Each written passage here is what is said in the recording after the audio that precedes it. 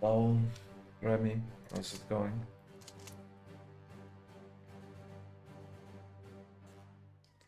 Nice to see you.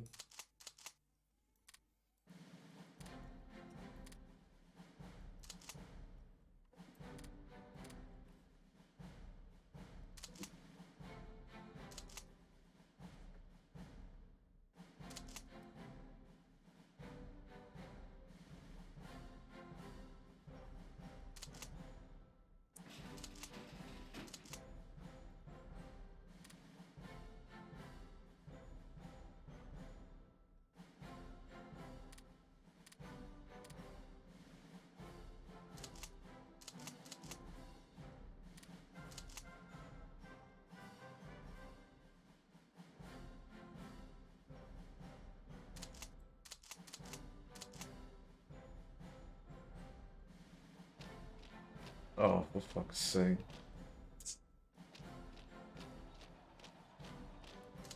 Okay, that's not bad.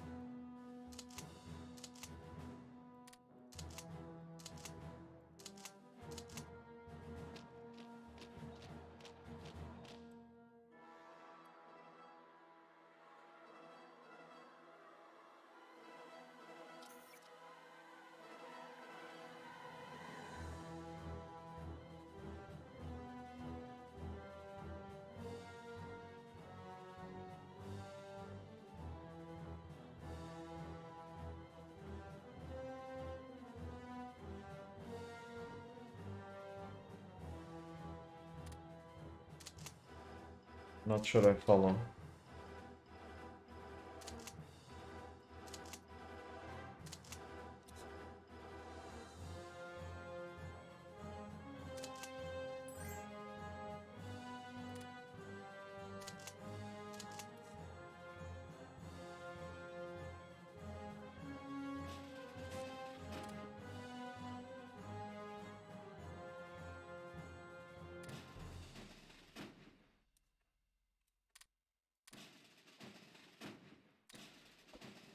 Maybe you're mixing up obligation with free will.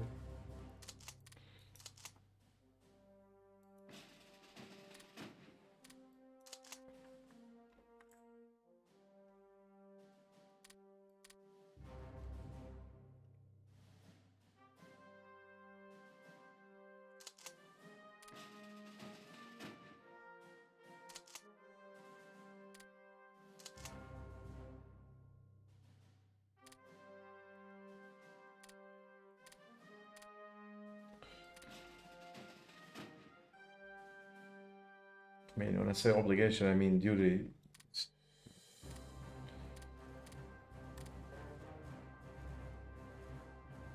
They all have duties.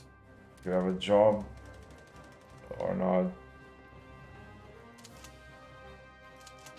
Sometimes it seems like we don't get to choose. We can always choose.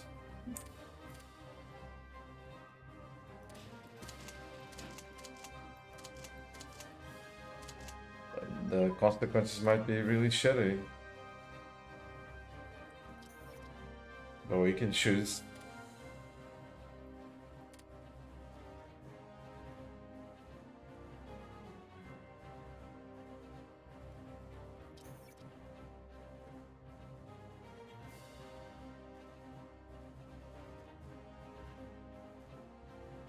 So deja vu or something. No, it's difficult to yeah. Like I said, I'm not sure.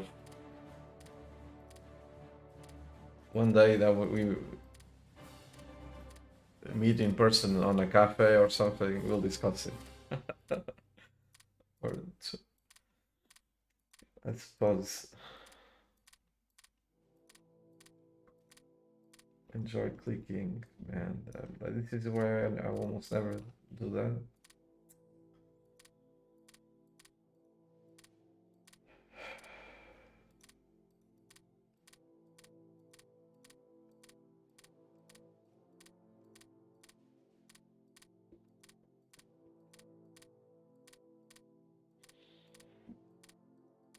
None of this is needed.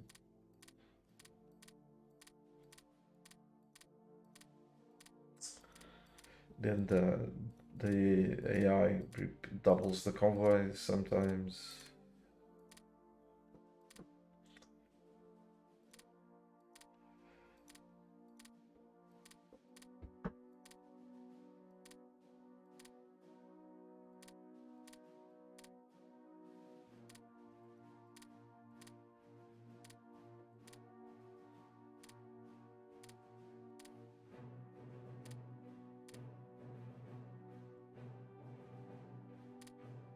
The issue is that I'm gonna go to war with Japan and the Axis,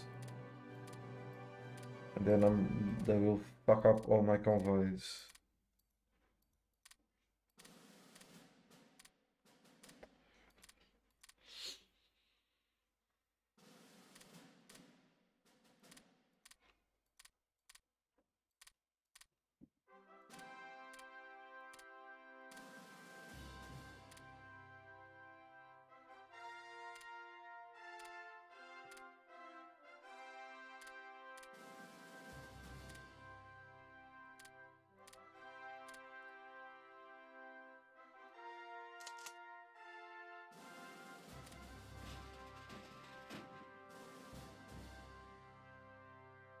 Right, trying to remember what I was doing.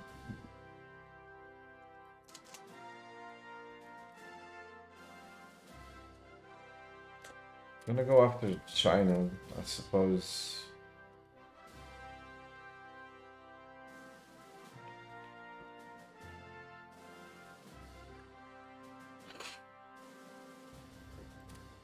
So if I go after China, I'm gonna have to deal with Tibet.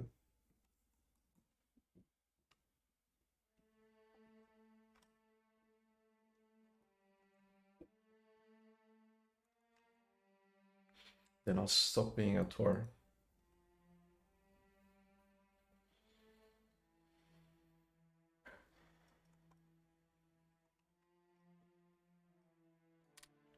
Uruguay is protected by the US. I start a war with the US. So, with this in mind, I should focus on Germany and the Axis.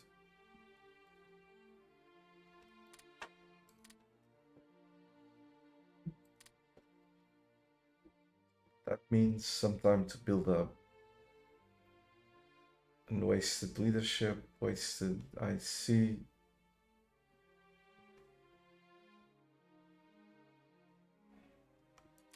Manpower that I could get from China.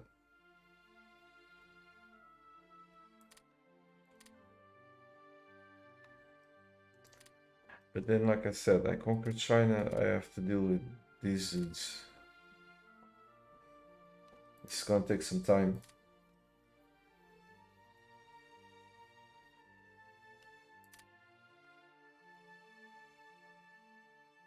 That's why it's for countries like these that I research paratroopers, because it takes forever to get to one place from another. Without mountain troops, it's probably gonna take the better part of a year just to walk, not fight, walk from this spot to that spot, probably.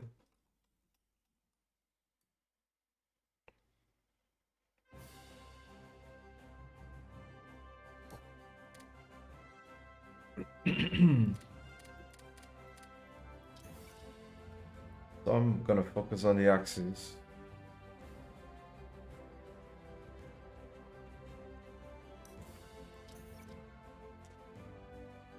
The issue is the lack of leadership. I have to reorganize all my troops.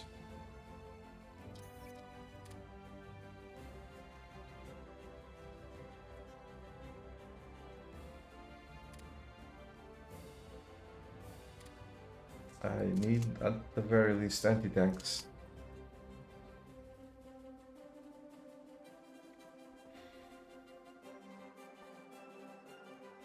If I knew for sure I could piss out the US, I would go conquer South America really quick. clay.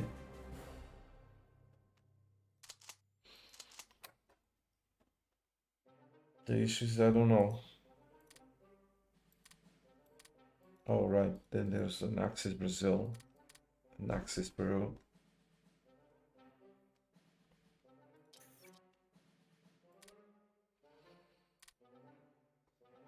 Majors.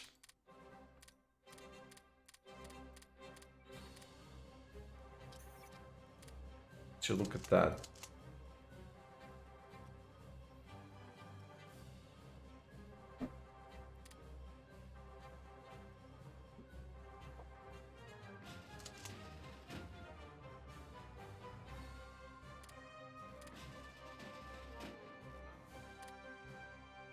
Would you look at that?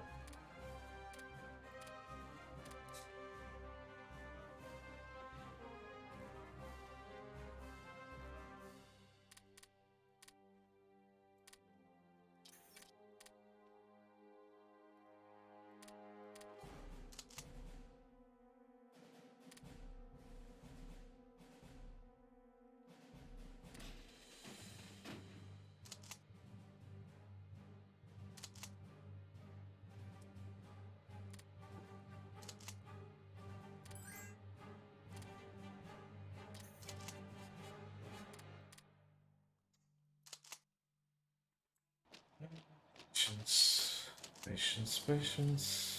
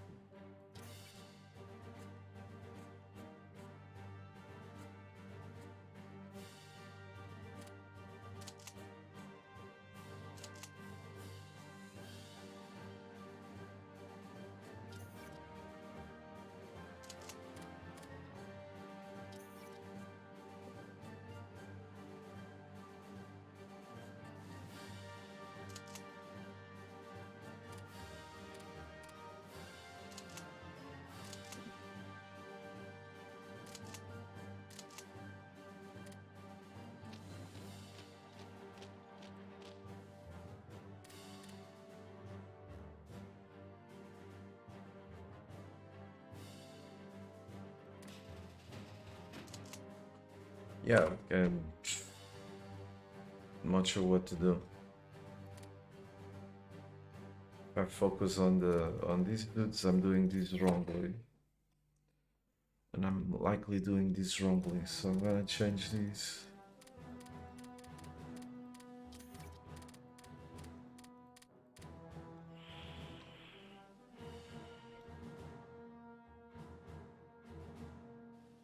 This is what I should be doing.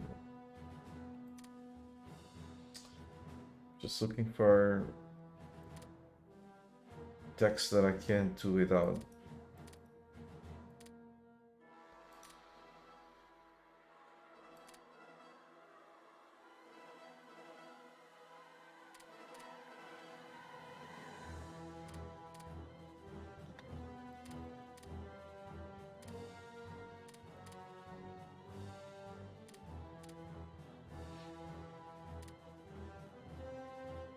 Yeah, let's go with this one.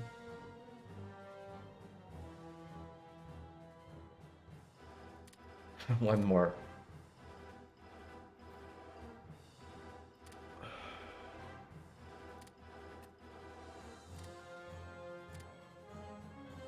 I need way more officers.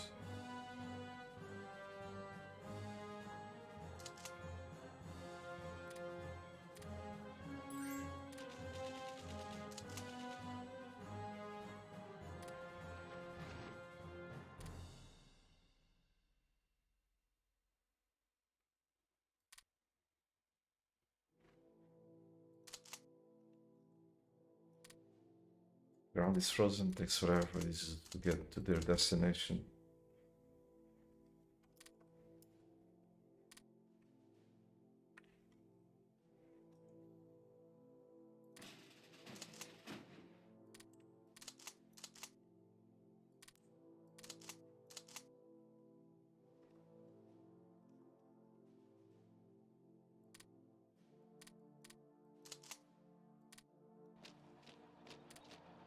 across what they can.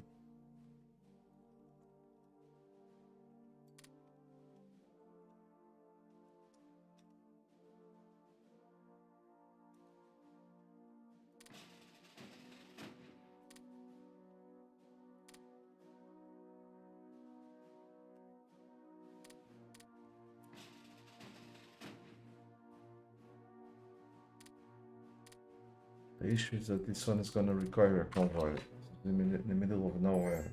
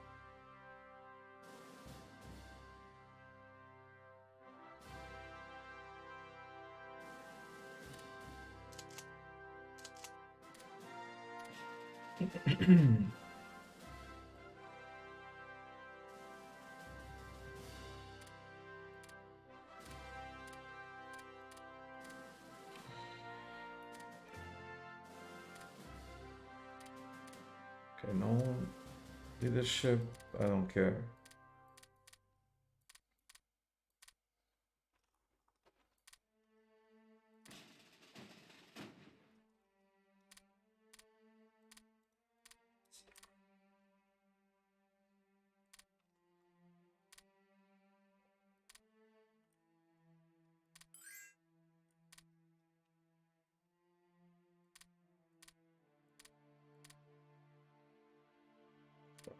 Over here we've got the same problem.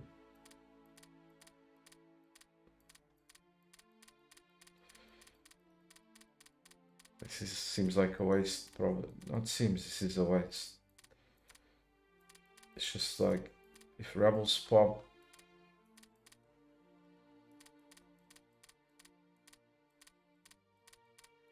I can go kill them with just one militia for the entire island.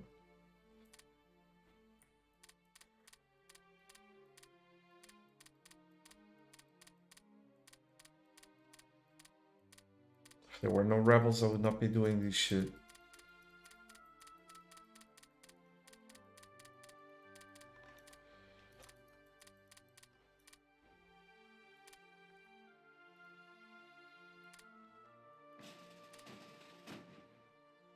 Either I do that, or I leave a landing craft. The landing craft also costs IC.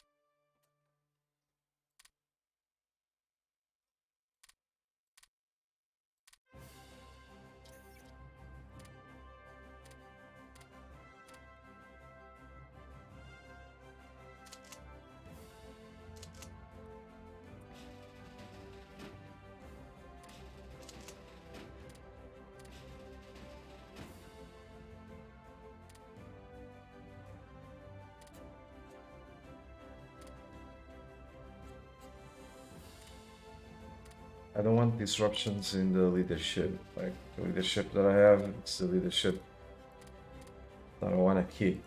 Or increase it at all times. This is why I'm going to all of these places to check what if these places have leadership. If the answer is yes, I'll leave a militia brigade to deal with the rebels.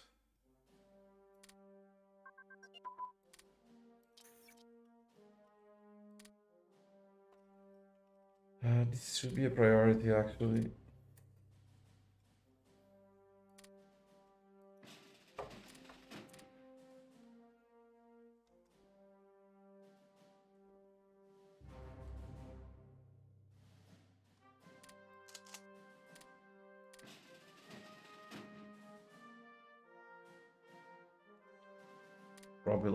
Rebel occupied province. Yeah, I'm probably gonna leave one landing craft over here. Too many little islands.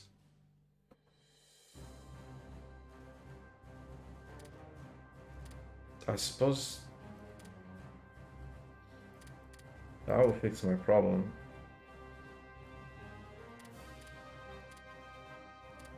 I'd be at war with Australia.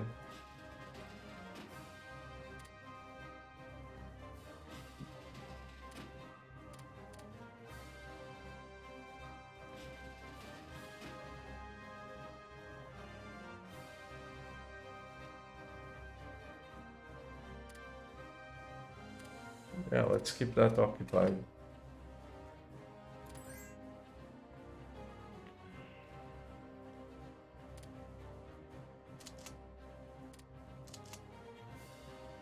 Jeez, it's taking so long.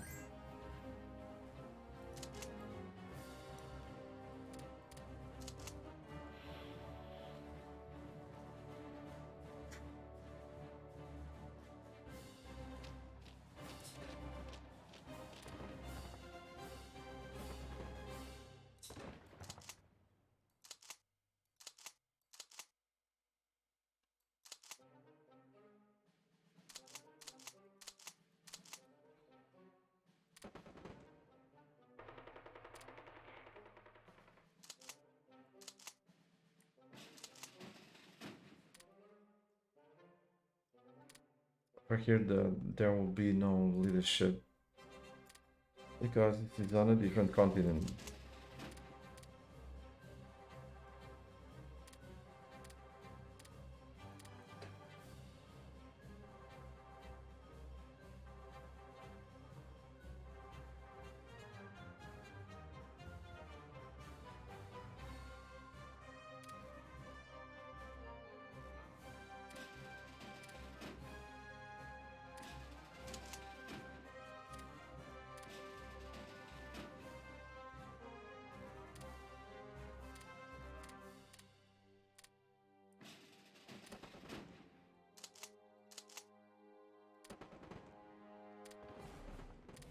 And the weather, this is a wonderful time to gain massive amounts of experience.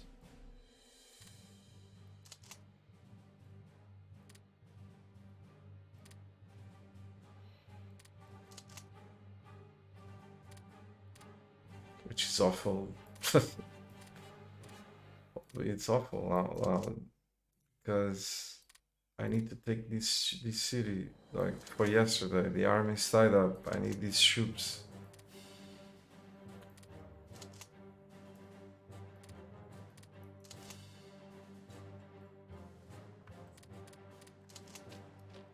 Oh, they retreated. Oh, that's great. They retreated. The battle was still raging, and it's gonna rage for a long time, but they decided to retreat.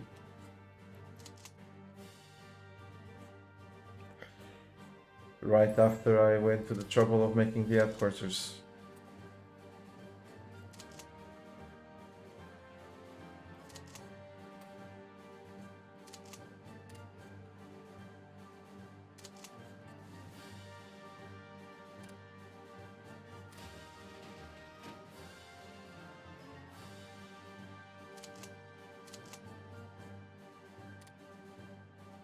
I can't get to that place by sea. No range.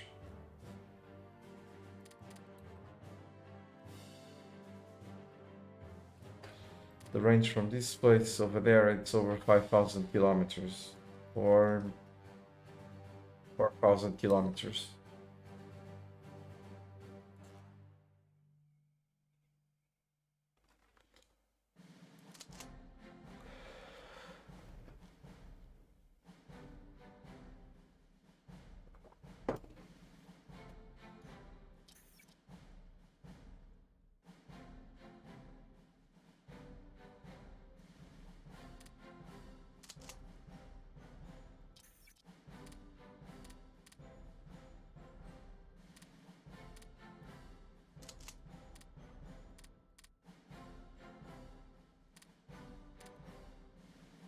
See, this would be point one leadership that I would lose for a long time. Instead, it was garrison.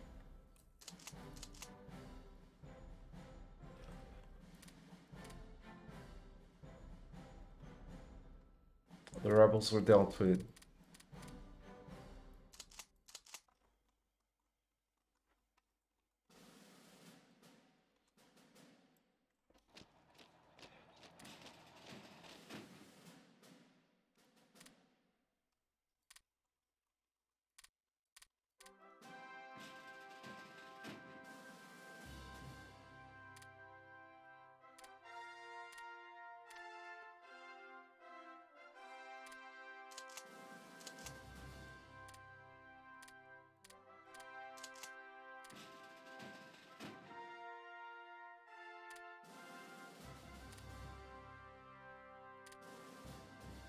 I already checked all this crap.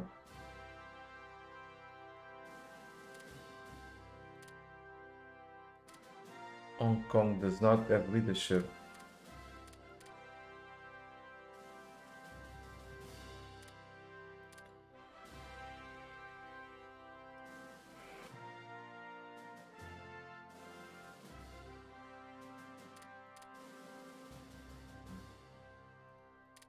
It belongs to another country.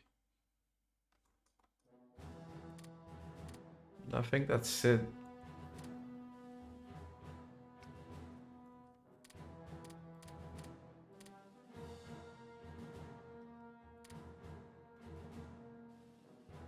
I think that's it.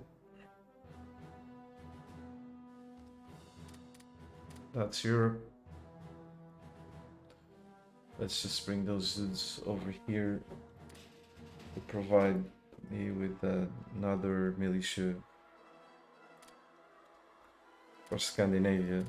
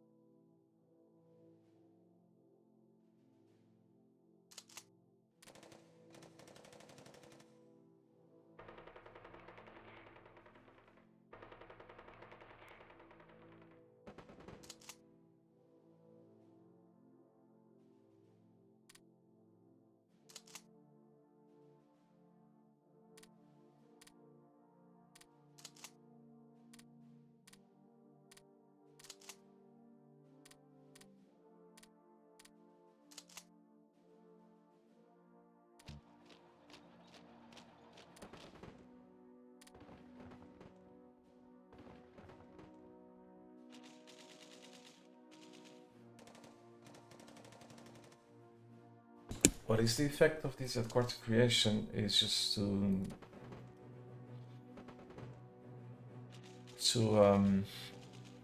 to gain experience, combat experience for my leaders, for our leaders, our very few generals.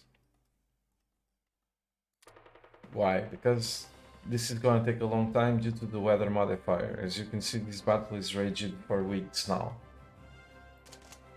It's fine that it takes a long time because I'm still preparing to go kill the Axis.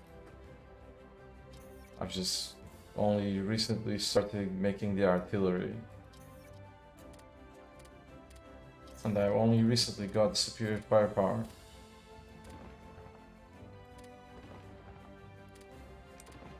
I'm not gonna invade Germany proper with 4 times infantry.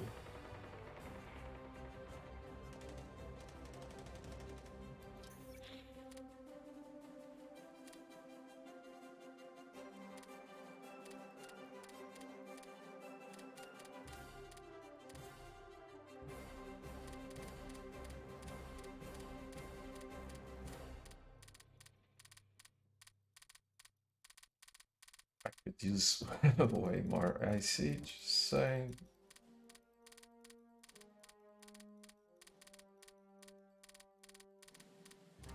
So much clicking.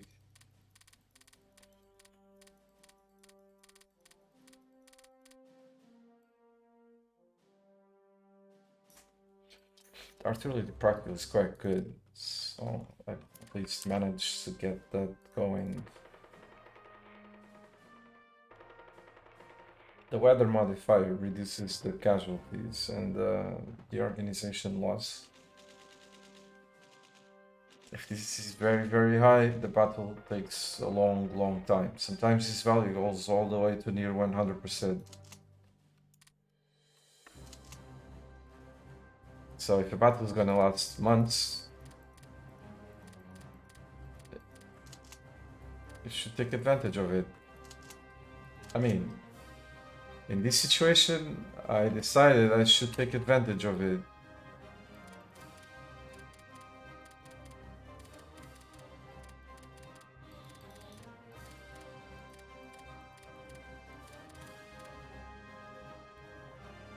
It's not. Sometimes it's irrelevant. You're playing with a country shit ton of leaders. Why would you do that? It's just it's not. It's like you don't really need to do it with a country with like this one where there's just a handful of leaders. You want some and very low skill. Maximum skill of like sometimes just Sue. And because eventually a bunch of army groups are going to be needed, and armies and you know and 4 or 5 very experienced to hold some position or to break throughs.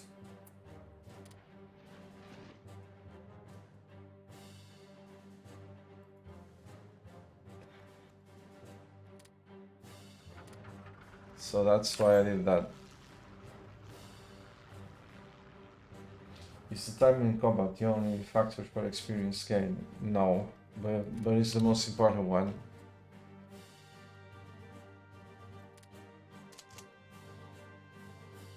It's definitely the most important one.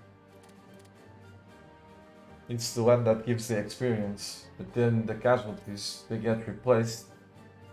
You have this policy going, and I'm talking about the units, not the generals now. But if it's generals, then yes, it's just time in combat.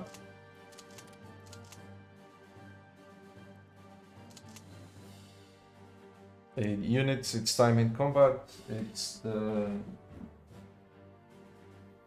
policy. The laws for recruitment, for training, not recruitment, training. So the dead dudes get replaced by dudes with -10 experience. Or no, at 0 experience, not -10. And therefore, instead of getting dudes coming in at plus 25 or very close to plus 25 experience, you get dudes coming in at 0. So that naturally reduces the experience of the division as a whole.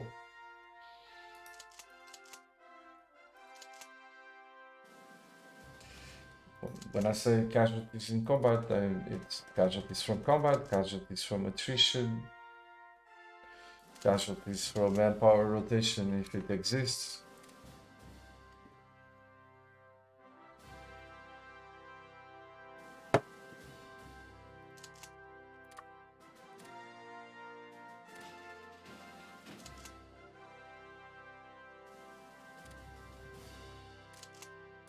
Okay, I'm not gonna attack anyone else until next war is gonna be against the Axis.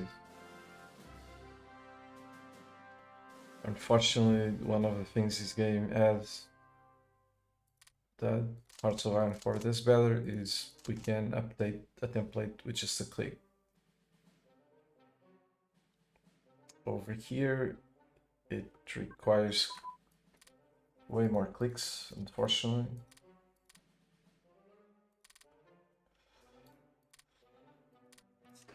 So I'm going all in on officers because I've just ordered over 100 brigades, new brigades, gonna effectively almost double the size of my army.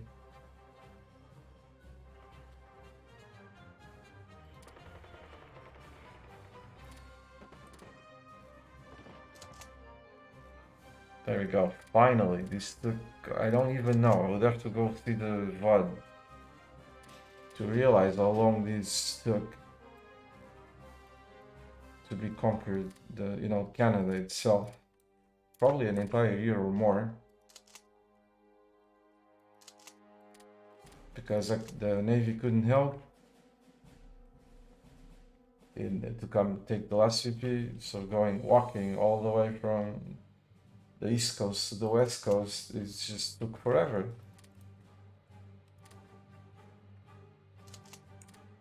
Finally.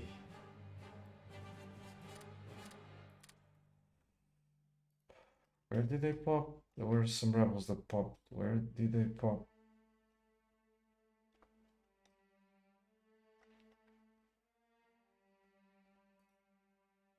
Great, I didn't see it. That one is an old one.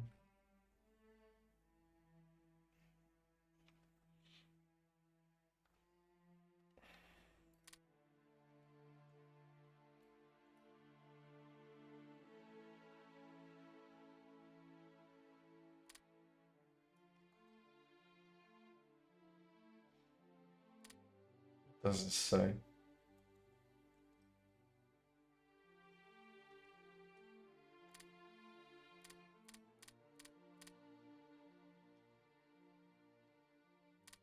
Whatever, my friend.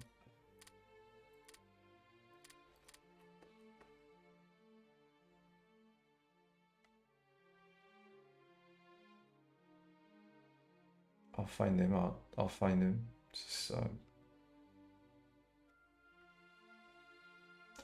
There's another way which is turned on these. You see the revolt risk. If it's green, then you've got rebels there. Or it's an independent country.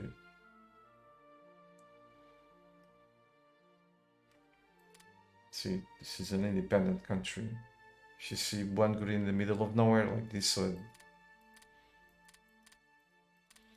it could be occupied by rebels. So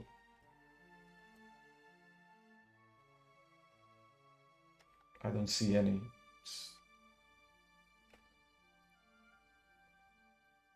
Probably it's the rebel popped and died instantly. So, or I dreamed that I saw some rebels popping. So one of the two could be that, because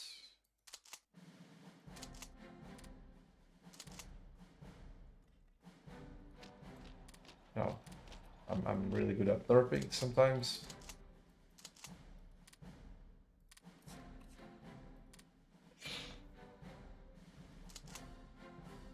No.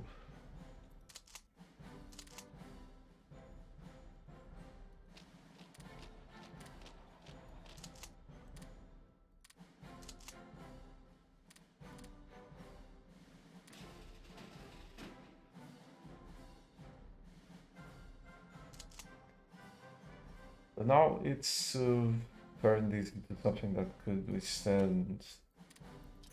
That's the allies gone, by the way.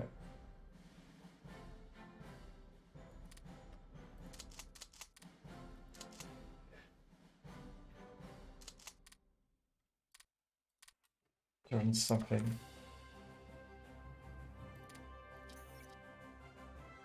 Turn these 4 infantry into something that can deal with the Germans.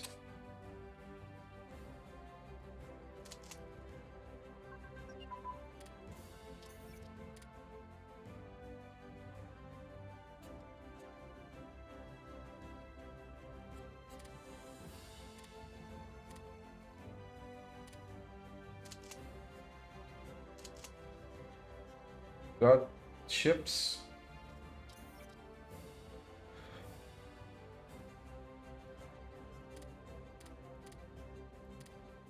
Let's keep the airplanes coming in too. Just 4 of them.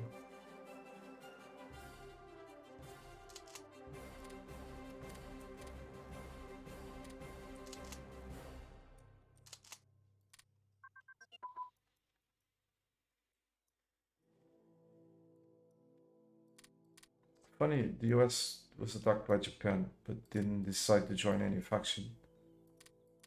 Didn't. Usually, like, this is the customization of the rules. Because otherwise, they would definitely have joined a faction. Like the Soviets. But if the Allies didn't exist, that would have been funny to watch. I was kind of rooting for them to join, for me to kill the Allies quickly so that they would join the Soviets. That would be hilarious to watch. I think I've seen it before, at least once. Like in one of my runs where I did some wacky stuff, I ended up putting the US in the Soviet in the Comintern.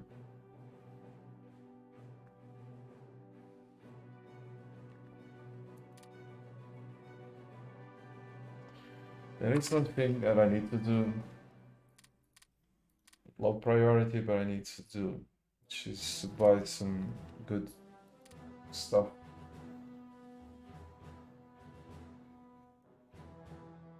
Can't buy armor because that would mean having to research something that reduces the combat weight of armor.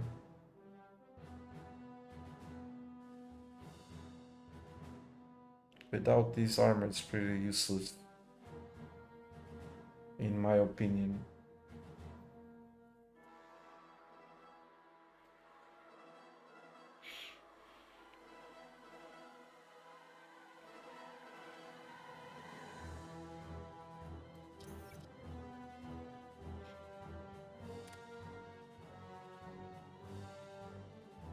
I want some spearheads.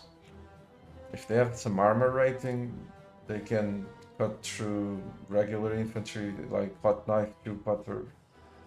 If the infantry does not have some sort of anti-tank or up-to-date anti-tank.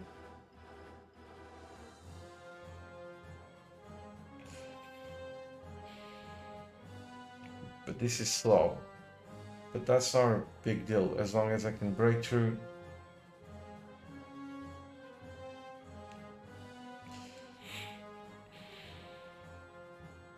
So how would I go about doing these?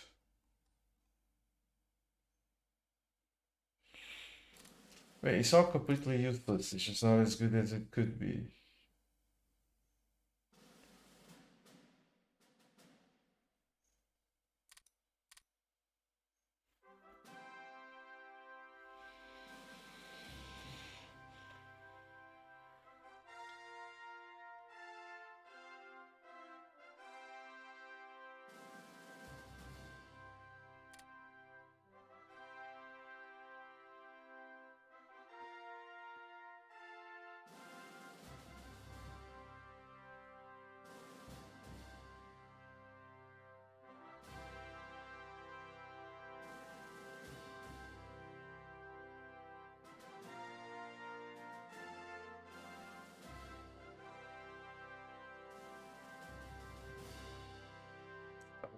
Armored cars.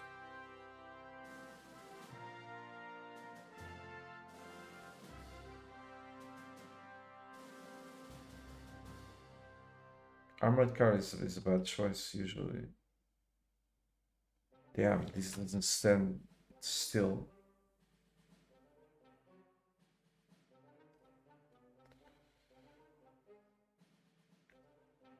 For this late in the game, that is.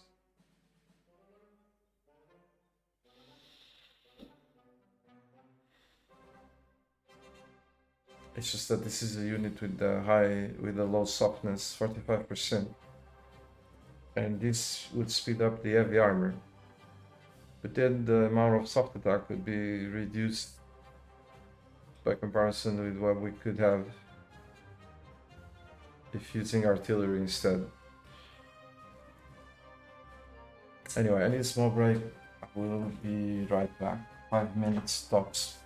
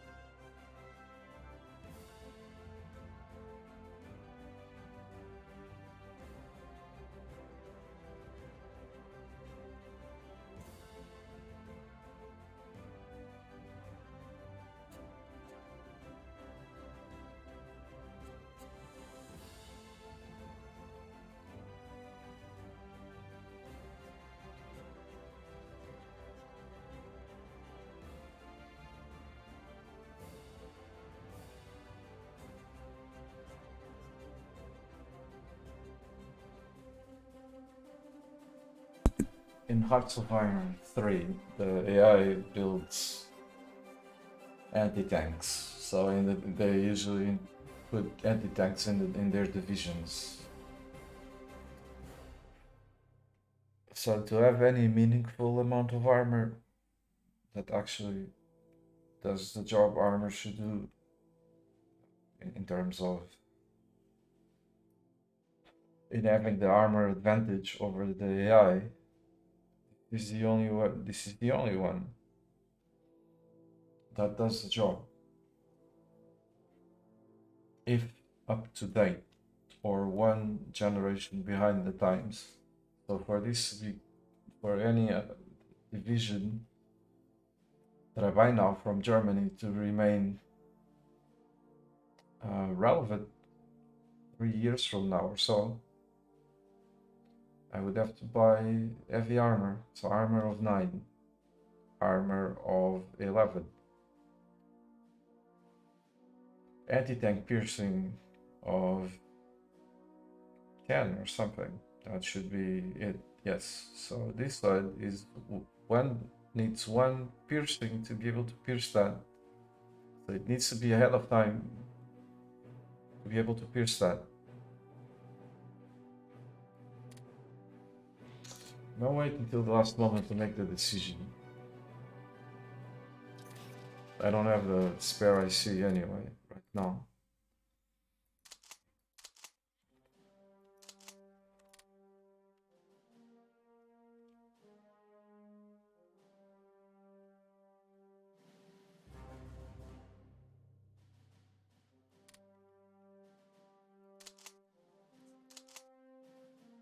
There we go. 1943 and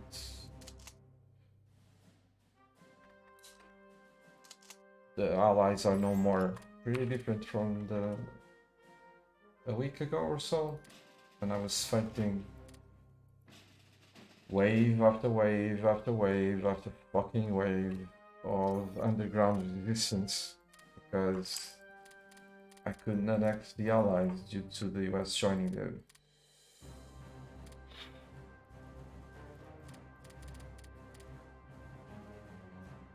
That only happened because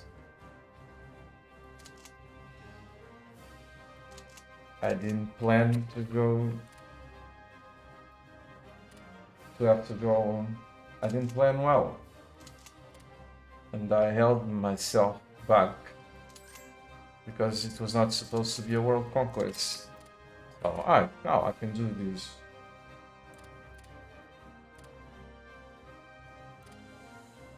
Infantry plus artillery plus anti-tank. That's what I'm gonna do. Militia for suppression. Militia is just for to keep rebels. For suppression, militia. Militia is just to fight the rebels. For suppression, it's useless. Even infantry is pretty useless. Suppression. Somewhere in here, there's suppression. For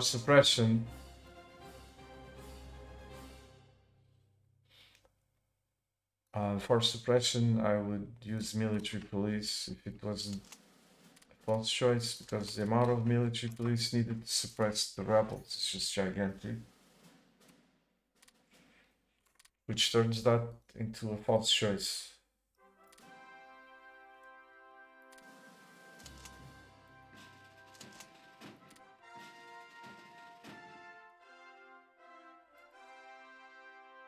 I mean, if I started as Germany, a massive powerhouse from the get-go, I could engage in doing that sort of stuff. Oh, let's conquer the world by 1940, or 1938, or 1939. I already did it once by 1938 as Germany. And then let's spend the next 10 years just deploying military police everywhere to make sure this map is green everywhere and everyone's happy. I could do that. It's boring, but it would be like some sort of an achievement, even though boring. But with a minor country like this, spending resources on trying to suppress is just silly. Because the amount of stuff needed to suppress these is just too much.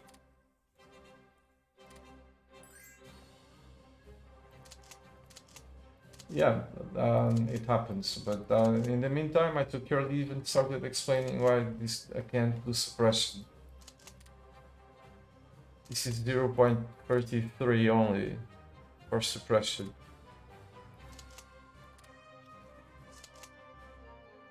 What I said would be equivalent of like a one culture and stuff like that in U4 and other things where sometimes it was really tedious, but the end result was actually nice to see. I remember when I did the one culture. I conquered everyone, obviously, and then converted the entire world to the same religion and culture. In a patch that was really bad thing to do, very difficult. It required some special patience to be able to accomplish it. Like it was a fucking click fest. Probably one of the games that I clicked the most in my entire life. But the end result was beautiful.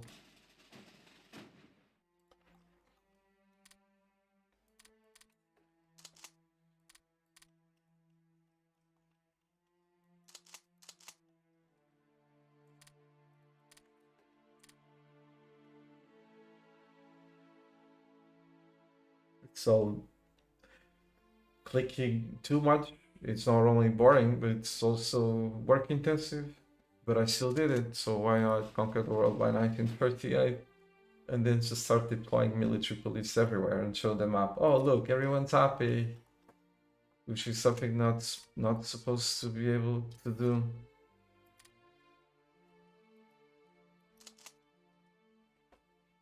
Did I not get two dudes over here? But I had got no. Yeah, I was supposed to leave a landing craft, but I forgot.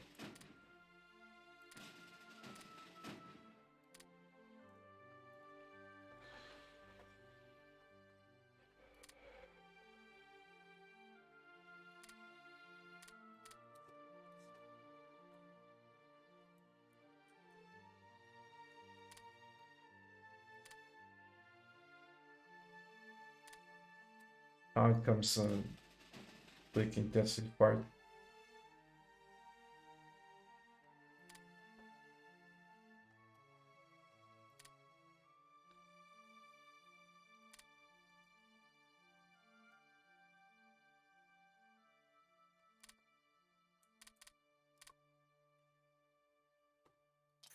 This part where I'm just building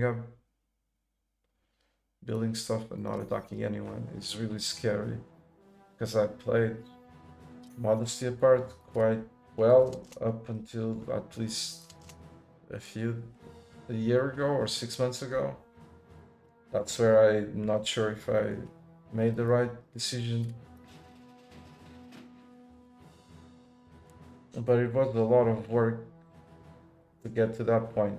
And being here for 6 months or more doing jack shit is really scary. But because I might end up failing again. I doubt it. I really doubt it this time. But it's a possibility.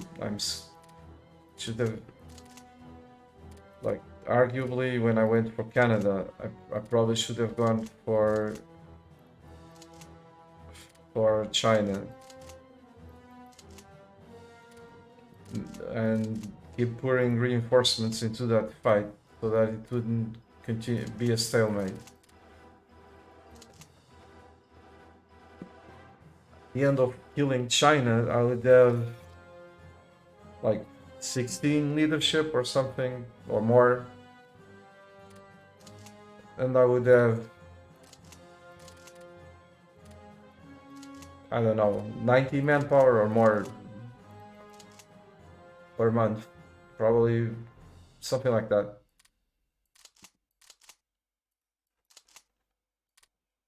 So it would have a real impact. But I went for the strategic thing, worried that the US might join the Allies, which they didn't, and thinking about the invasion of the US later on. Having Canada, by conquering Canada, means I've got another. I give room for the US to derp.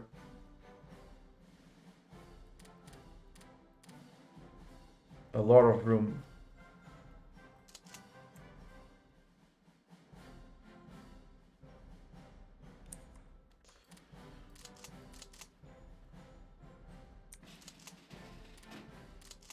Which is gonna ease the pressure on my invasion forces. That's why I went for Canada.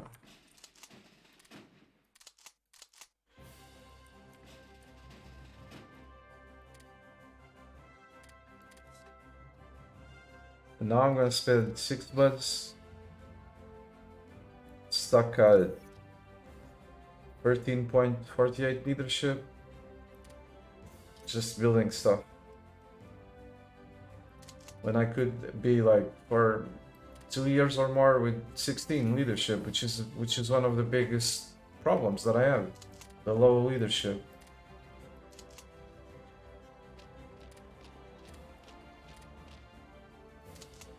So spending this time doing this is rather scary.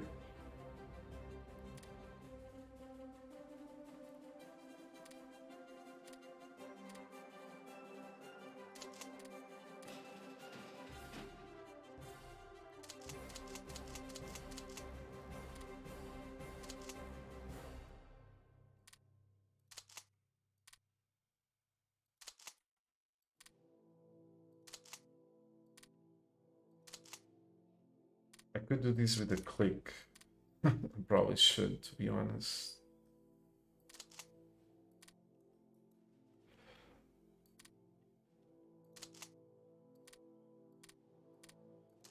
And then fix whatever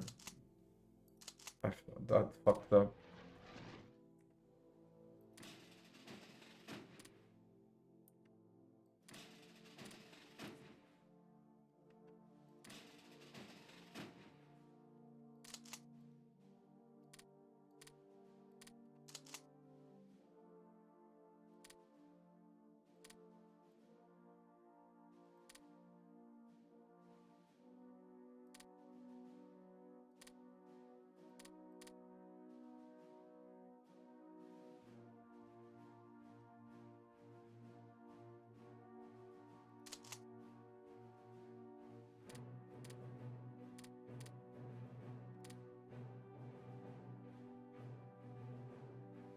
Maybe I'm even being very optimistic that this is gonna take just 6 months.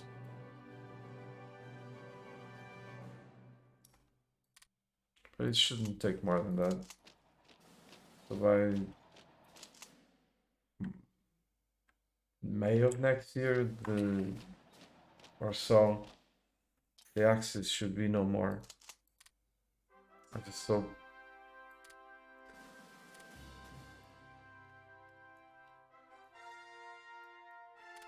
Look, the Soviets are clearly pushing them back.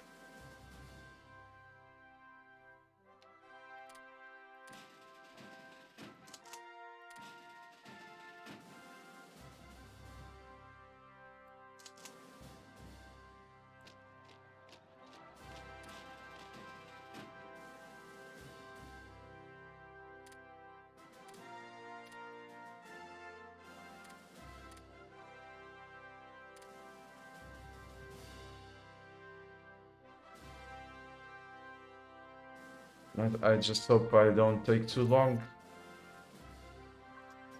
because then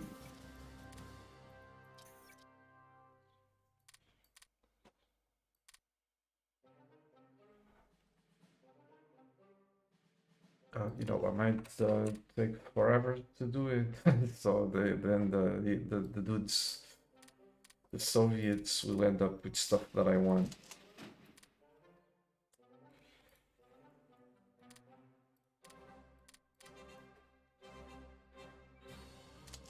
Starting to have a mild headache. I have trouble thinking when I've got a headache. So that's why you hear me saying stupid things sometimes. Repeating myself.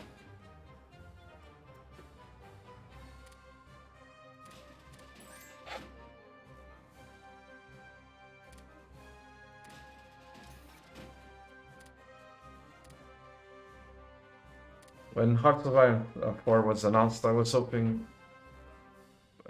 things like this would be improved, but the game itself would be kept in a similar game.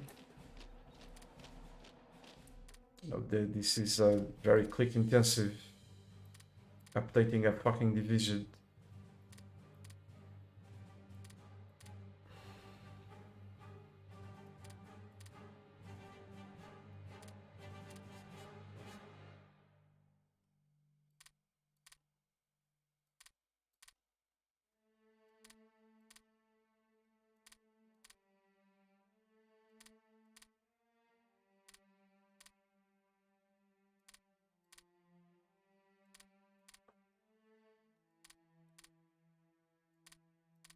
The anti-tank is useless against, it's mostly useless against an infantry, but this gives these divisions a fighting chance against armor. The Soviets have armor, the Axis has armor,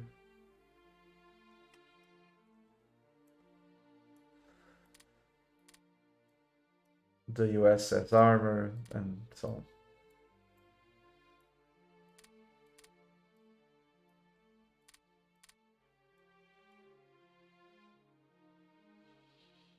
Oh boy, this is gonna be so fun.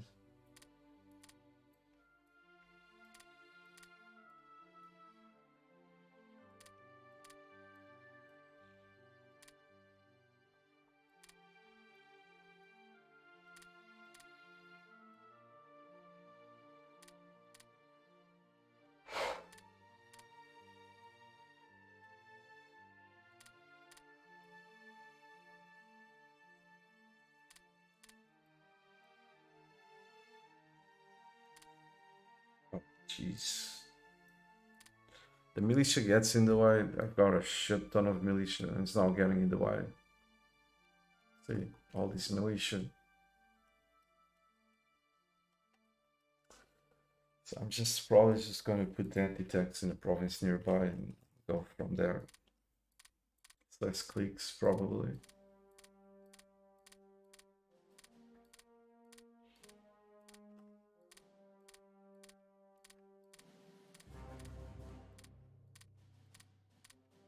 Still annoying as F, but go through that list searching for dudes who have anti-tank and don't have anti-tank in a sea of militia. It's probably worse.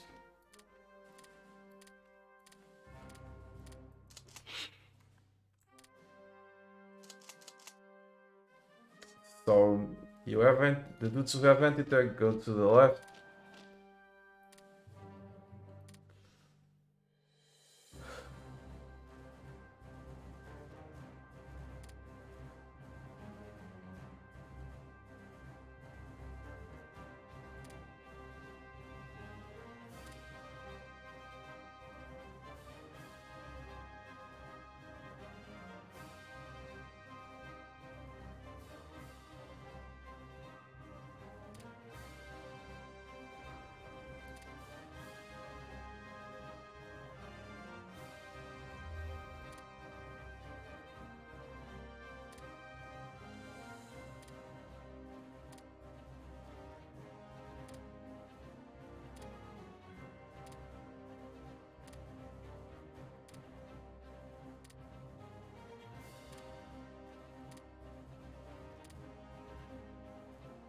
The bigger you start, the less of this work you have to do. The smaller you start, the more this becomes a problem.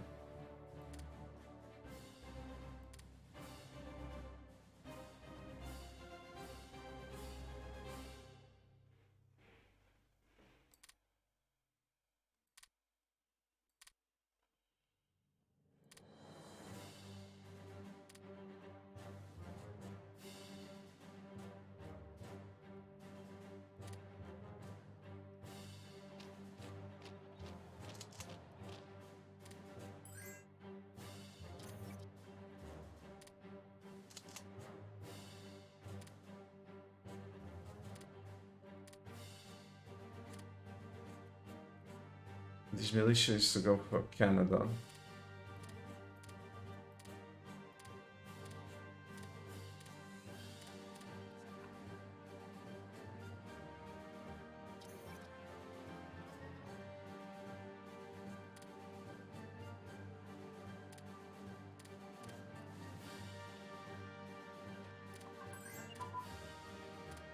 Catching up with tech.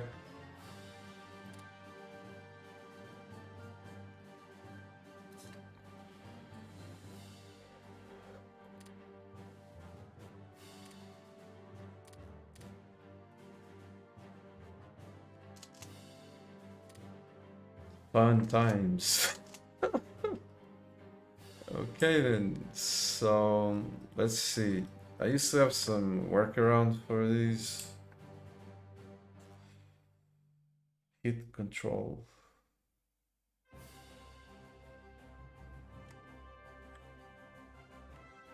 Control 1.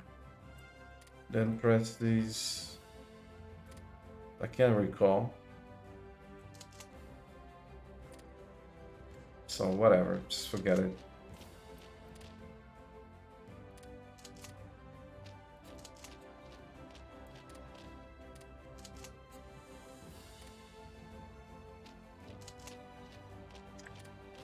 Through the years, I've learned some workarounds for these tedious tasks, but some to help out. It doesn't seem there's one.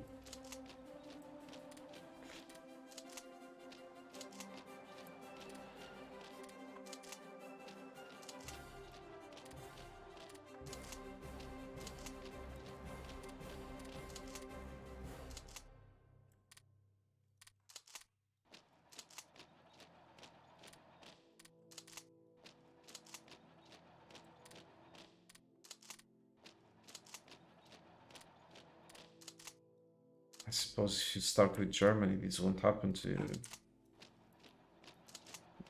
For the most part.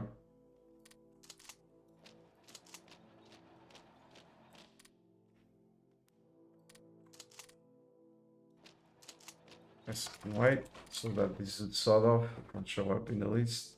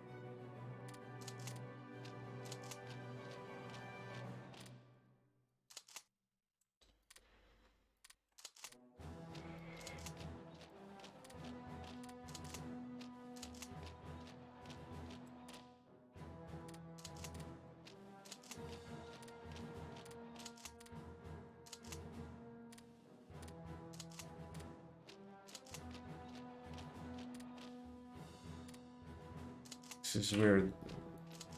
Where... Okay, I've got an infantry division coming here. That's why this doesn't check out.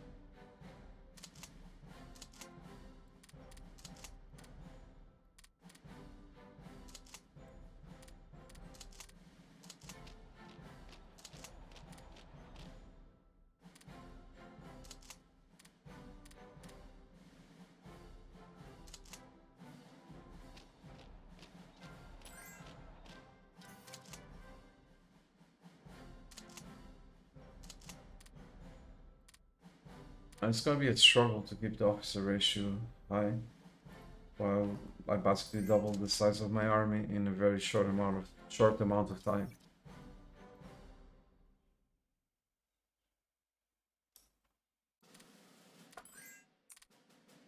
I'm even forbidding upgrades in order to get these over as quickly as I can.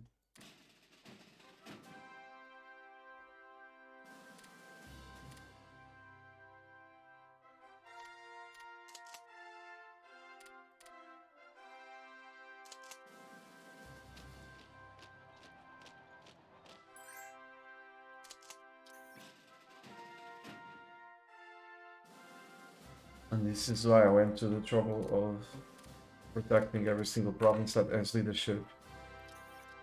Because it's my most precious resource right about now.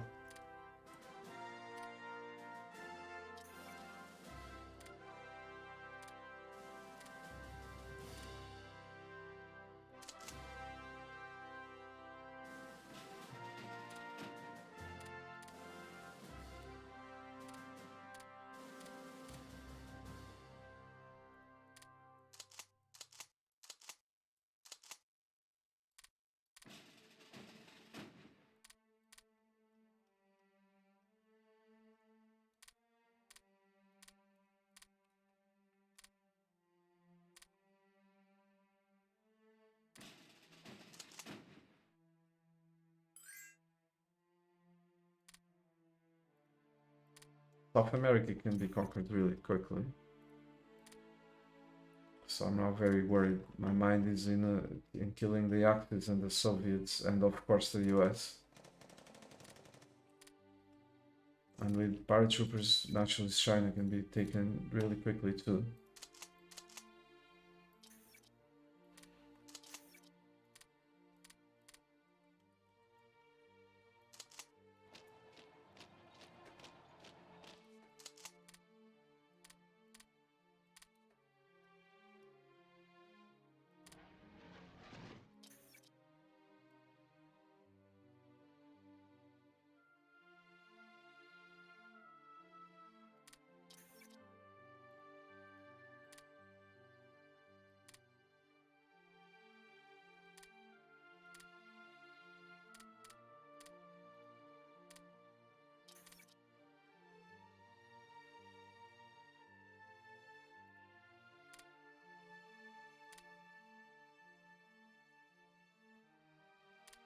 I've been upgrading the infrastructure thinking about the Soviets for quite some time now.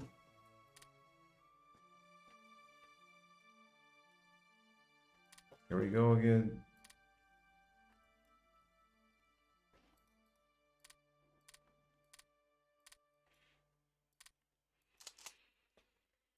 Oh boy.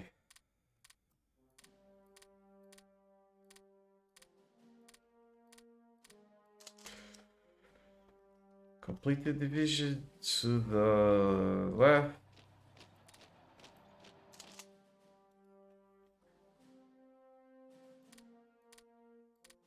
This is all because of the sea of militia that I've got showing up in the list here, on the list here.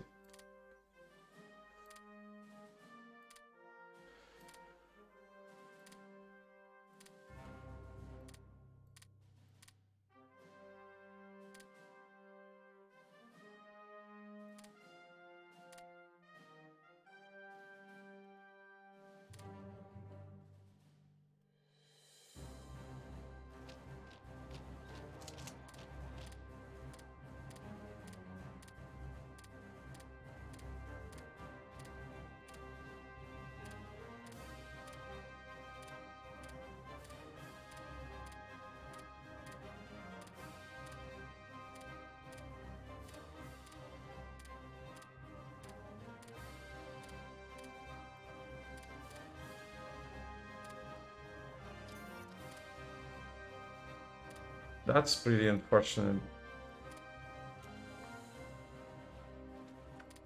That's just increased the the need for paratroopers sooner than what I wanted.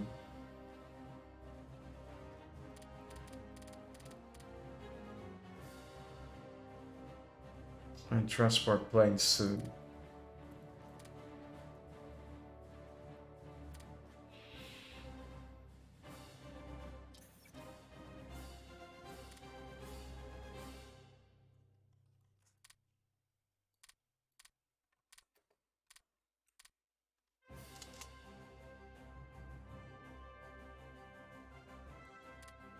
What a mess. So you go over there.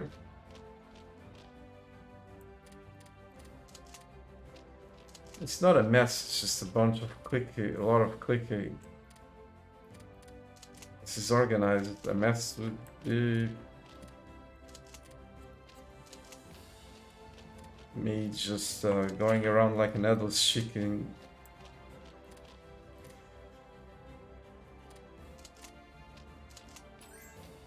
There's still a lot of clicking though.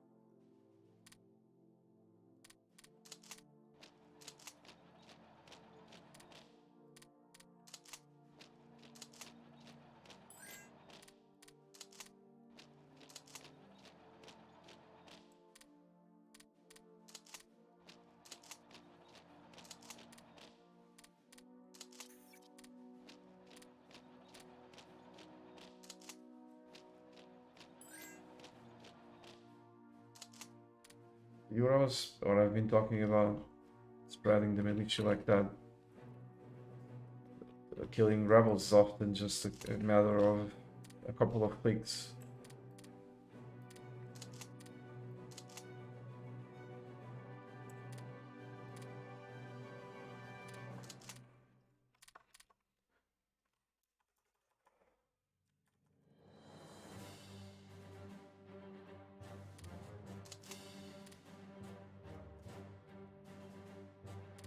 But let's have these pause, otherwise this is gonna be even more annoying.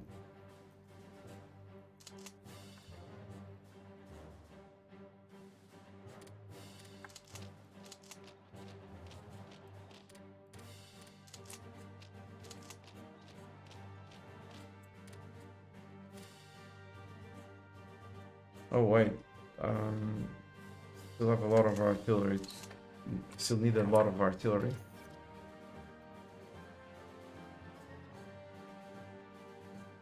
June. By June, we'll have everything.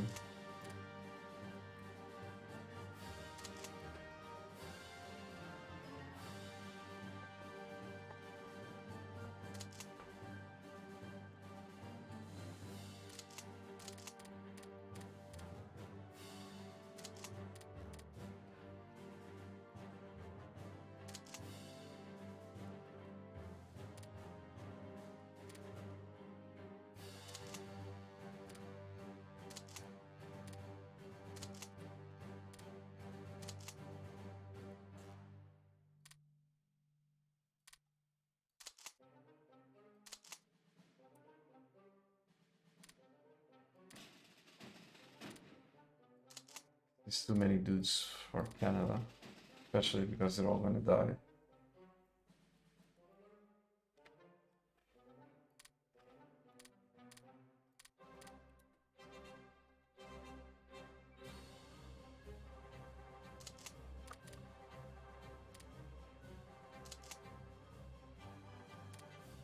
One there, another one over there.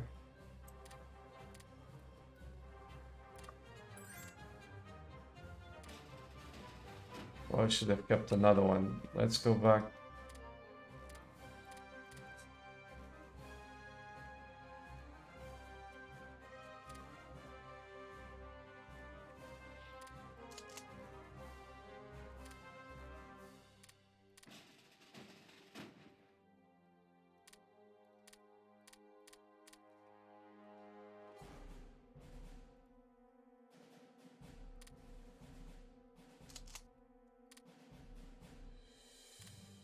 The other one over there, at the middle, give or take.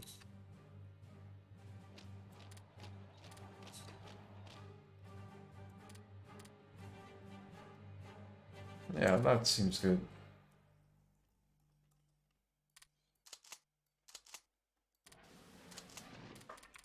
Let's watch the Soviets.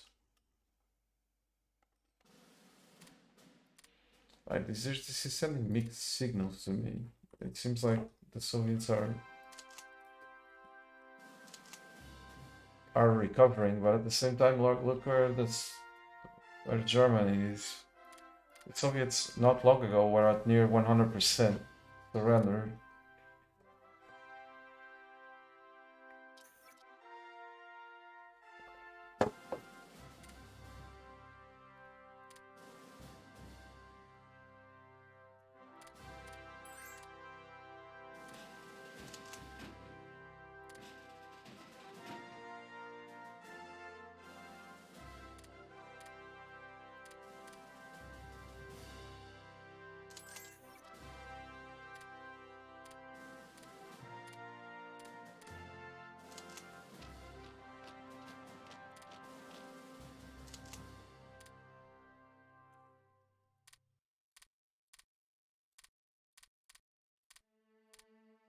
I'm making everything with minimal training, which is very much unlike me.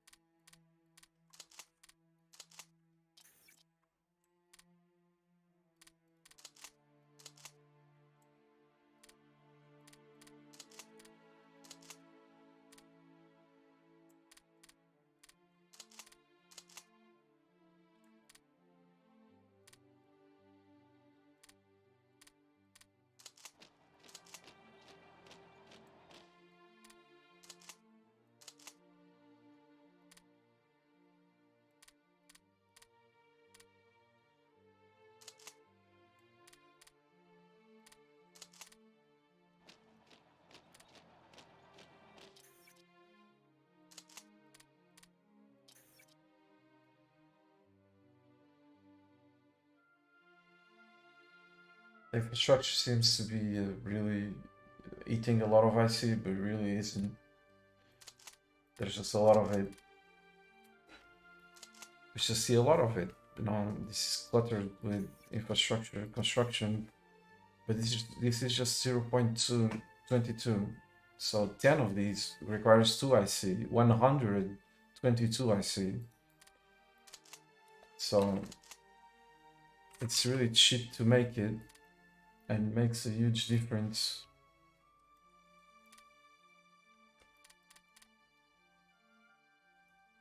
Like really gigantic issue, to be honest. And I probably should improve it just in case some rebels pop along the way and block the path.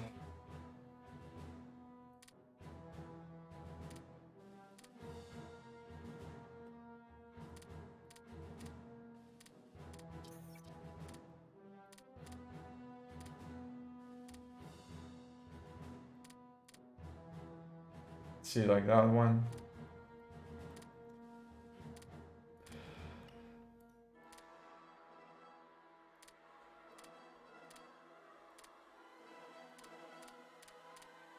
Then that would be an instant bottleneck.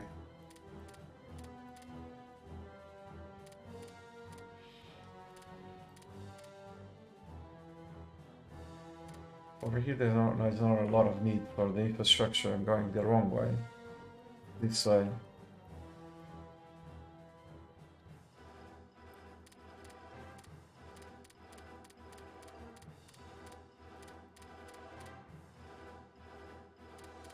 I didn't want to commit to it when I first was able to do infrastructure because it was triple the cost.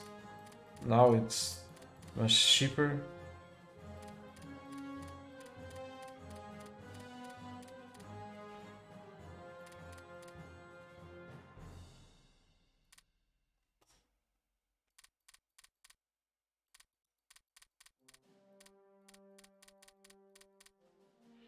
This is speaking about the war with the Soviets, not the Axis.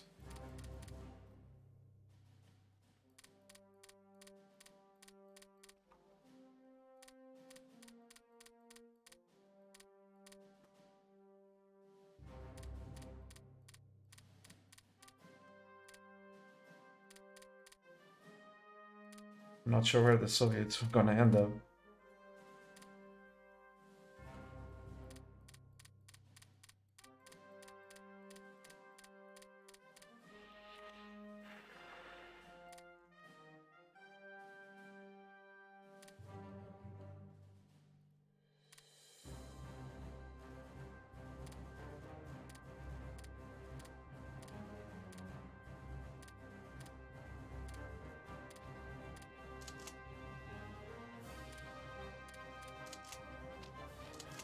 The officer ratio is kind of holding.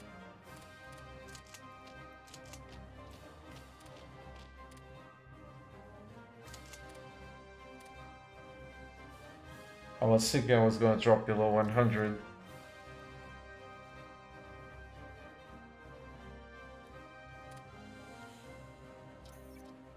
Hello, what's up? How's it going? Nice to see you. Yeah. Pretty big one. It's gonna be much bigger in the end. By the end of today, you're probably going to see the world conquest by Palestine. Hopefully that is.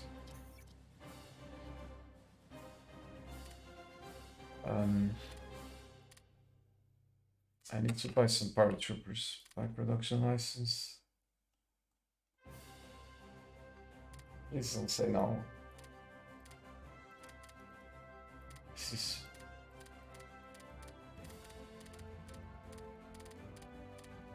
Thanks.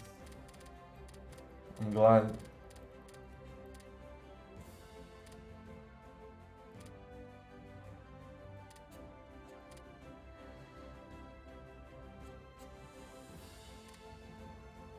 Yeah, do I even have money for the... No. Why? He's bugged out.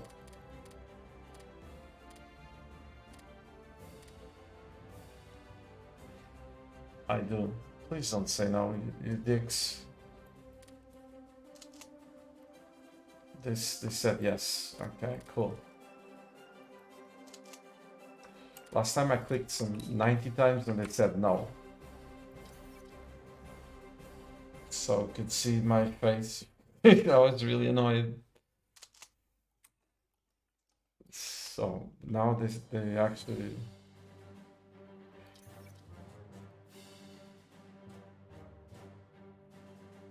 starting to make paratroopers and I need transport planes too.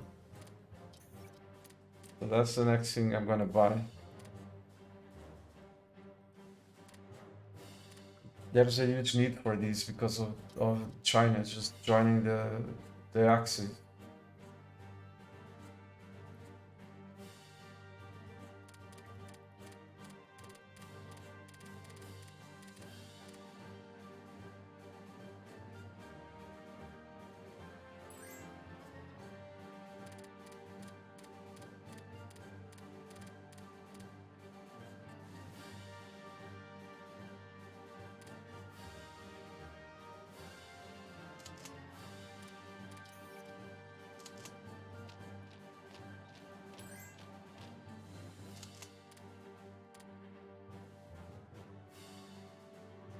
June of 43. Should be over. Should be almost done with the artillery, right?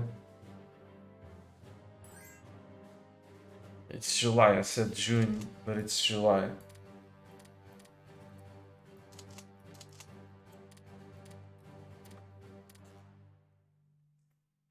A while ago, I said by June we're gonna go to war or something like that. But no, it's I didn't see it properly. It's July.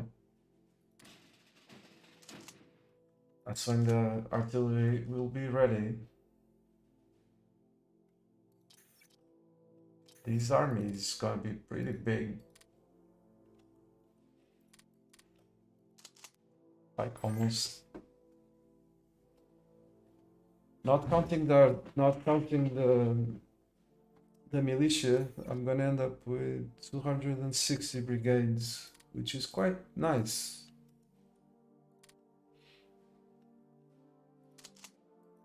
I probably won't have cargo capacity for all of them though.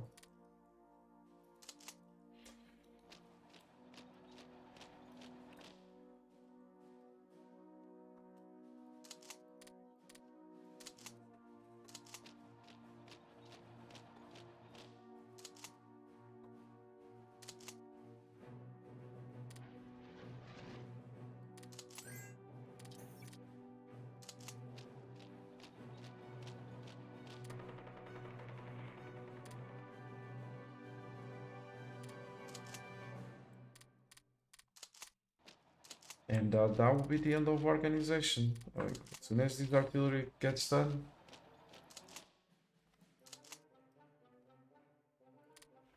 I won't have to worry with organization.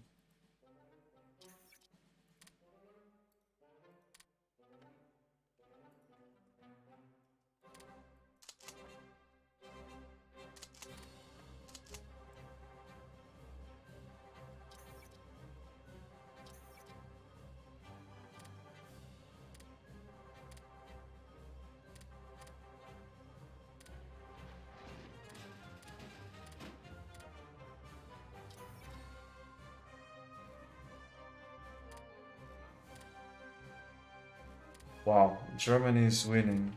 Is really winning.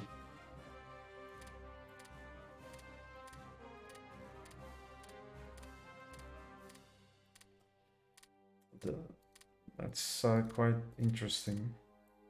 Like, I never seen Germany winning so many times. It has probably to do with me doing something different. Like aligning towards the Axis, giving the Axis a bunch of strategic effects. Declaring war.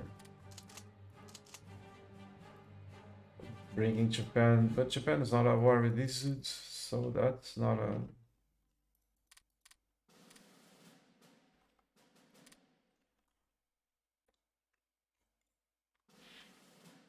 So let's see. I align towards Germany. Yeah, but well, the only influence I have with these is probably... I had with this was probably with the strategic effects. Because maybe I lowered German neutrality a few months earlier. Because I keep seeing Germany winning the war against the Soviets, and that something usually doesn't happen.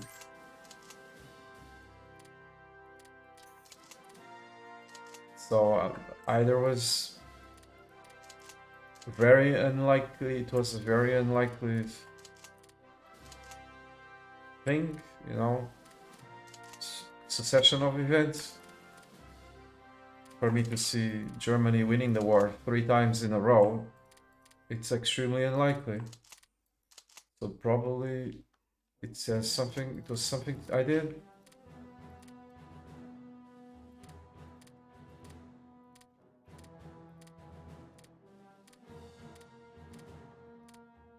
That's why I thought about it for a bit, but what I did doesn't seem to be enough.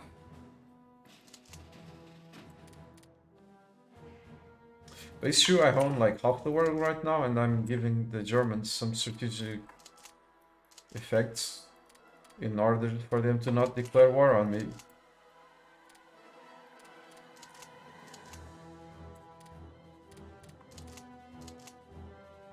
They're hoping I will join them so they don't declare war.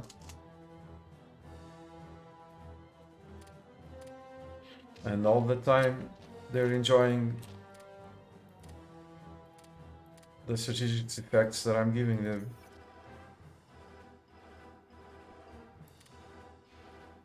If I can find myself over here.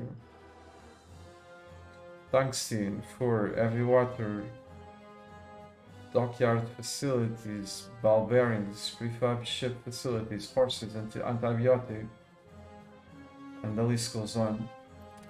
That makes Germany stronger.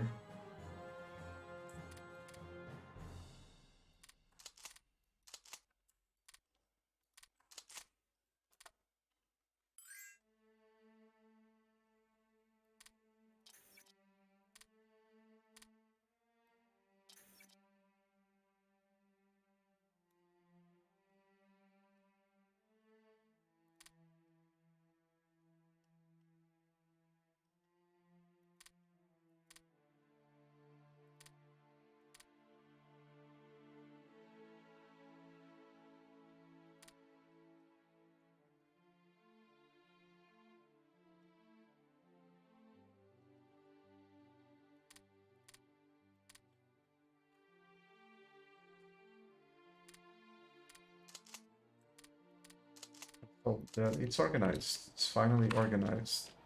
From this point on, the officer ratios just go up. It did go very, very low.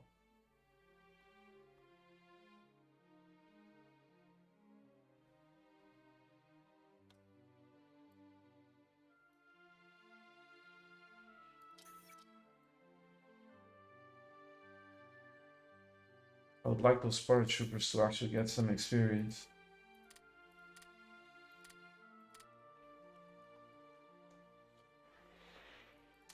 I guess when the paratroopers pop, it's gonna go down.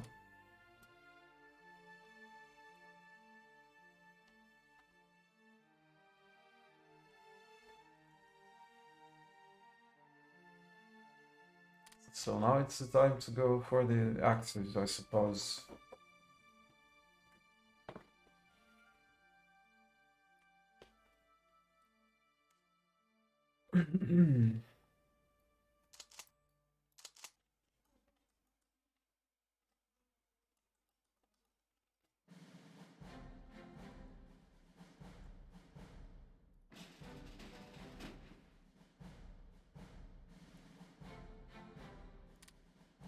I shouldn't wait, I should just go.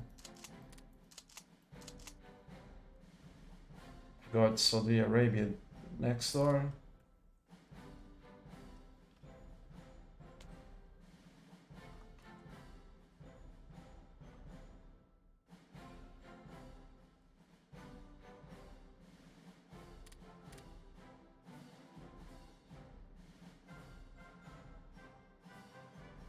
I've got Italy.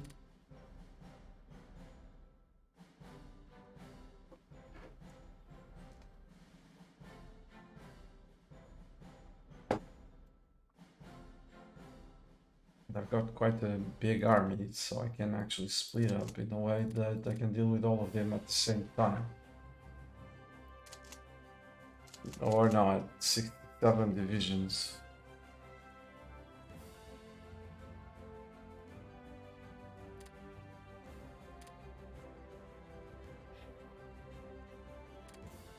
Maybe not.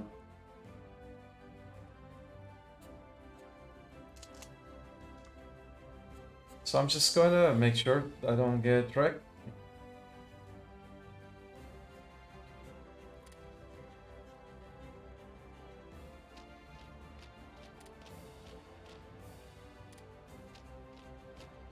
And then I'll deal with them later on.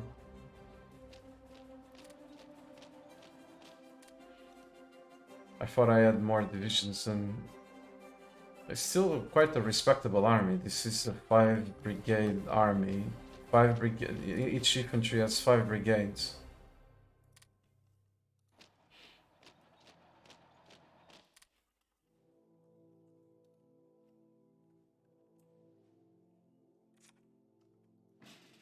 Let's go. Just gonna hold Gibraltar and hold this area. Things are gonna go really bad before they could go really bad before they get really sweet.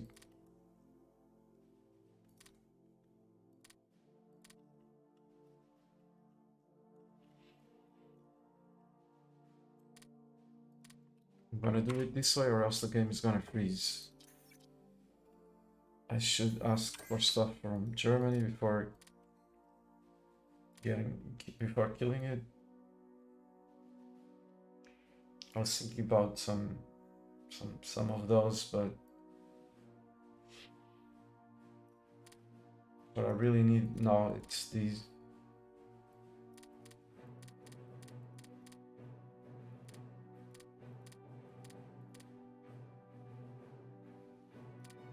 It's gonna require quite a bit of manpower.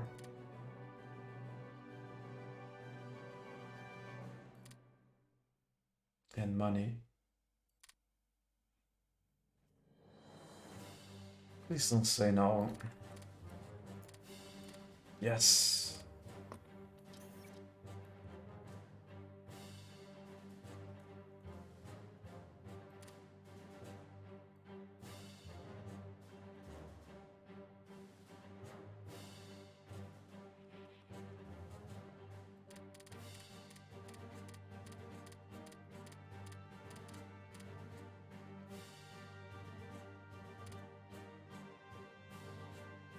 And I see too, like a third of my IC is going almost towards these.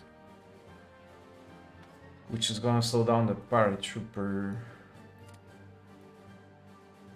build.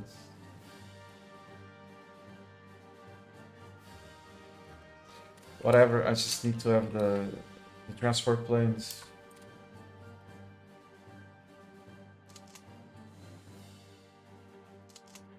Retreat. You're gonna get the retreat cut off.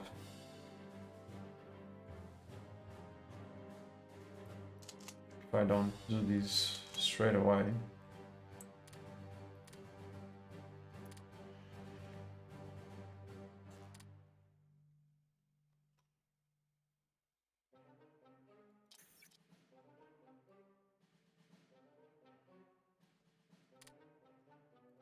Three types of grades now, probably. That would be a good idea, just saying.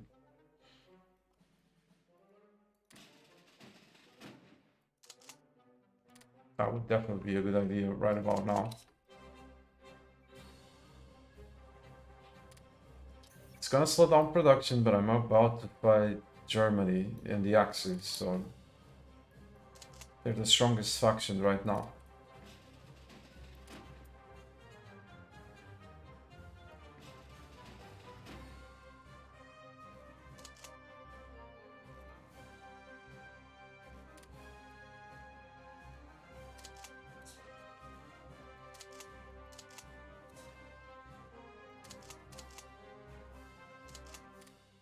And Australia is back.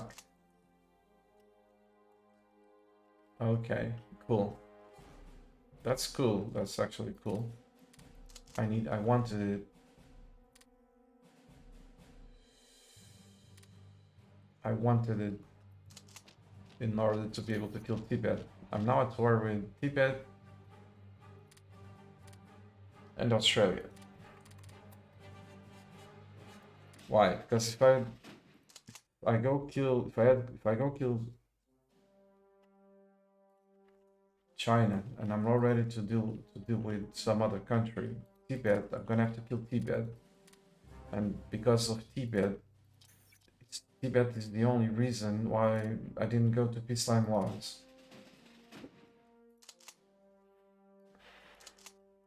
Even if they parachute this, it's not gonna be the end of the world. Probably I should put someone there though. Something.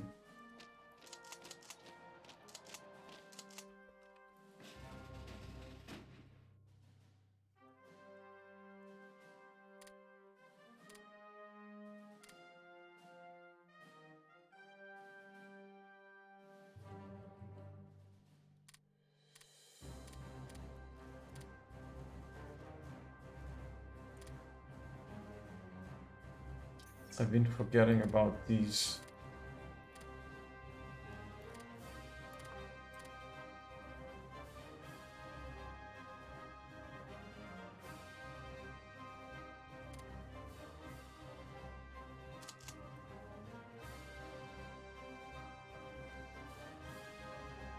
I still need to buy some stuff from Germany.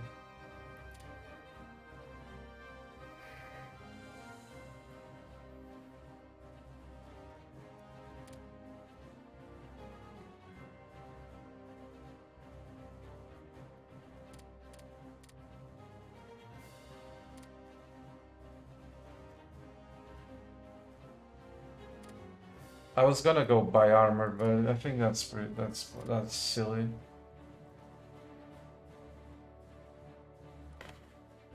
Yeah, I needed like another month. I went for the paratroopers because mine will be really shitty.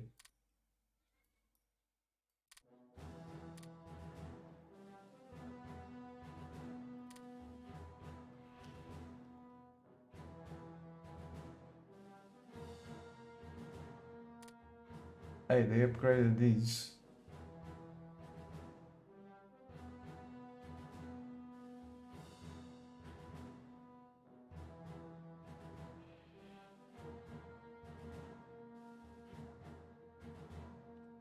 I'm gonna go for the armor, screw it.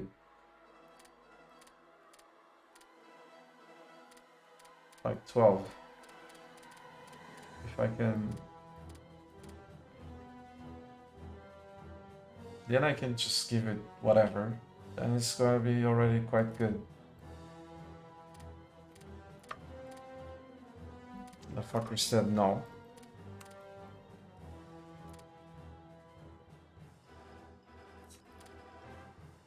Cool.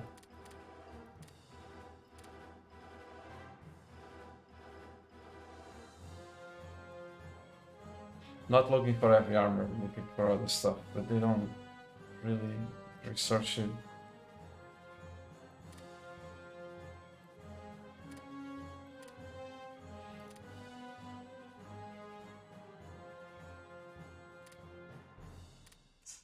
Yeah, damn,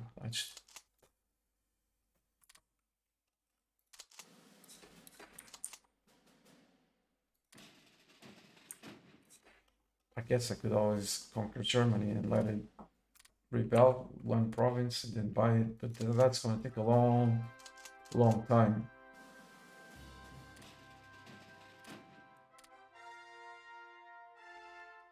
And then puppet it or start piece it out, buy stuff, then declare war again.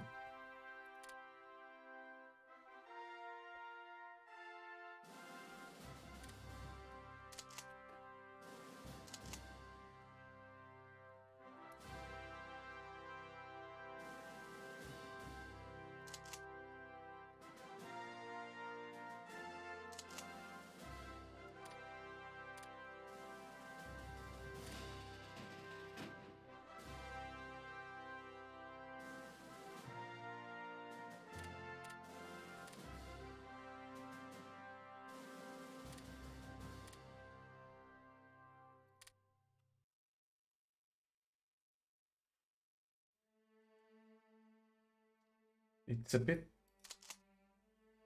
but like it's gonna make conquering the Soviets really difficult if Germany wins.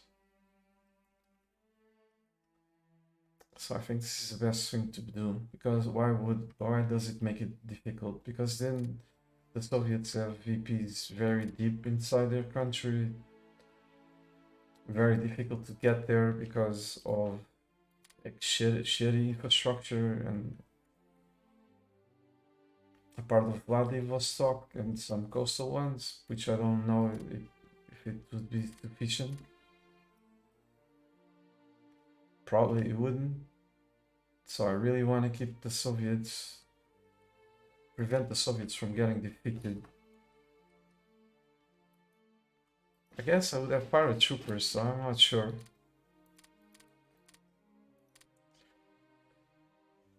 Like I said, it's very... I don't usually see the Soviets getting defeated very often.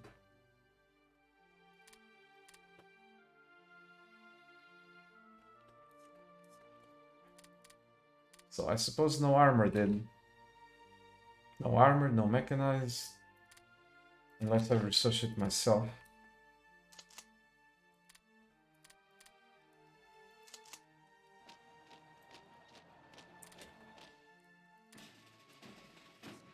This suit is still not sufficiently experienced, so I'm gonna suffer quite a bit of losses.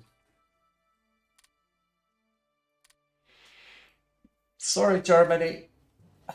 I'm gonna fuck you up. Like, they think I'm their buddy. Look, where am I? Asia. Oh, let's go with majors. Like, right on top of the axis. They were thinking I was their buddy. So this was a rude awakening.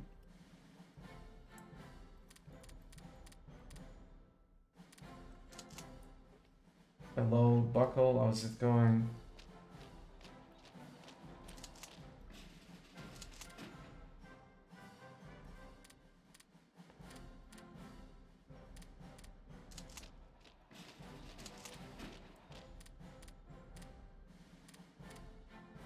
Right, but what do I want to do?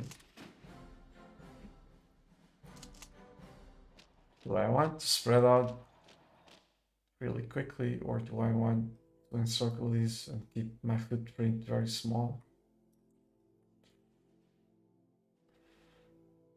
But this probably won't be sufficient to feed all these divisions.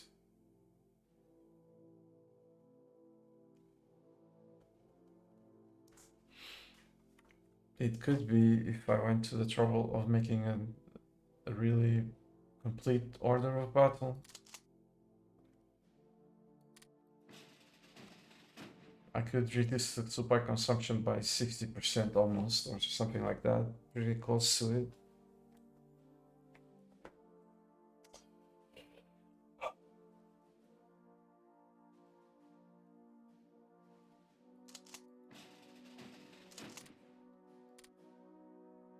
I've got 60 divisions, so let's see.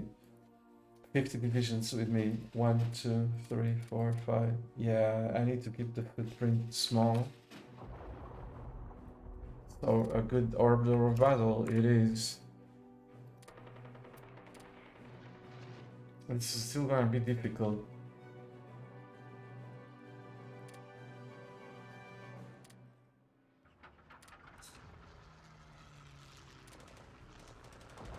It's just that this is earlier. The airplanes are not as deadly. Earlier, it's early by comparison with what I did before, and I'm more powerful. But it's still not gonna be very easy.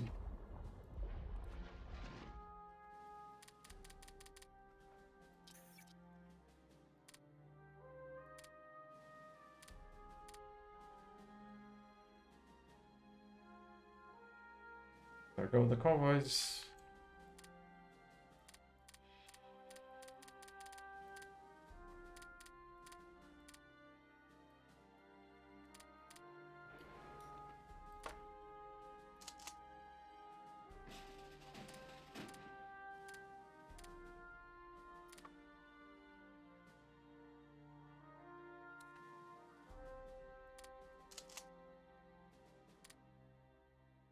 $3,000 supply.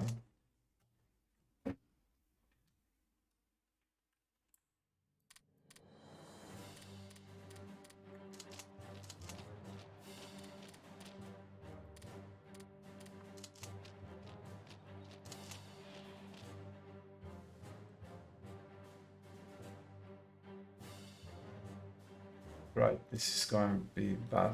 So let's do it a different way. Control 2. The dudes with low organization stick around. 1, 2, 3, 4, 5, 6.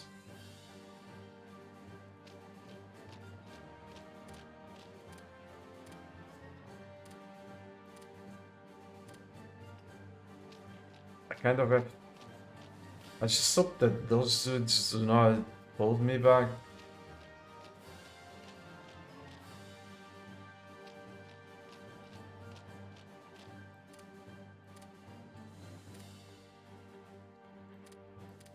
I'm talking about these dudes retreating. I'm gonna have a giant amount of divisions attacking them. Because I'm doing this the lazy way.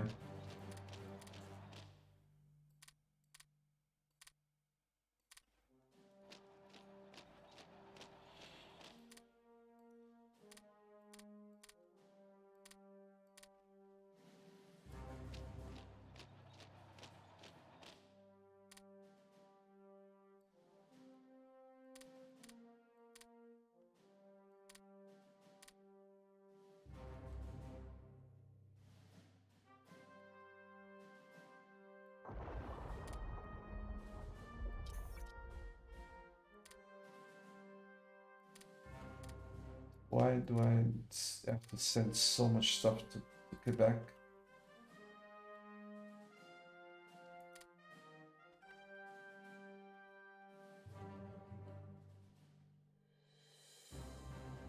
I only have 3 militia.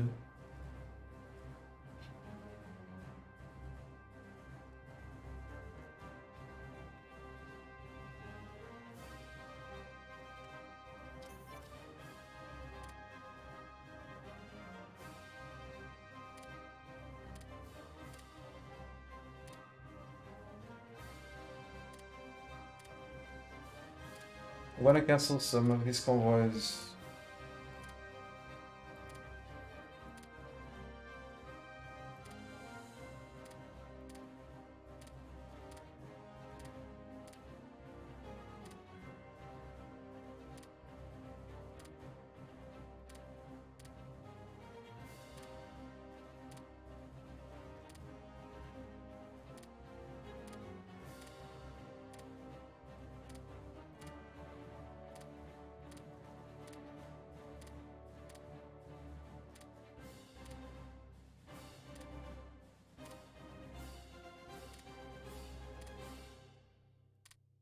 The Japanese are still gonna have a field day.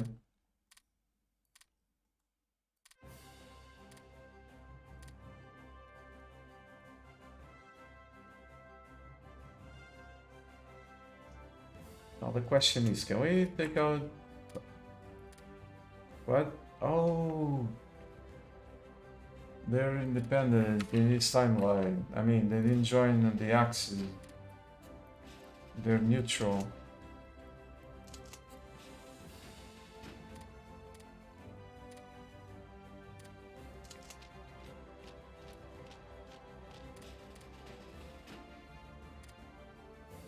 Still guaranteed by Germany, so they can't do much.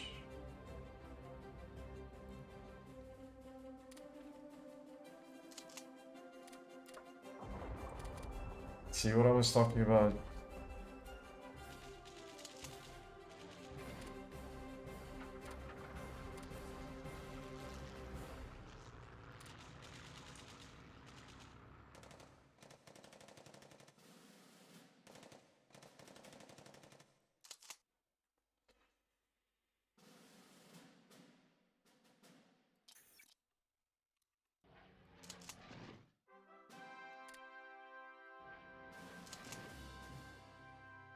They won't send, the convoys won't send supplies.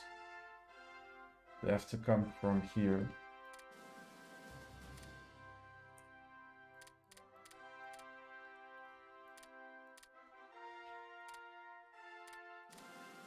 It's a bit late for these though.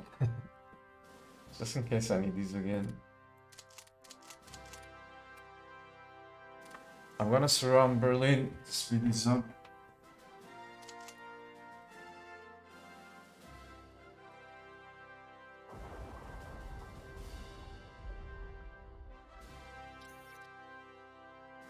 Gonna lose a shit ton of stuff. It's fine.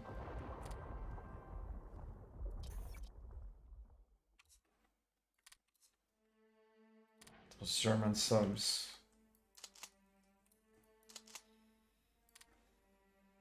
Right, I need to do the order of battle.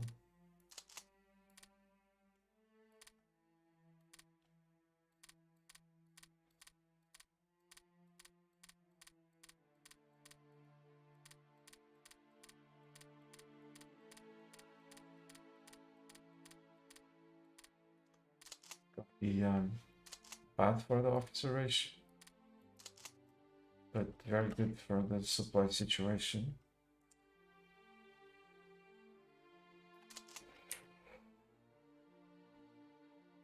Where's the first corps?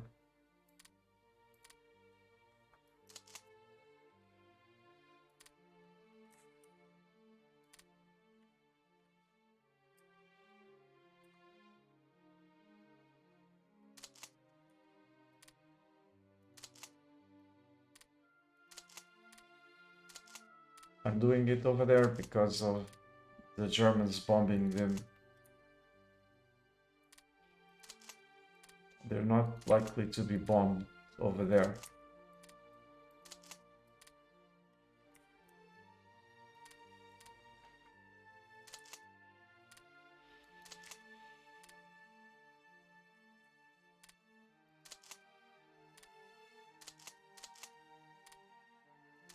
Still gonna struggle with supplies probably, but I'm gonna struggle substantially less if I do this order of battle.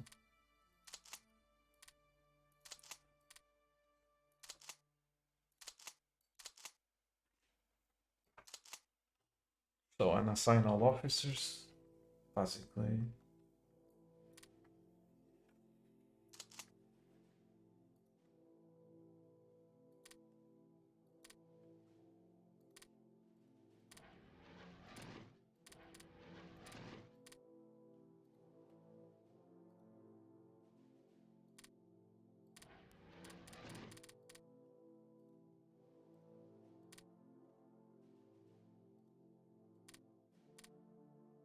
Really? You've got a level 3, you bloody idiots. Whatever, just lose the organization. Now the ships.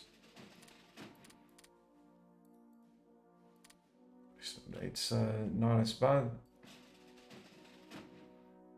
to organize.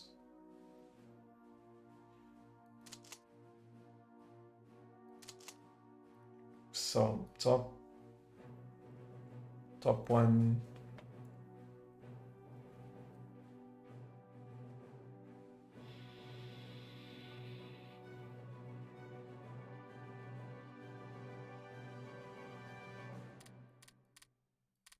I suppose these guys.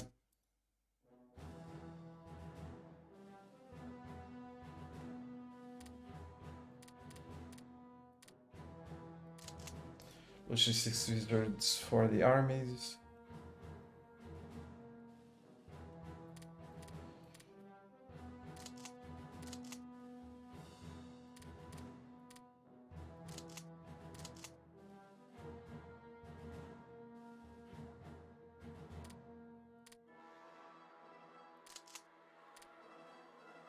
Hello. Why don't you play Black Ice? Yeah, because you know, I don't.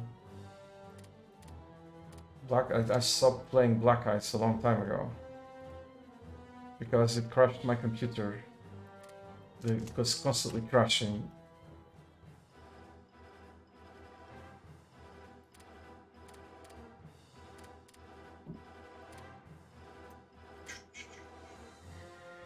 It's gonna be quite a bit of work.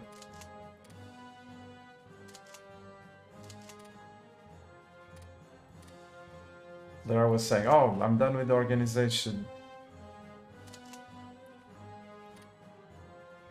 Look, from 5.5 to 3.26.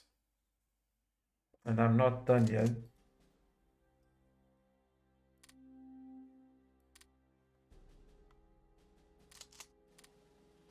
$5.5 to 2.72. Less than 50%.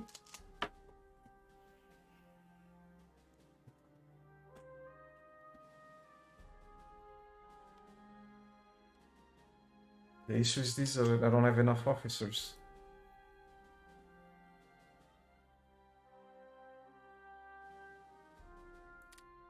No, enough generals. So these guys should be assigned to an army instead.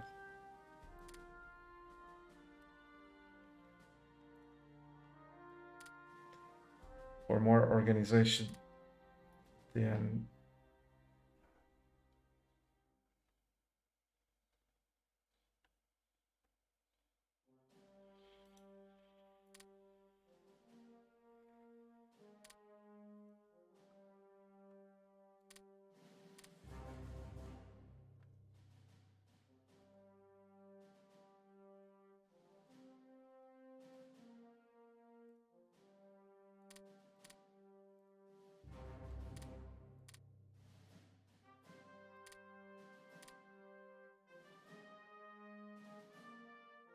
That's all she wrote for saving supplies.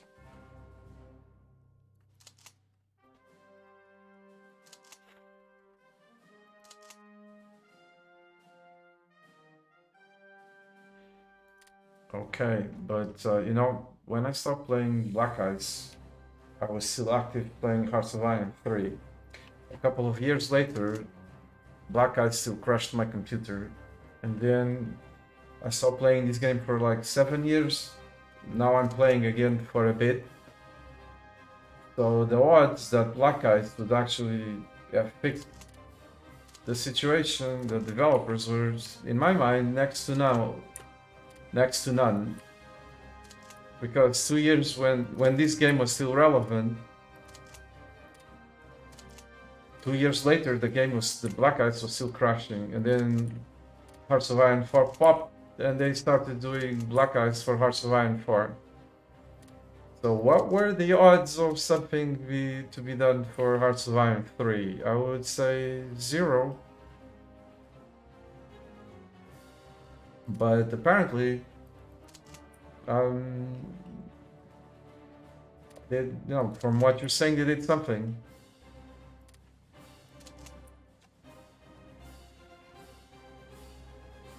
I will probably check it out eventually.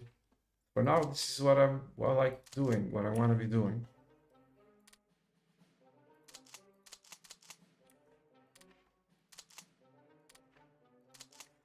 It's not, it's hardcore, it's playing Germany in Black Ice, playing with Palestine in vanilla, it's not, it's hardcore. So, but, I guess I should stop with the sarcasm and keep enjoying the game. Thanks for the recommendation.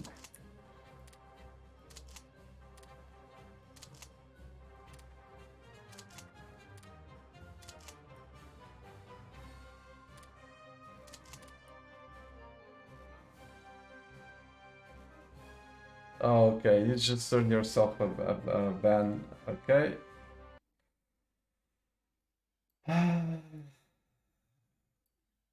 Like, if there's one thing that I hate really hard is racism. So maybe that was just a joke attempt, but if you ever do that again, it's gonna be permanent.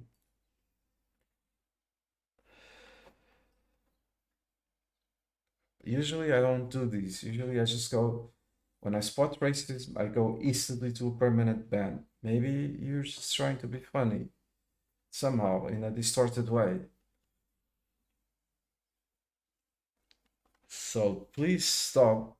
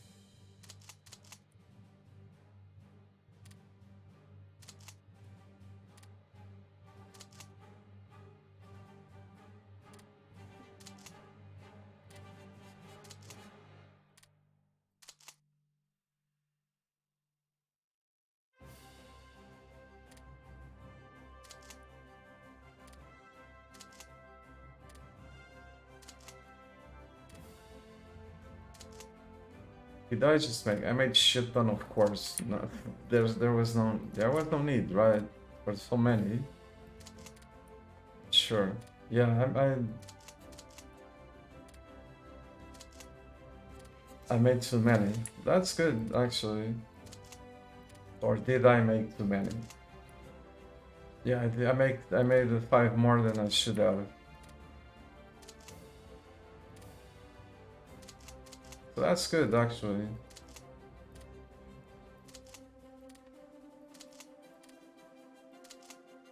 No less officers needed.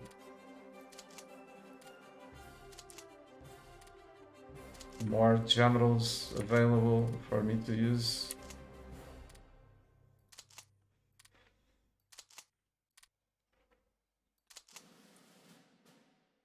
So the 13th, 14th, 15th, and 16th are not needed.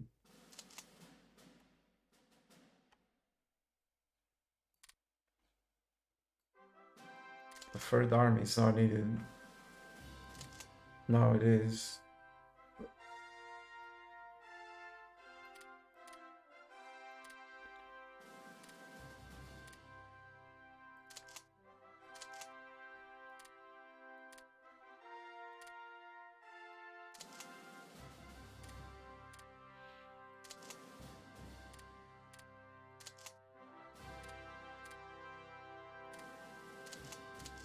That's cool, because I have more dudes to save supplies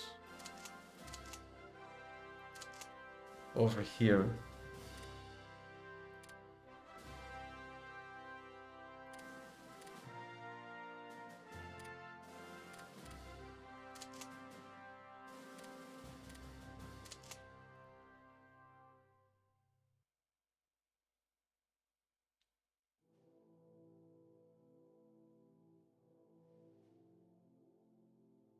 No, he's not harassing me. He just said something and like.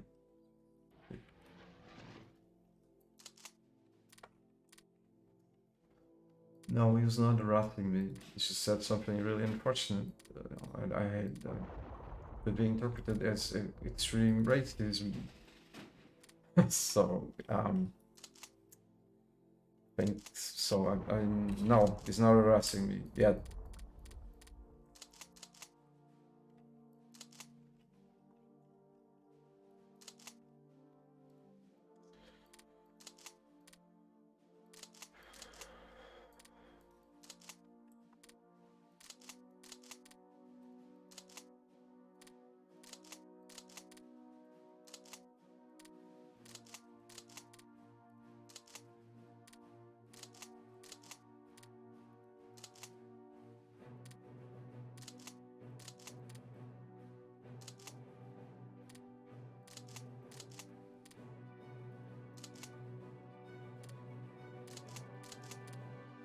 So that's all she wrote for generals.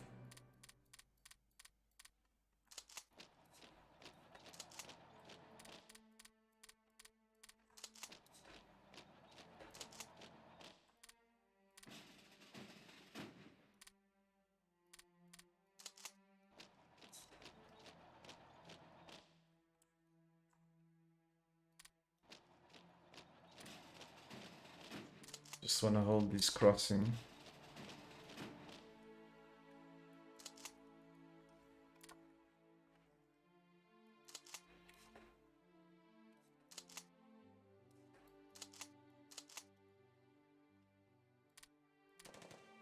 Here we go.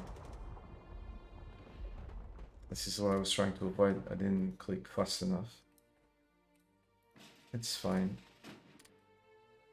They won't win. This is not fine though.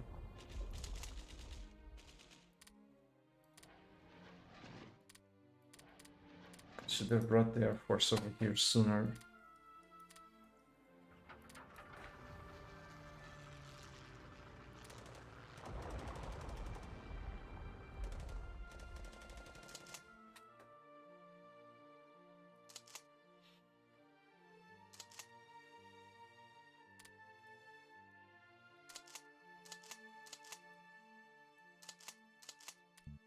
Okay, they're not that far. Just gave them some short bombardment, see what if they like it.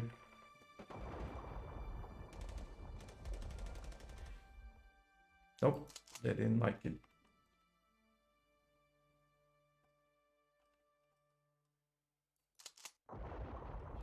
I'm really confident that I'm gonna win this. Just like the reply from Germany is pretty. They're replying to these really enthusiastically, aren't they?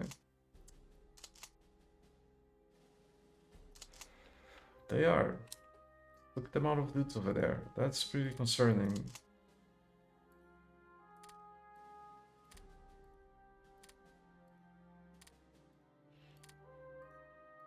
Here I am going back. replacing generals just because I don't have generals. These are just my only ones.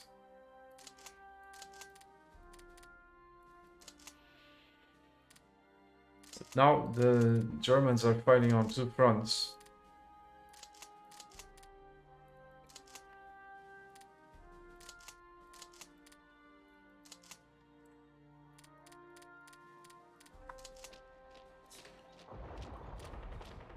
Oh, this is just garrisons. Okay. Bunch of garrisons.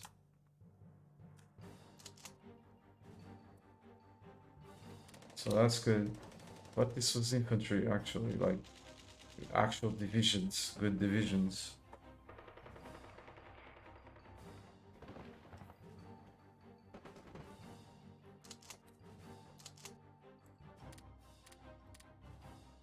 Suppose I could support from this side.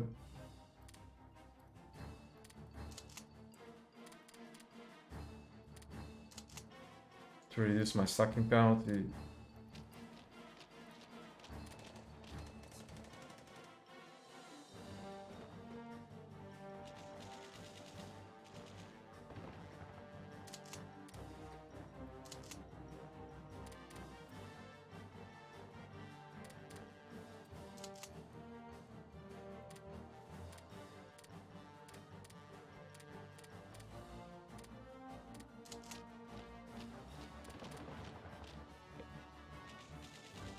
Good.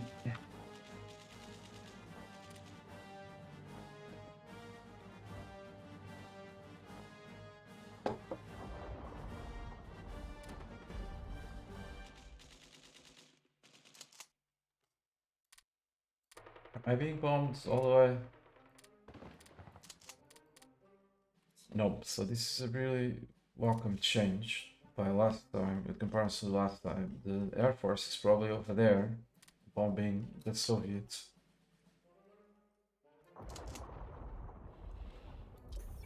My poor convoys.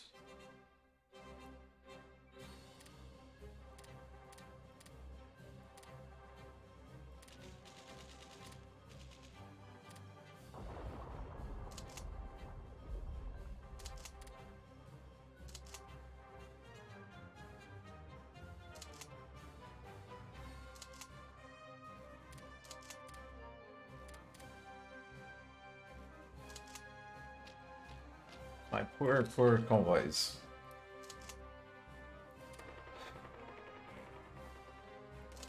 Yeah.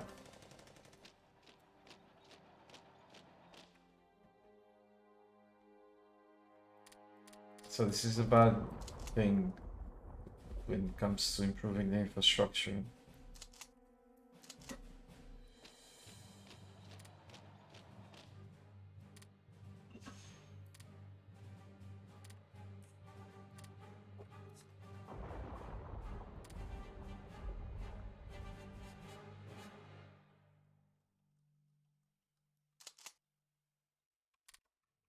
I just don't have enough troops yet to actually do to play fair against Germany. And I'm on a timer.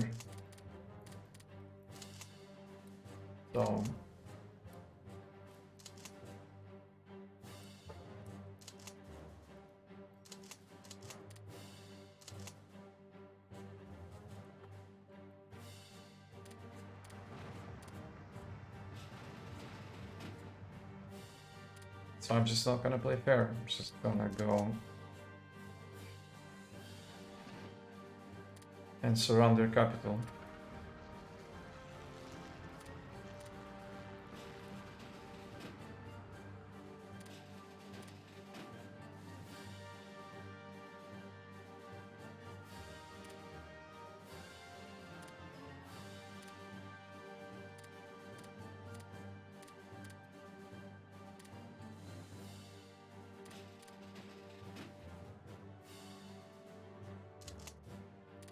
This is what happens when you're lazy, so then you add a bit of bad luck and things get delayed.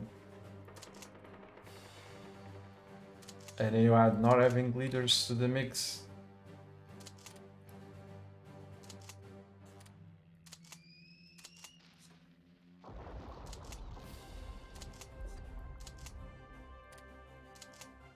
Oh, looks like I forgot to add divisions over there. Not really.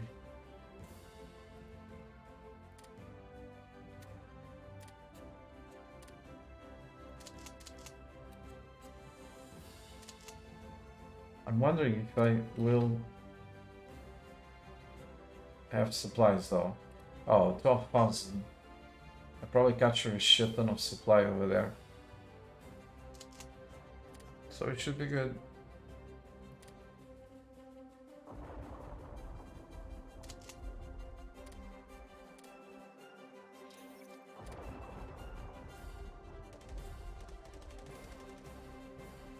I'm way more prepared by comparison with last time. I arrived earlier.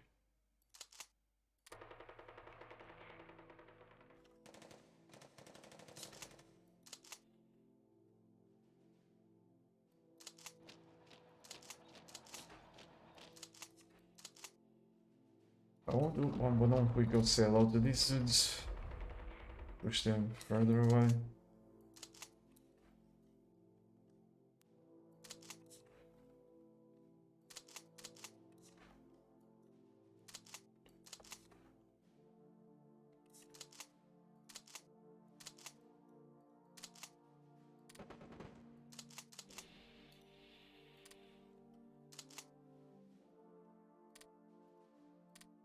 It's really annoying to have to do these, because this is the massive difference in efficiency.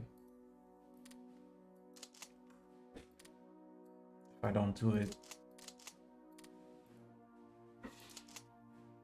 that's bad thing of playing with small countries.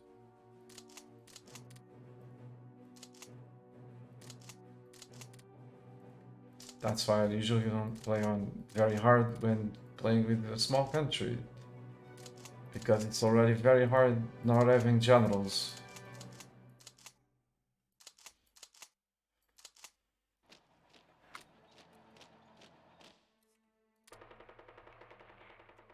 See, leader skill plus 51%. This is something I miss on in the when we're talking about large scale.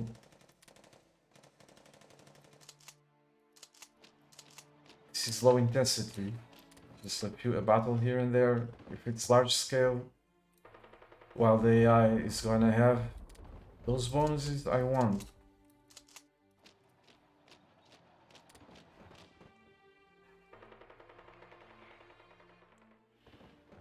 And then there's another thing, when you don't have leaders, some of the bonuses from traits do not pass to the division level. Because they don't have leaders.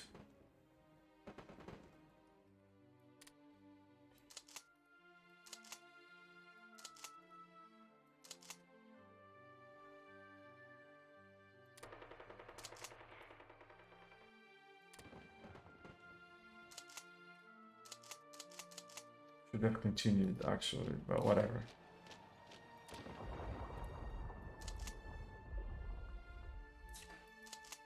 So that's Berlin surrounded.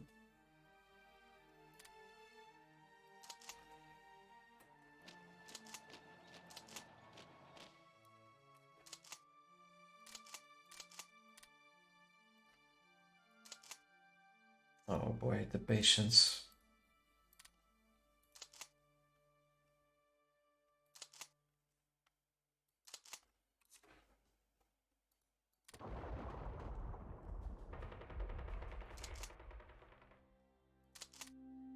So 1 year from now, the Axis has to be defeated.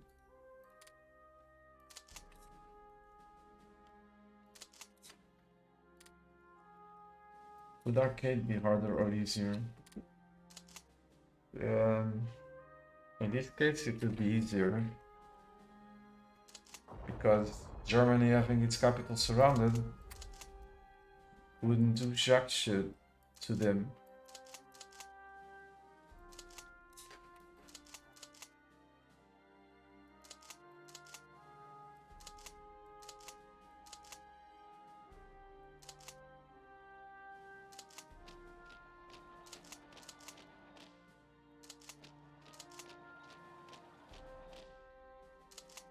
So this is where all the headquarters are gonna go.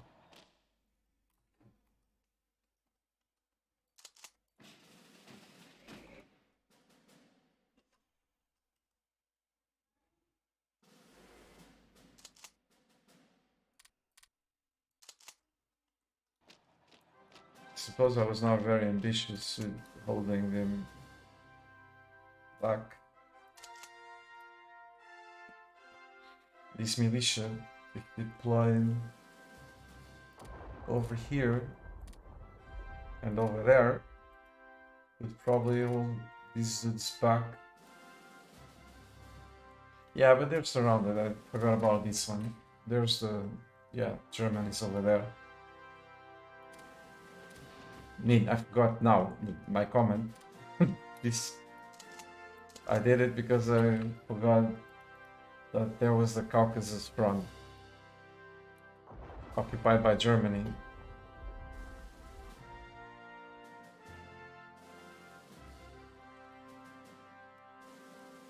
I don't think I can go for these paratroopers unless the dudes are inside some airplane. Let's go check it out.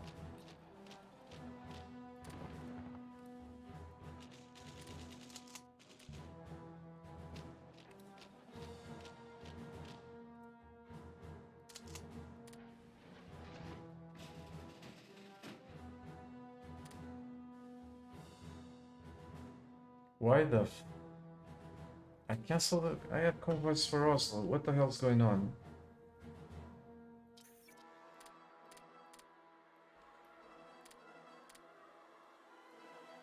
Oh shit, I completely forgot to make the convoy. Did they take... No, I forgot to garrison that too.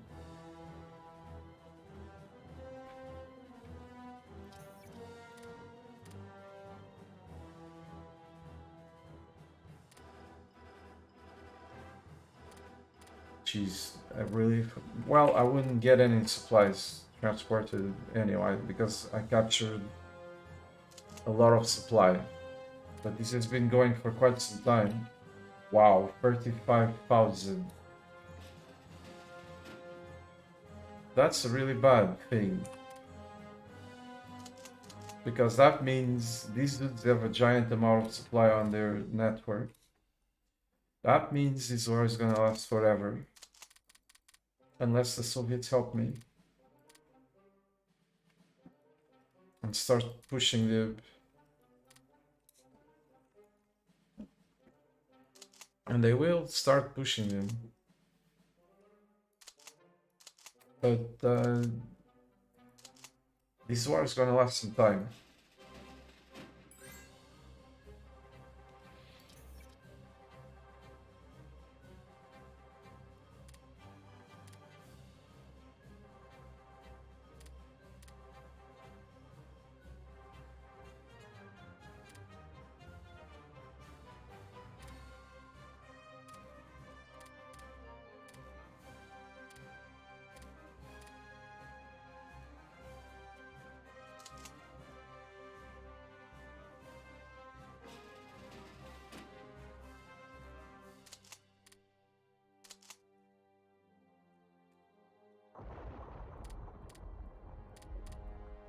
So now we wait.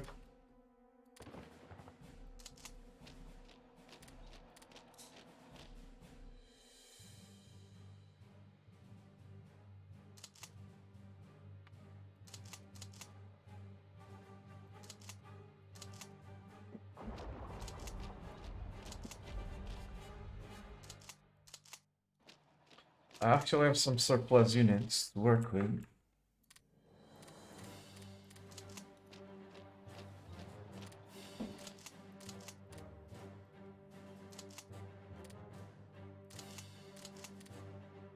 To keep pounding them without compromising the integrity of my defense.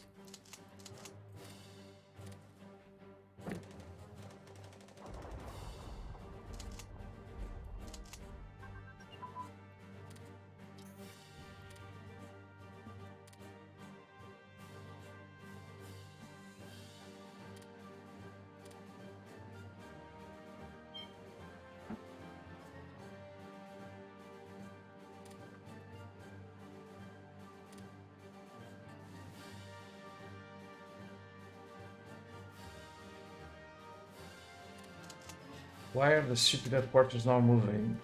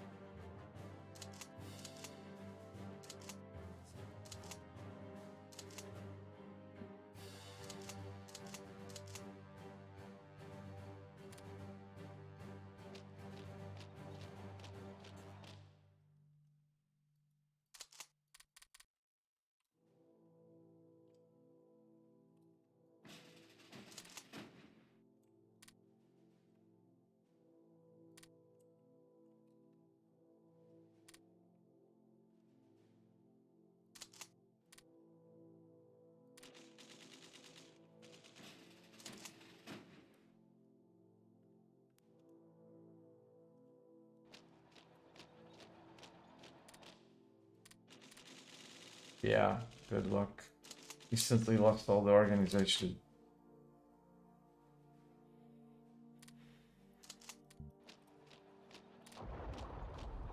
There's a shit ton of supply there.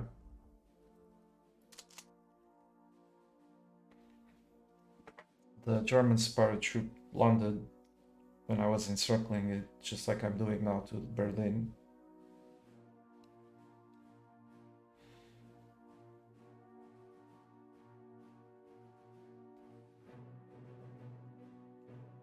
I'm probably not being very ambitious.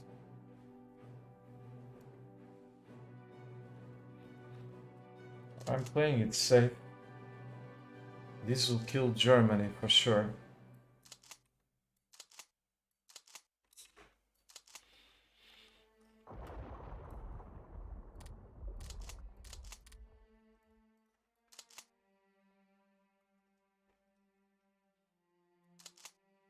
I guess you could go try to get this line, this river line.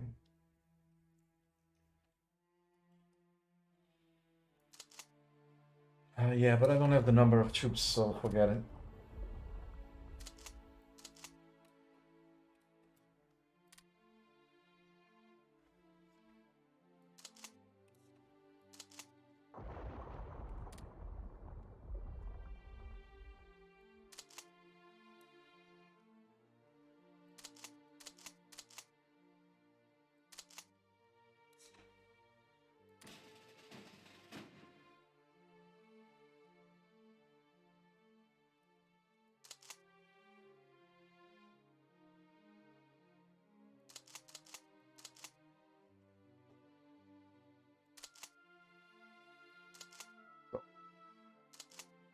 Seven dudes.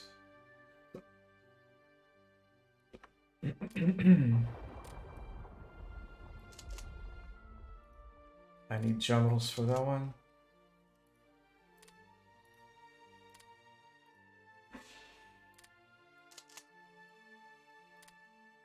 I'm just gonna keep pounding them with these divisions. I've got their spare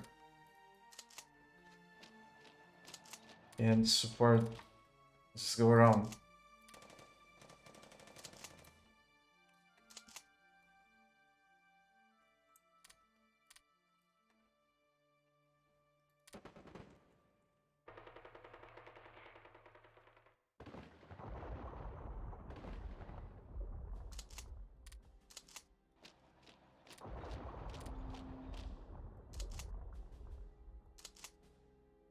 I don't have the numbers to conquer Germany. At least I don't think so.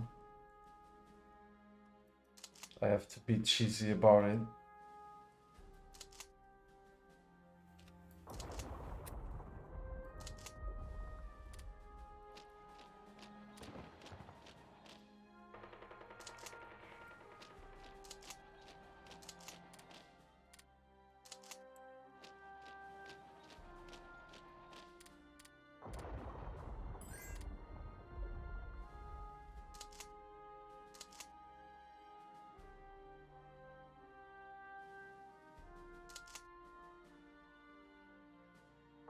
Yeah, by doing this, it kills the...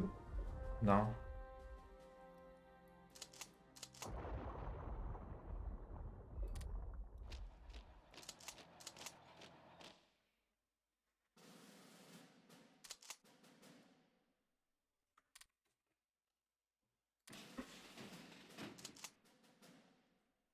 I'm starting to get worried, actually.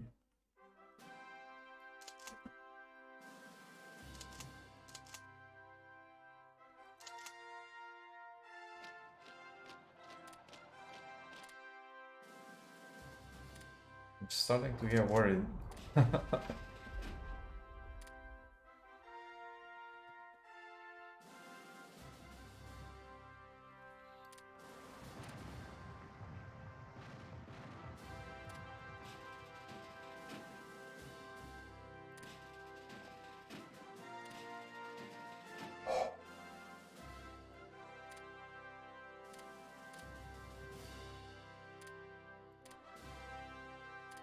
I definitely rule the seas by comparison with the axis, with at least on this side of the on this theater.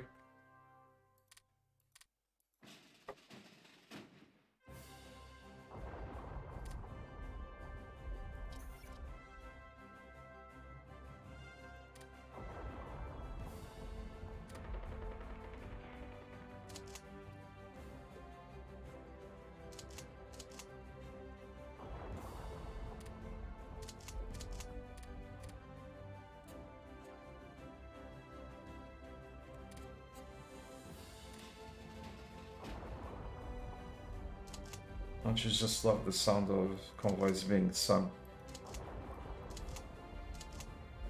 Oh boy, you need patience.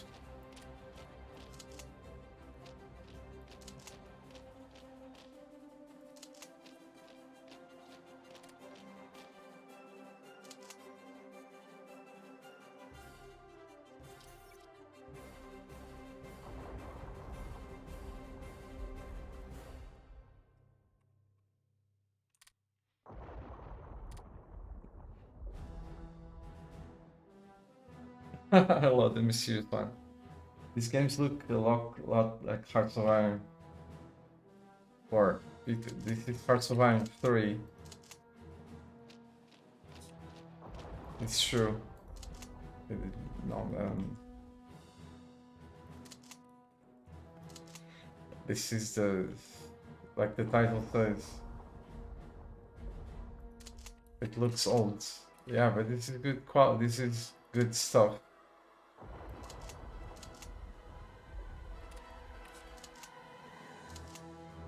Oldie but goldie or so.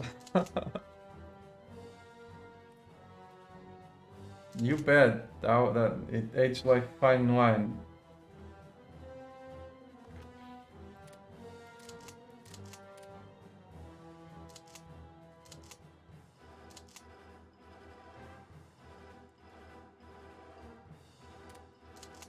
Sorry, but I don't see the appeal of Hearts of Iron 4. Quite the opposite.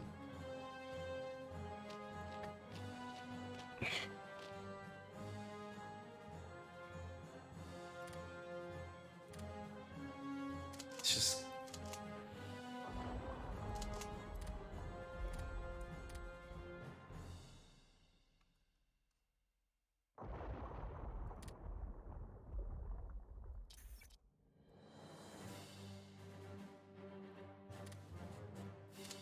I wonder if I'd be very little ambitious.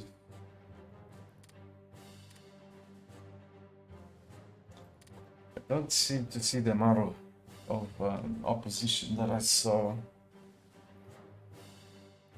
in previous runs, but at the same time, just don't have the troops.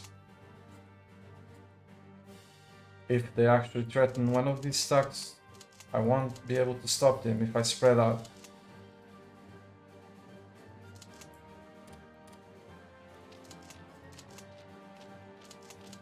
Let's go one at a time, one step at a time. Let's see if we can get this river.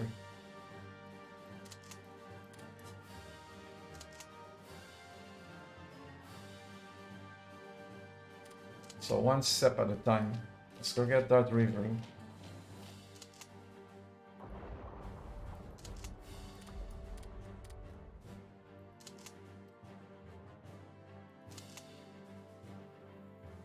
Oh boy.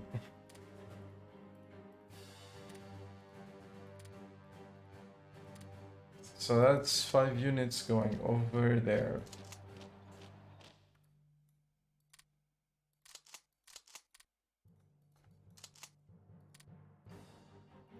Then I'll just spread out. If I can... If when I'm done conquering these provinces, I still see no opposition, maybe they're too busy with the Soviets, and I will get away with these.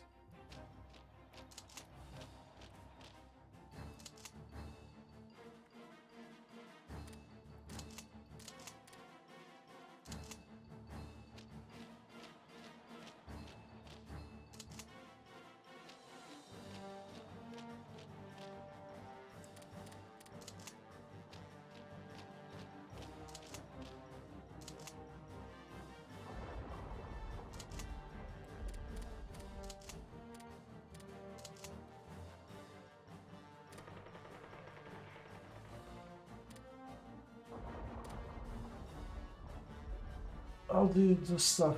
What do you mean? How do you do stuff? This game is more...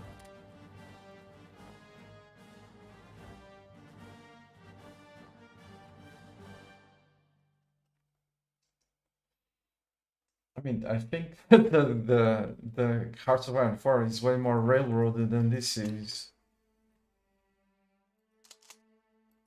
This is more sandbox than Hearts of Iron 4 by a mile. You can do whatever the fuck you want. Like in Hearts of Iron 4, it's railroad. I don't want to start this conversation again, to be honest, because I always get this. It's gonna. I'll just start ranting. I don't want that. You see let's say this was the national focuses. So you have to go through there. You've got one path, another path, and another path if you're lucky. So whenever you select one path, so your gameplay is going to go in a certain direction because you selected that path. Those stupid things have a bunch of bonuses that you cannot ignore. So you select one stupid thing for one playthrough, then you go through that path and you're done with it. Next playthrough, you're gonna select the other stupid thing and you're gonna go through it. And the next playthrough, you're gonna go... With this one, you're free to select whatever the fuck you want to do. Not railroaded in any way or fashion. Just... I'm just gonna leave it there. Gonna take a 5 minutes break. I'll be right back.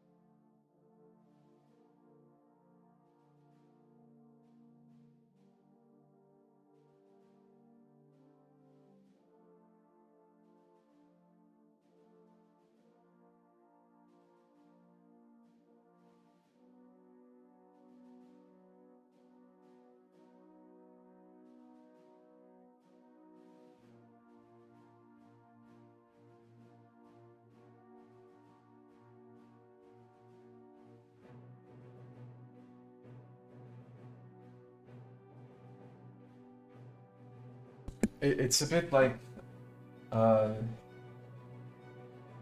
is this the mod ultimate? No. Okay, you're joking. You're being, it's being like, just joking. When he asked, oh, this looks a lot like Hearts of Iron 4, I was like, the trolling mode, like someone's trolling. But I reacted to it as if, you know, the person didn't see actually the title of the stream, and no, I give it the benefit of the doubt. But I want to, you know, the black eyes.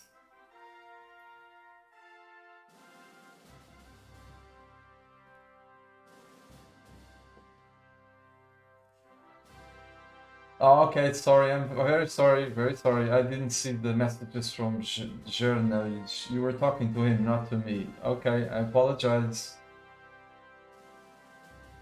I apologize. Anyway, back to, no, like it's not even the word trolling. Probably was a bit hard or harsh. Could be like just trying to make a joke, so couldn't be. But like I said, I didn't see those messages, so I apologize. You're not trolling. At least I'm not sure you were. Anyway,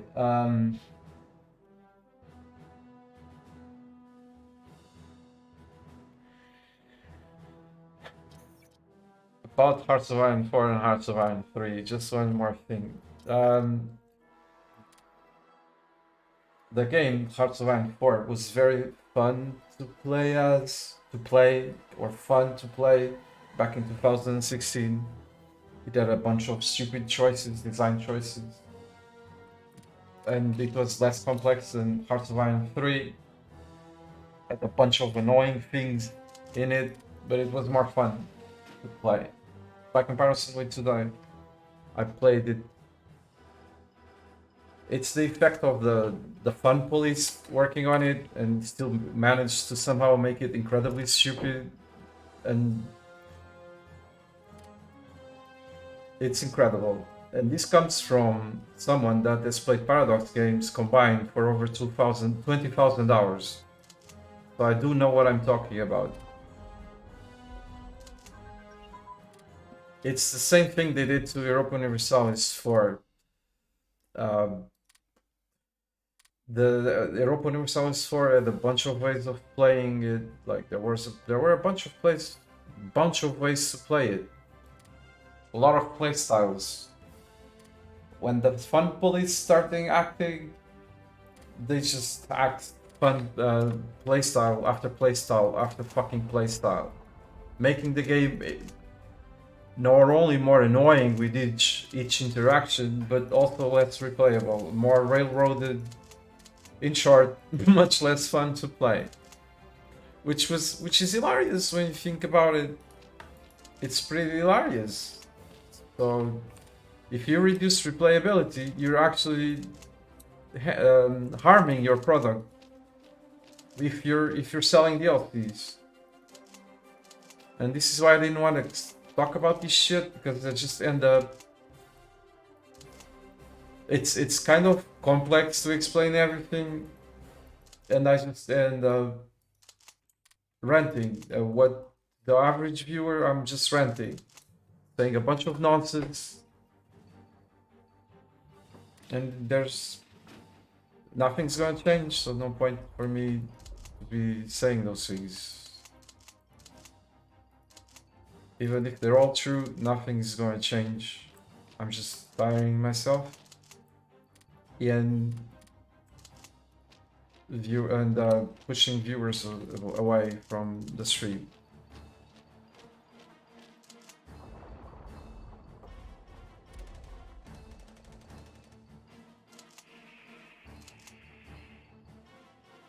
I would be kind of fine if, along with trying to implement realistic stuff,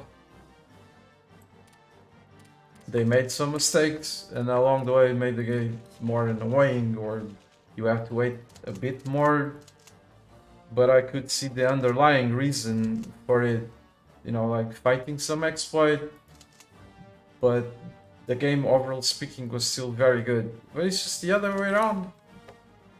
It just goes the other way around.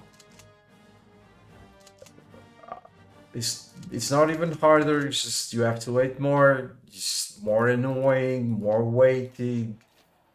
It's like you're rationing the fun. If you're a colony that doesn't have food, so you have to ration the food. So you have to reduce the amount of food that you feed everyone so that people don't die. So they're rationing the fun in the sense that you have to wait more to do the fun stuff. It just insults my intelligence over and over and over again. Every single change they do just insults my intelligence. See, that's why I didn't want to talk about this shit.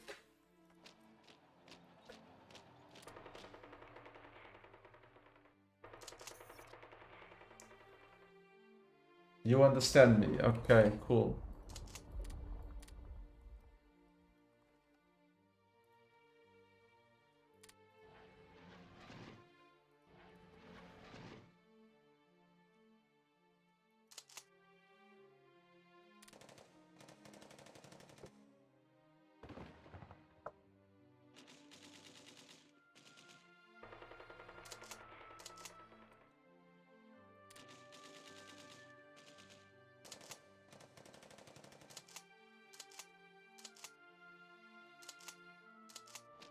Can I just go solo, or they just give up?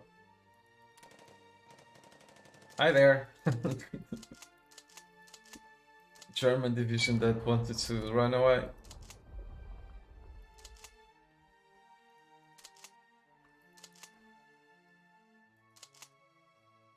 I'm like gonna let him run away. Actually, if I had stayed idle, I would probably encircle and destroy.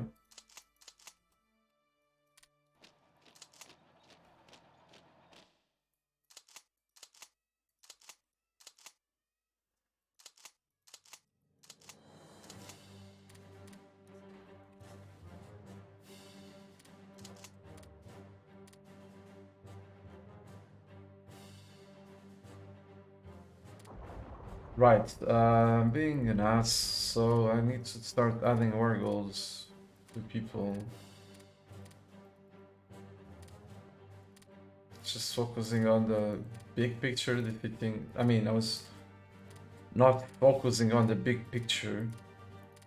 I was just focusing on the task at hand, defeat Germany. But this is needed.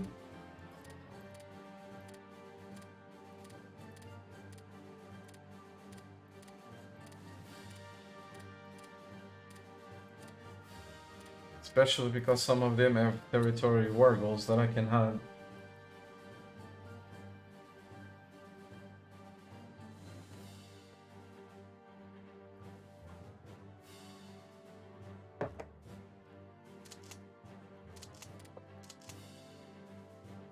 Actually, it worked. So the encirclement is actually going to happen and they were destroyed. Good. So you go back. We got that river. So these dudes are now way more protected.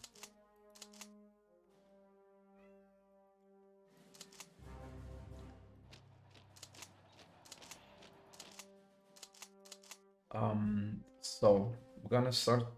Excuse me. I just don't have enough dudes. Like the Germany has to can't offer any resistance for me to be able to defeat it.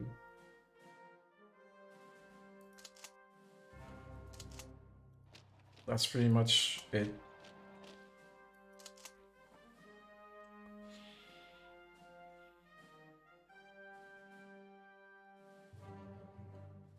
Did you ever try Gary Grisby? No. It's Grisby. It's very expensive game. When I was considering that game a long time ago,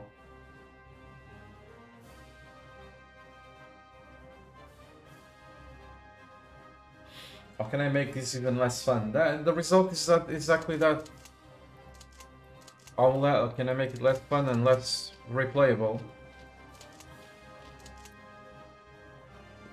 Over and over and over again. It's like an iteration, they're iterating on how to make their games less fun. More in one word, less annoying. More annoying.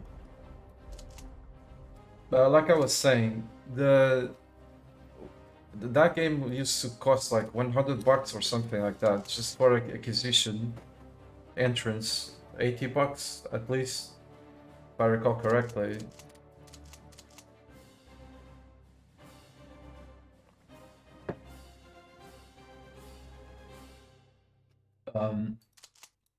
So I never truly considered playing it. Just too much money, I couldn't afford it.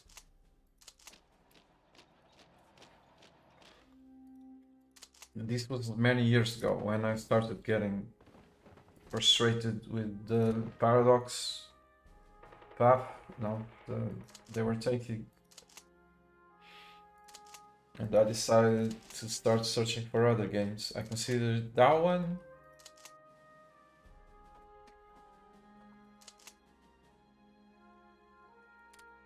Because viewers were recommending it. But I quickly said, oh no, that's just too expensive, so it is what it is. And then I probably even won't like it for some reason, because Paradox games are this one that I'm playing and you 4 years ago were some special kind of games.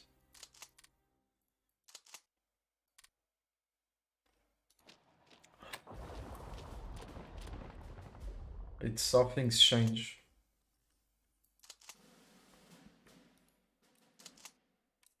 How things change. Anyway, moving on.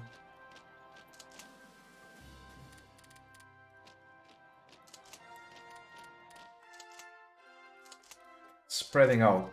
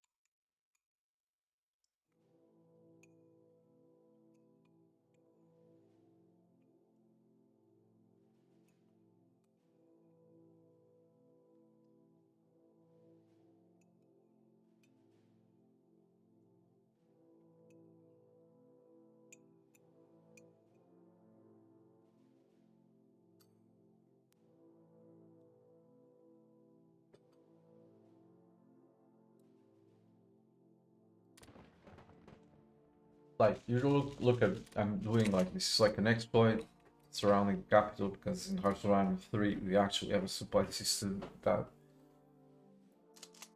actually works without being annoying. But this is a major exploit that you probably can also do, at least to an extent, in Hearts of Iron. For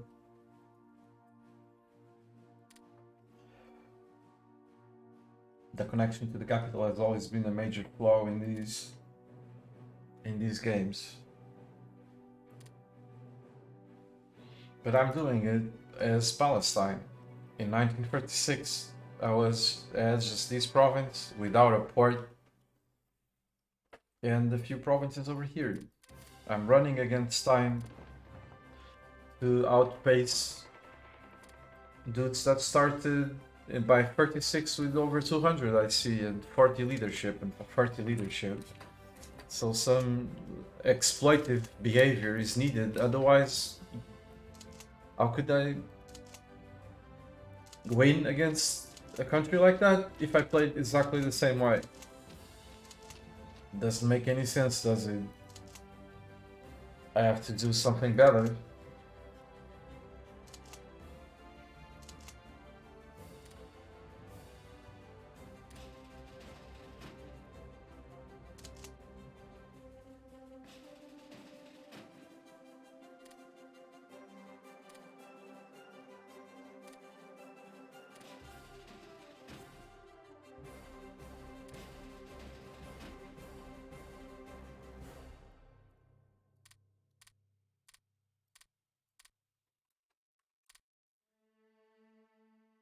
Wait for sale. Okay. Hello. Beam Slam, thanks. Welcome to my stream.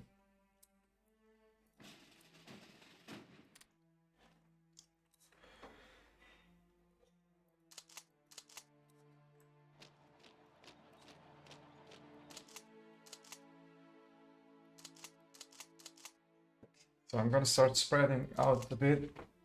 I'm just waiting for these to arrive. I want strategically deploy them because I might end up having issues with supply if I do so. I only have one port.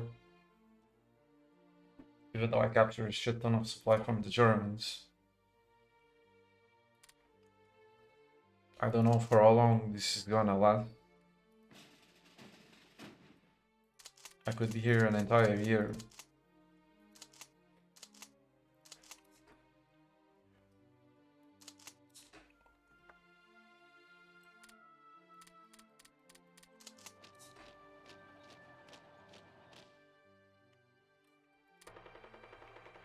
Oh, that's weird.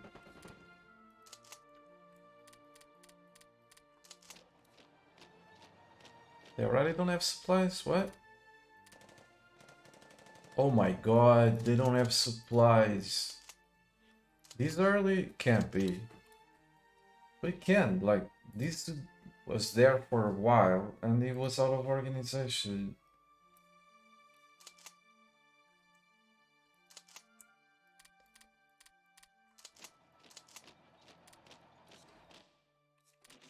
These dudes. Hey, wait. These dudes don't have organization.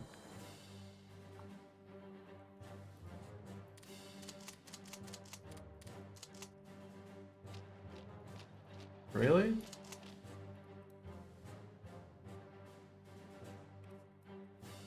If that's the case, I'm just gonna push.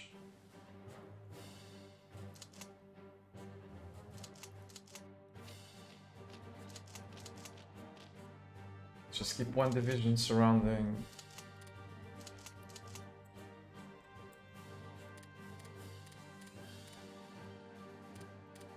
Surrounding Berlin.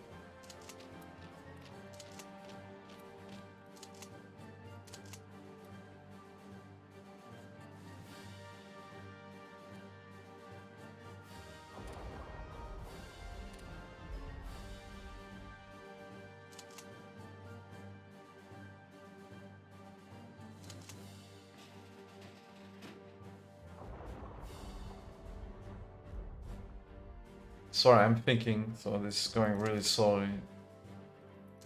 I'm having trouble believing that they don't have supplies right after. If you go watch the VODs, you're gonna see me like waiting like 6 months for the dudes to run out of supplies. And now they're out of supplies. So I'm having a hard time believing it. But that's true, look, it's everywhere. They don't have supplies. It's gonna end sooner than what I thought.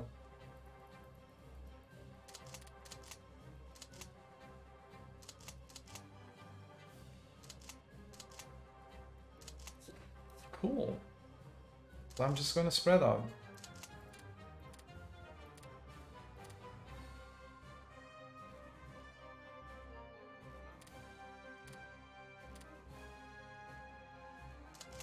So that's it for Germany then. Like I said, I could only defeat him if they didn't offer any opposition.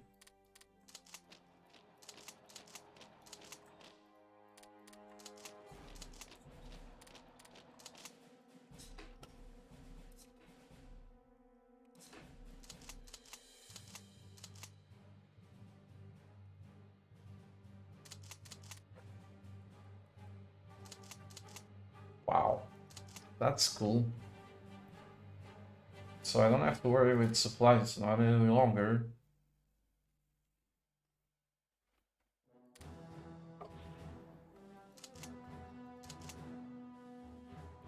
So I'm actually gonna reorganize these really quickly. Or as quickly as I can.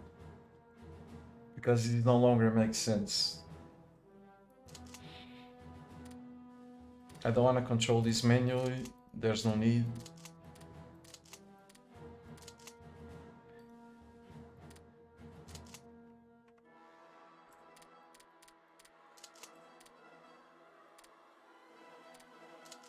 Oh my god. Just slurping. I'm just gonna detach these dudes and attach them to the AI. The AI will do the work.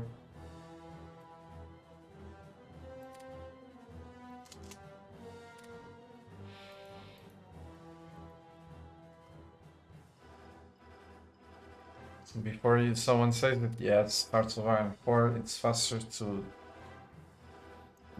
change with them. To assign, can be faster to assigning stuff to the AI.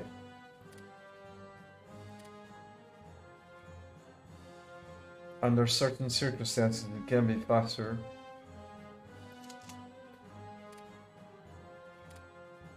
I'm gonna risk it and one click I assign all these divisions to this quarter. However, this has some side effects. And I'm gonna try to spot before shit hits the fan. So that's one. That's two. That's three.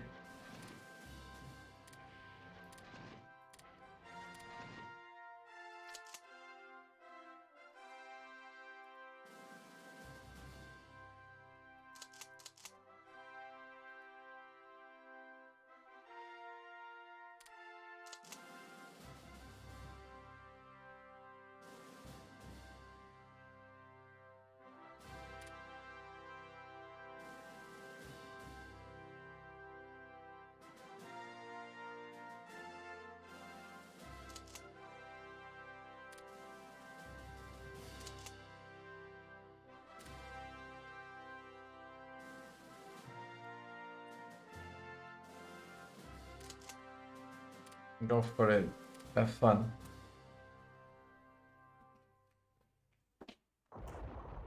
How come Germany has a weird flag? That's a paradox. Like in Germany, the flags, the flags, you know, some symbols from Nazi Germany were forbidden. So therefore, they made the change. They made the choice. Gave them the imperial flag or something back from before Germany was controlled by the National Socialist Party. All their symbols were forbidden. So I guess that's why.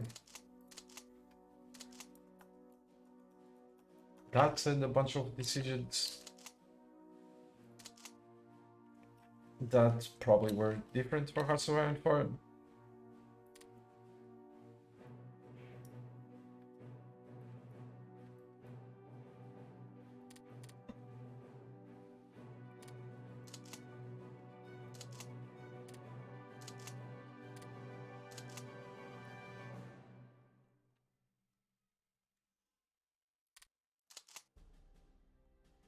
I'm just gonna kill all these headquarters, like really just get rid of them. So they were here just because I thought this was gonna last longer than it's actually lasting, so.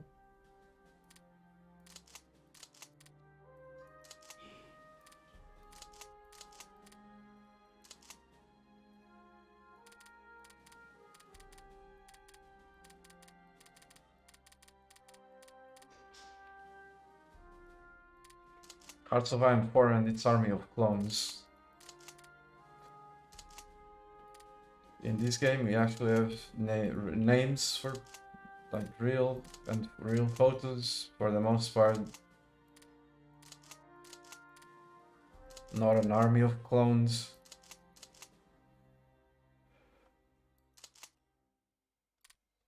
But that's just me nitpicking.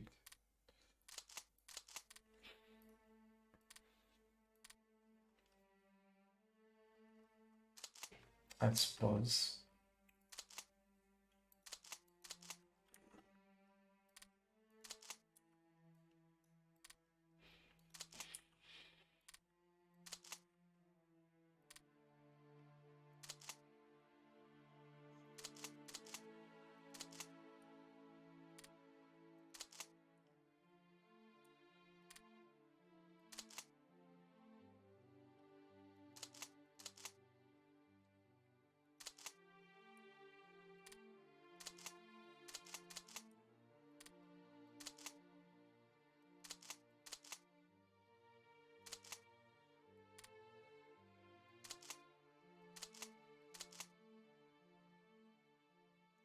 Germans battling with the Soviets, yes they are.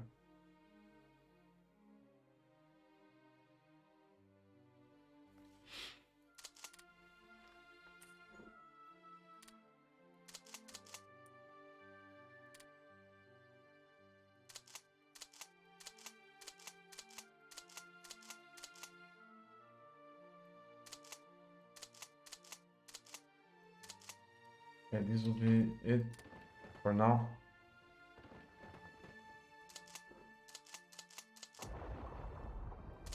I'm gonna disable this pop-up.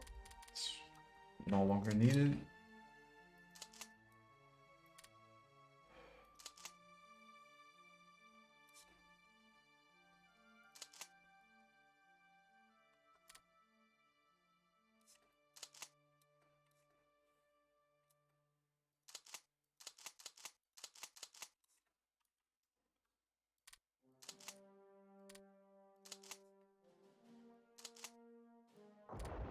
I need to be extremely careful because they might decide to take Berlin if not careful.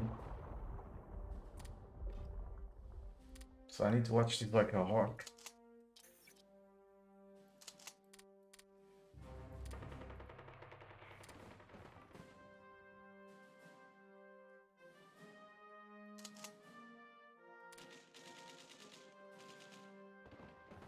Where the fudge? Okay.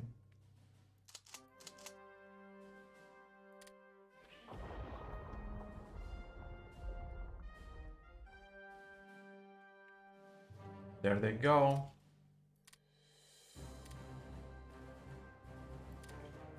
October 11th.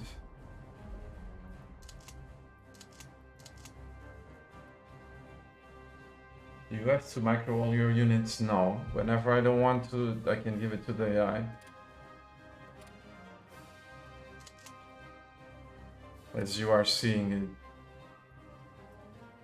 I just don't want these taken, so just want to make sure that doesn't happen. Too close to Berlin.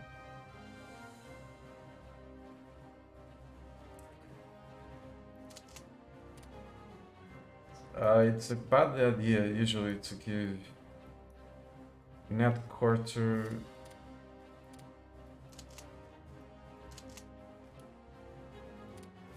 going in two different directions. You should have two headquarters instead. But let's hope it goes well. Spoiler, it really won. But for now, let's see what happens.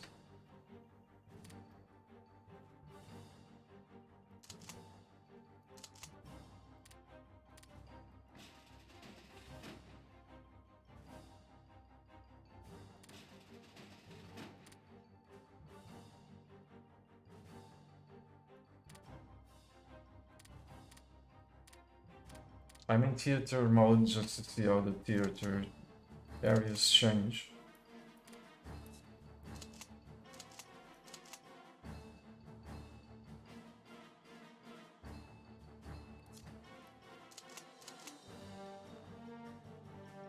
I will abandon this view in a minute.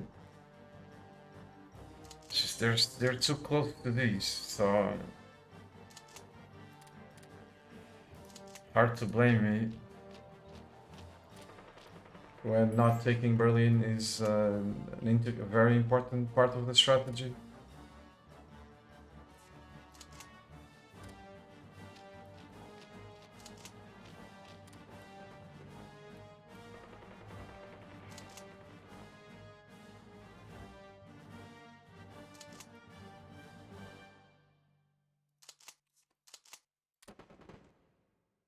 Yeah, not all of them have lack of supplies, so yeah, maybe I just fucked up.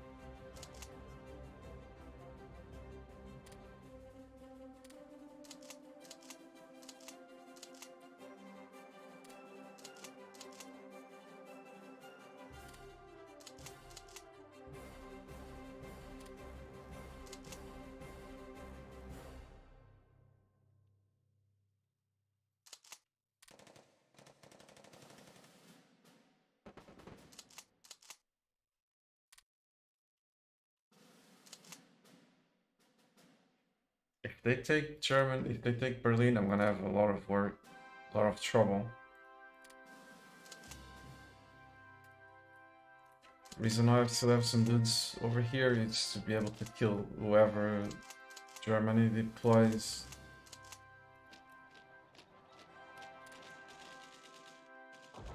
Because Germany is still building stuff.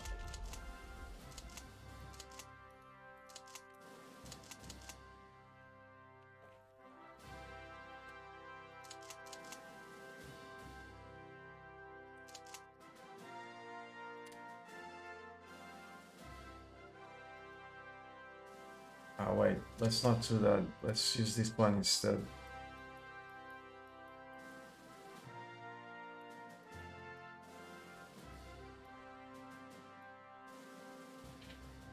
Let's just to assign the areas to the headquarters. They usually respect it, but there's a bunch of bugs with these.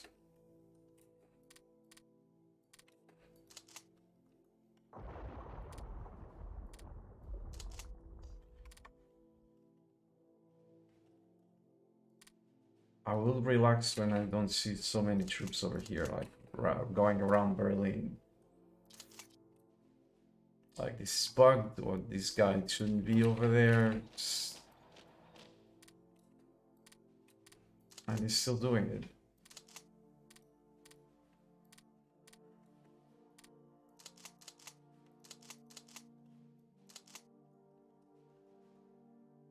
When I see the... Okay, let's put this on defensive.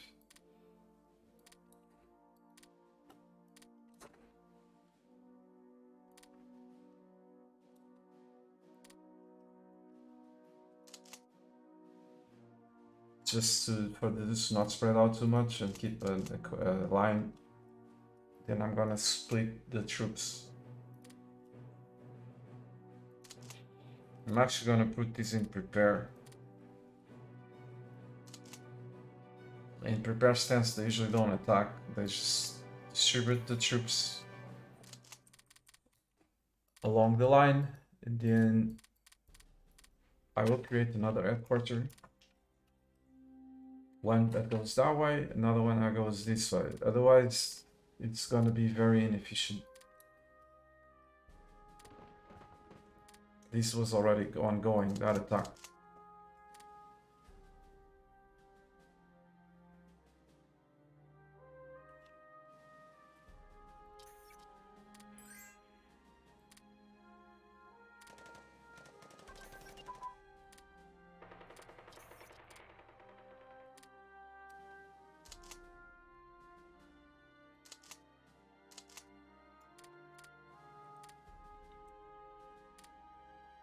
They only attack when they have overwhelming odds. When it comes, they've got overwhelming odds, then they might attack. Yeah.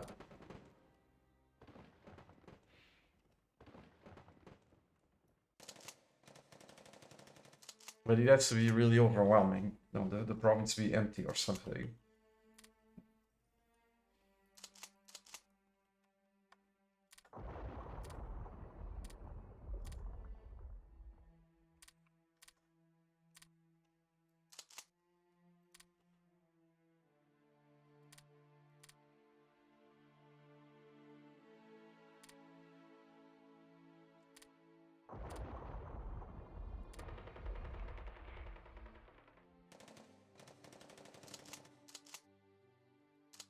See, they're now organizing themselves, Then when this is all organized,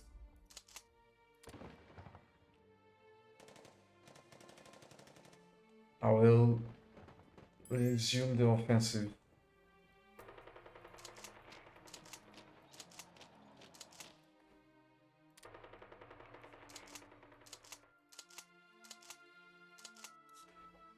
What the hell are you doing here?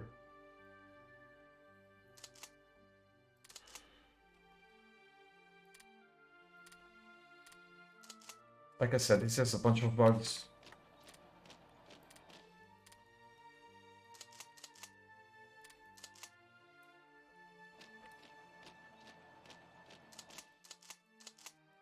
What the fuck are they doing?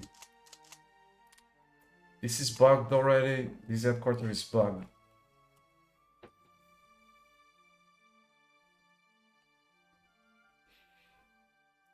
Let's create another headquarters.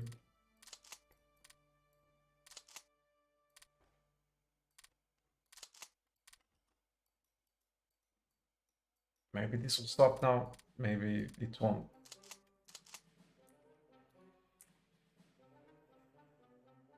But I probably have to change this Germany headquarters itself. Yeah, it's not gonna change. Fuck.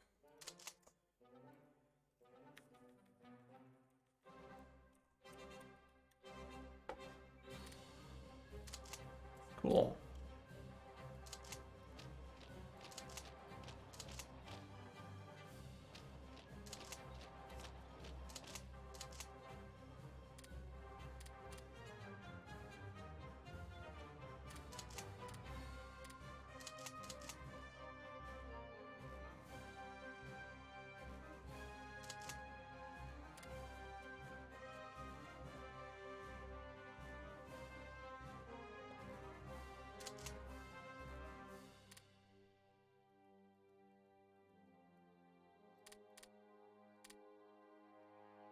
I said the game was perfect.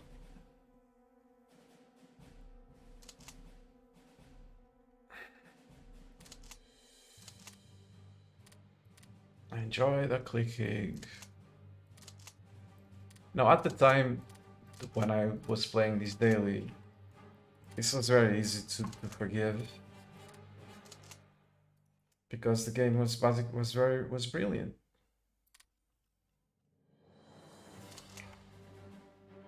In today's world, you know, the UI has evolved quite a lot.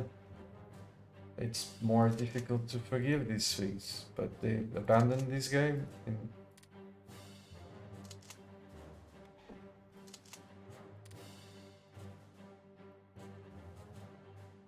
But it is what it is, so let's fix it.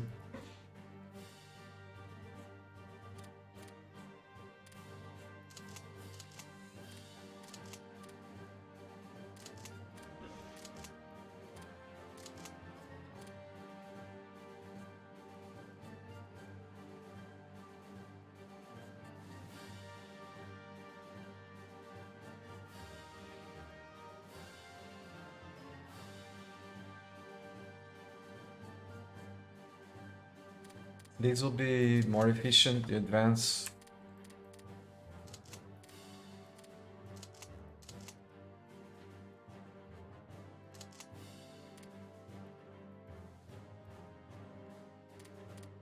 So now again, with one click, we assign everything to the headquarters.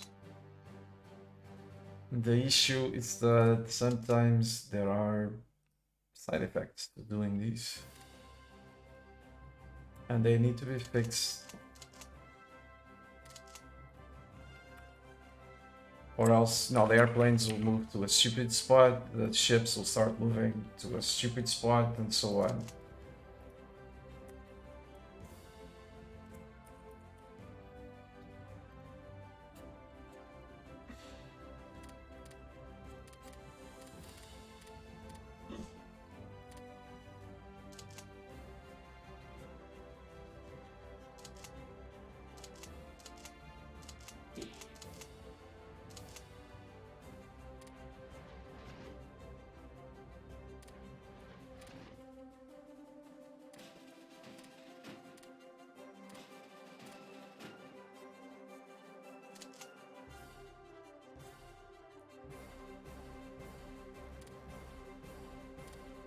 Let's go.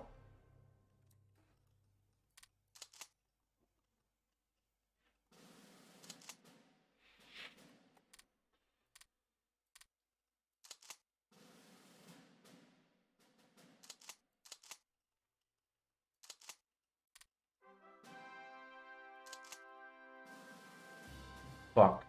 Germany won against the Soviets. This is awful. This is really awful. I didn't move fast enough.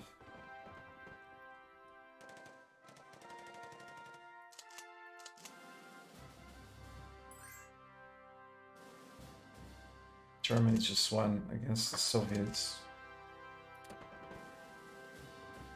So they're now probably gonna send all their crap towards me.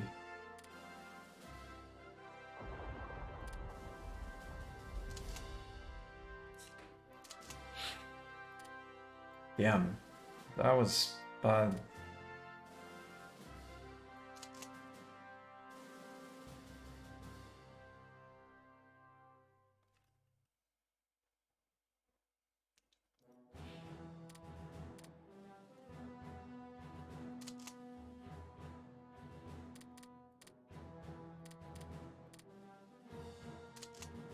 Cool.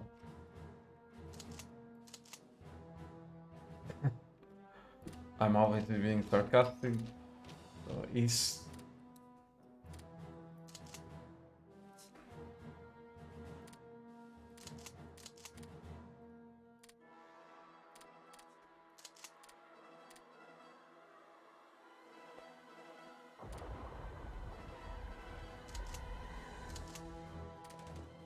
Yeah, look, the airplanes are starting to hit me.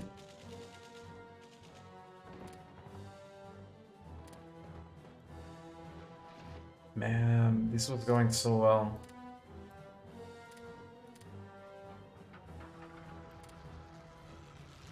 Go for it.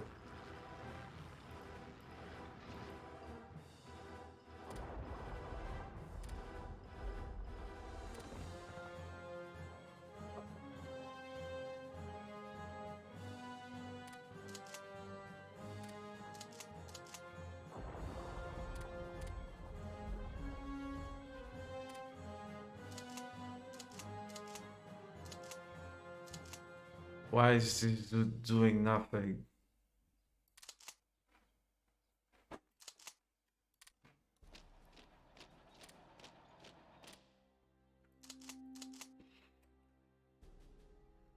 It's just bugged. Fuck's sake, man.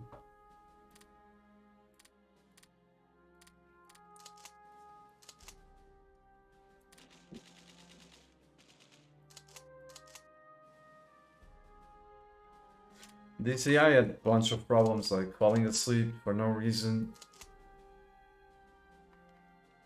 This is normal, going over there to regain organization behind the line because they got hit hard.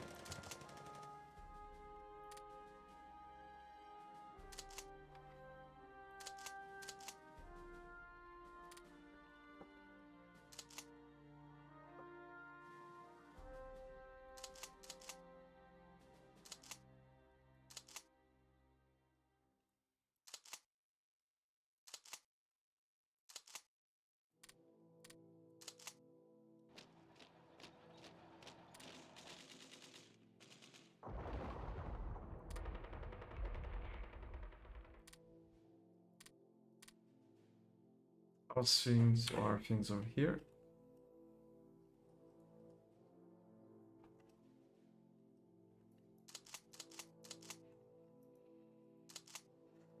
Yeah, I brought militia over here because I was thinking about using them offensively.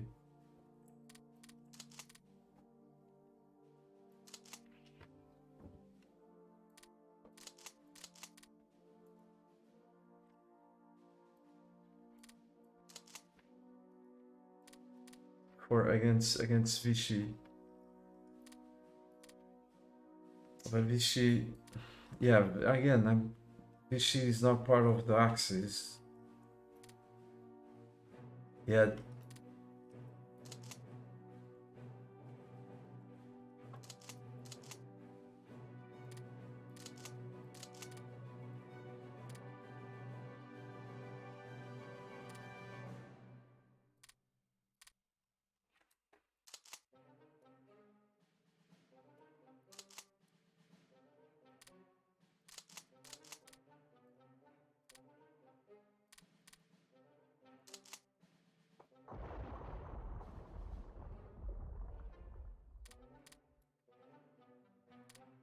Oh, at least they're protecting my capital, so that's good.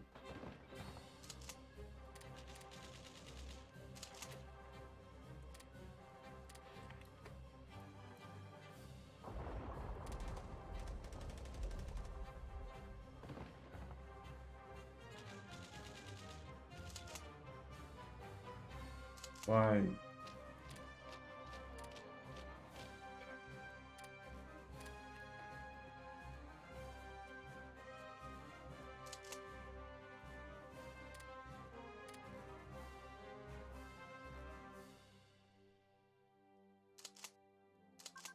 Stupid thing, bug. Go for it. Can be really annoying. Like, yeah, there's no reason for this idiot to be going. Where is this fucker to be going? Why, this is assigned to the wrong headquarter. Okay. That's the side effect that I was talking about. Some dudes got assigned to the wrong headquarter while when I pressed that button. I didn't see it until now.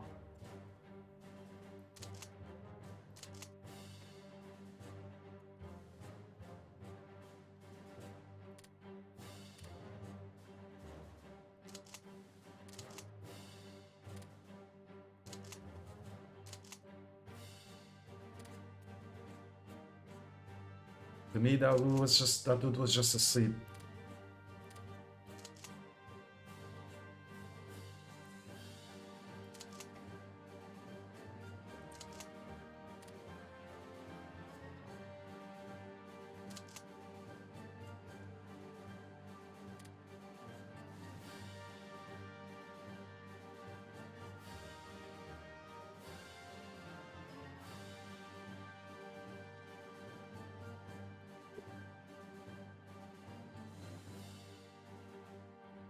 I have to keep painting these like in order for the AI to not leave troops behind, to garrison ports and to garrison VPs.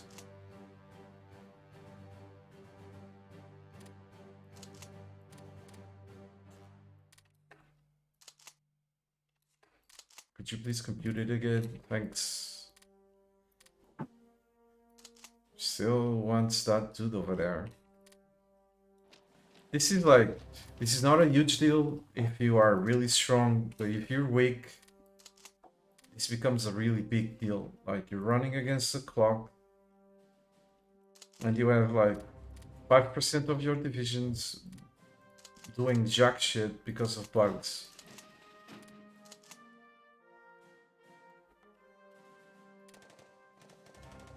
Then this becomes a big deal, because then I have to go intervene, and it could be a click fest.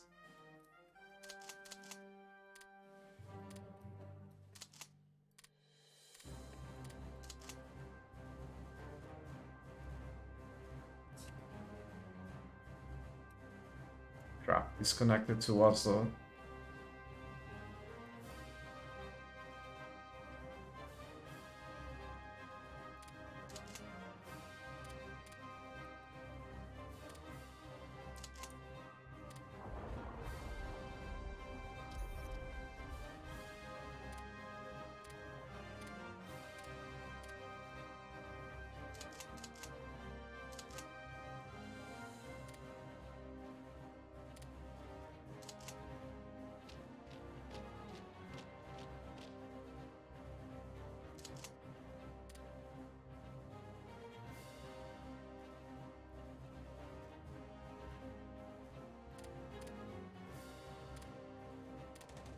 Can I add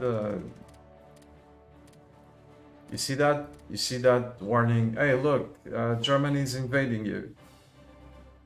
Right in the middle of the screen. Or Italy, it's invading you, or whatever, it's invading you.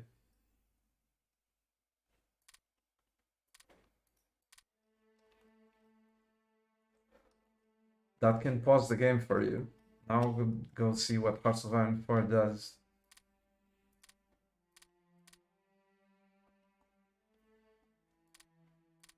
It's just a warning to the right in the mixed with a spam of other useless shit.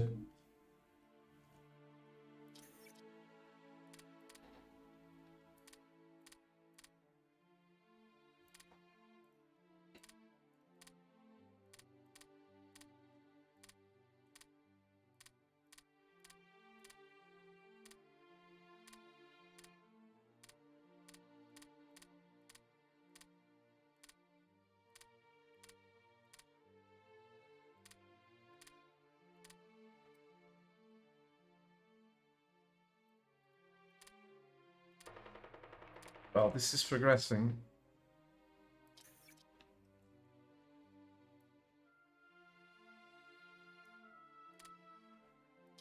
With that said, I'm expecting some issues with supply.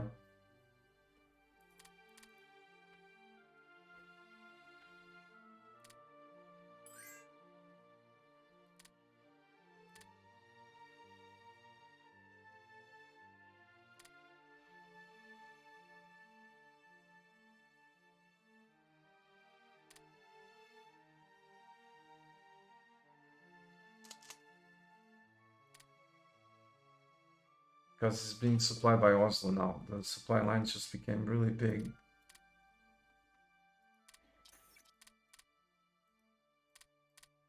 Really long.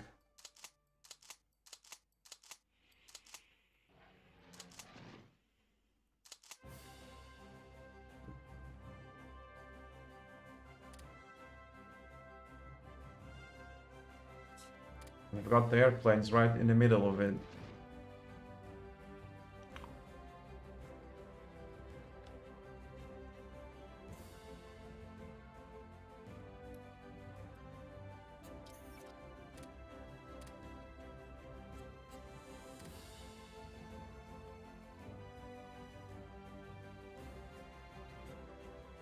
I wonder if this one's gonna work. I hope it does. It will. Well, that's good.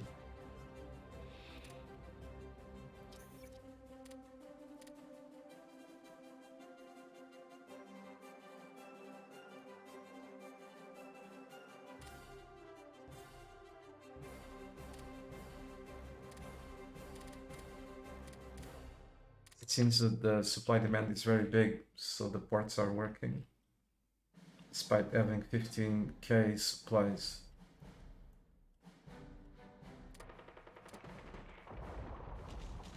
At the supply center.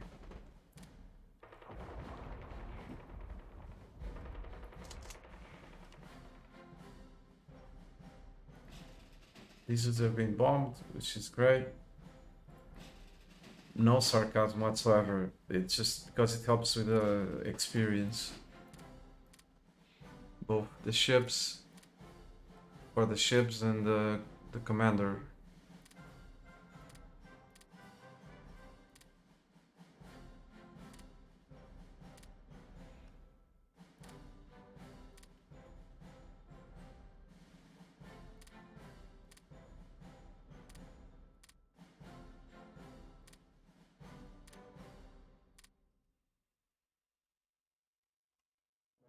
Okay, cool. To each his own. Have fun. I also enjoyed Black Eyes when I played it.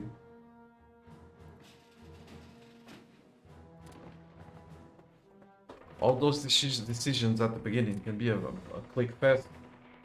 Can't say I enjoy it, but that's just part of the picture. The big picture was a really good, a really enjoyable game.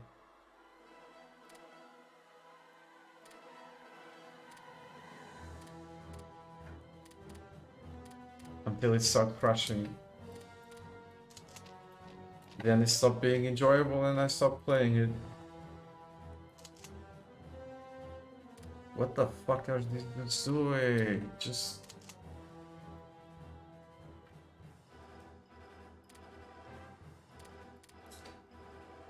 go for it. Why are you leaving, abandoning?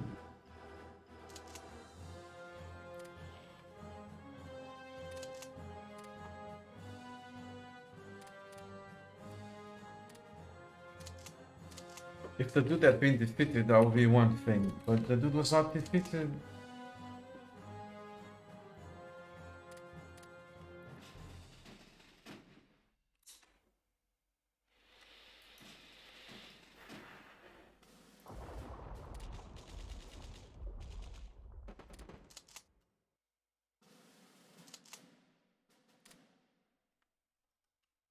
Oh, look, heavy armor. Oh, jeez.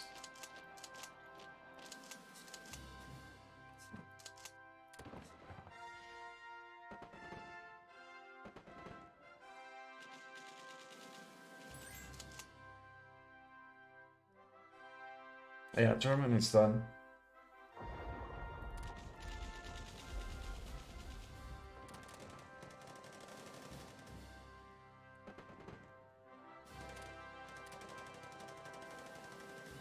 Or so it seems.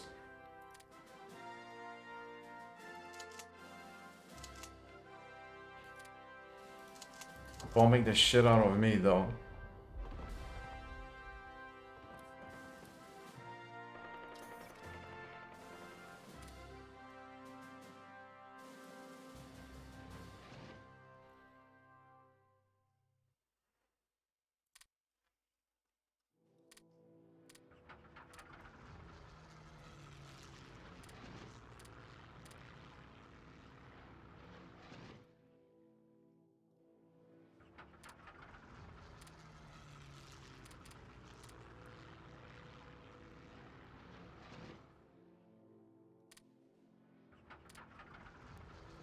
Go bomb the shit out of them too.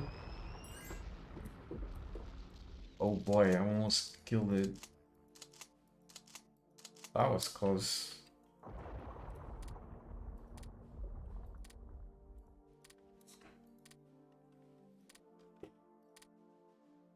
November 13th.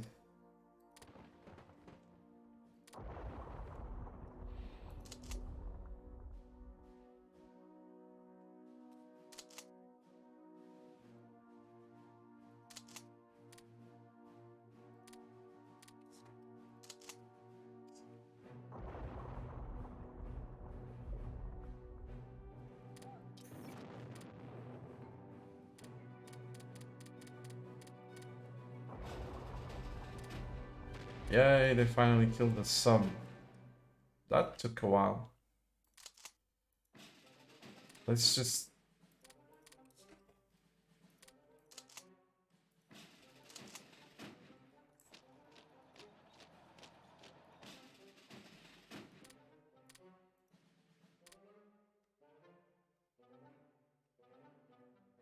I need these ships to be repaired.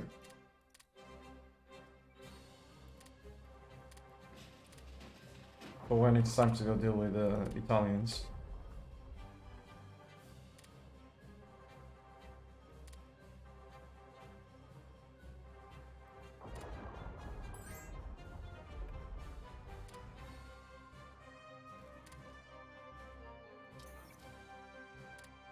Yeah, there we go. No longer delivering supplies, so no longer useful.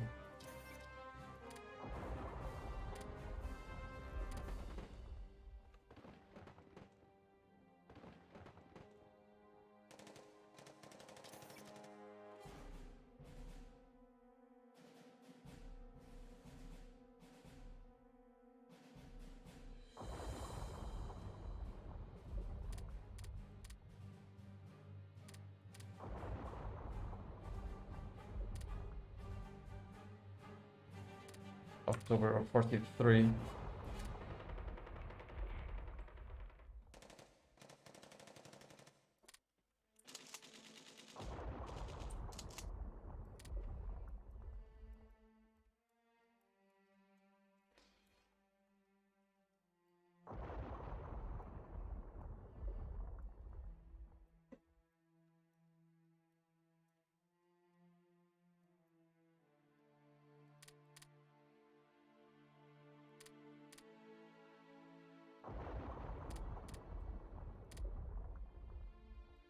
I hate the sound of the convoys being sunk.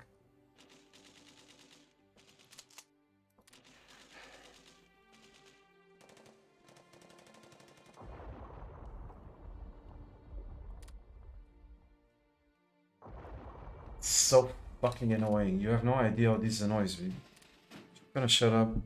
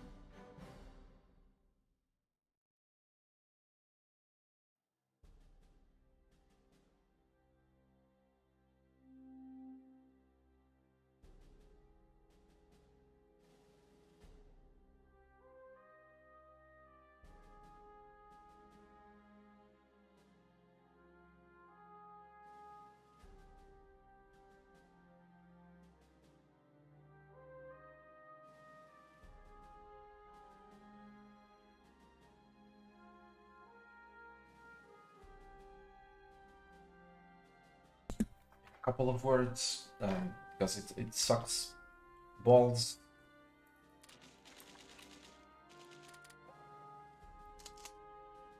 As far as I'm concerned.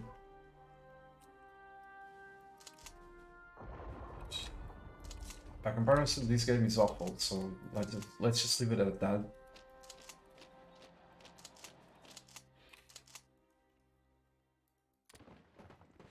If you like Hearts of Iron 4 and I'm like being a dick or sounding like a dick, saying that, you know, I apologize, but I guess to each his own. To me, it's awful, an awful game.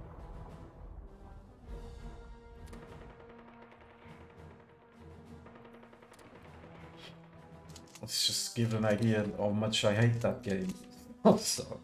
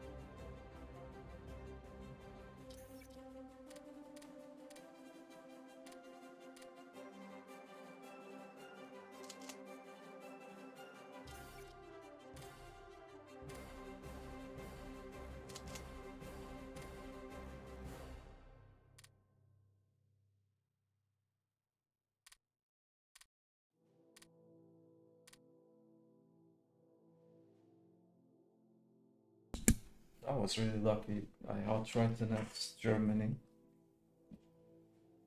There's always a chance of annexation upon surrender, but it's really low. That's why I say it was really lucky.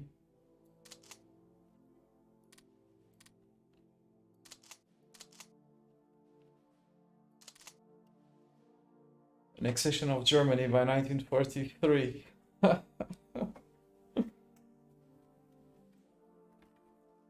Ah, this is funny.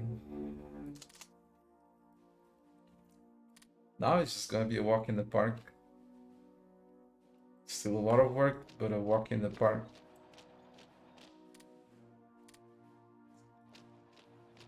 There's no longer the need to speed things up really hard because of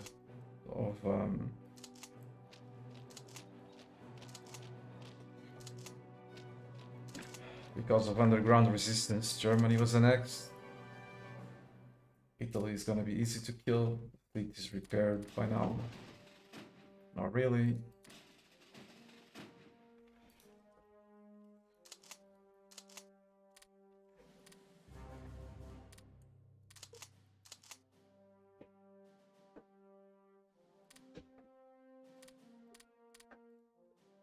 Finally, some luck. Anyway, I need a 5 to 6 minutes break. I'll be right back.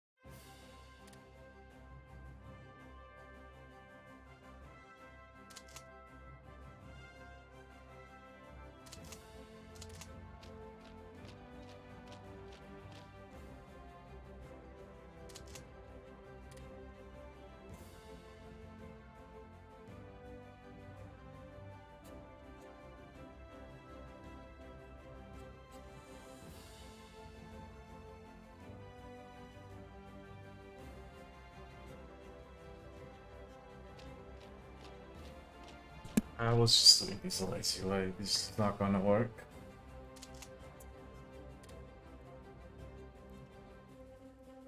I don't think I'm lazy. It's just that this is a lot of clicking, so I'm probably a bit on the lazy side. But I've done a lot of work by now, so I wouldn't qualify myself as being lazy. That it has been a lot of work. If I could have these headquarters do these without me intervening, but I know the headquarters is gonna fuck up, so I'm still not off the hook. Not yet achieved my goal. It's not guaranteed that it's gonna work.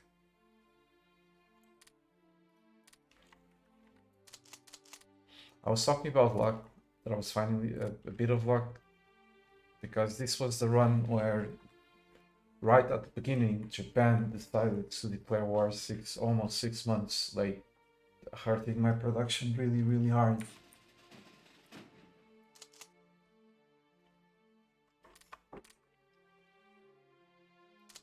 So now this was really lucky, a really good thing.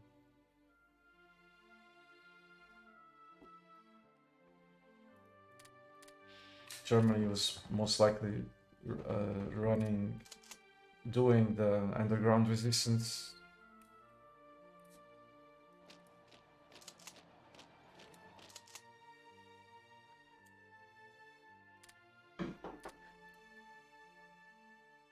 And now Germany, it's gone. It's gone.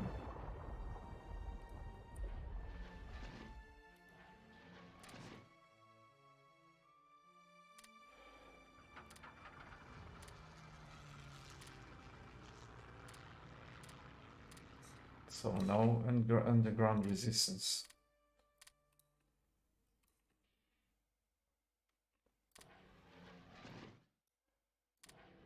It's probably gonna get in the way.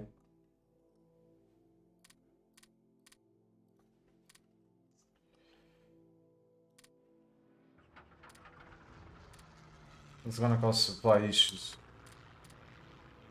but I'll risk it.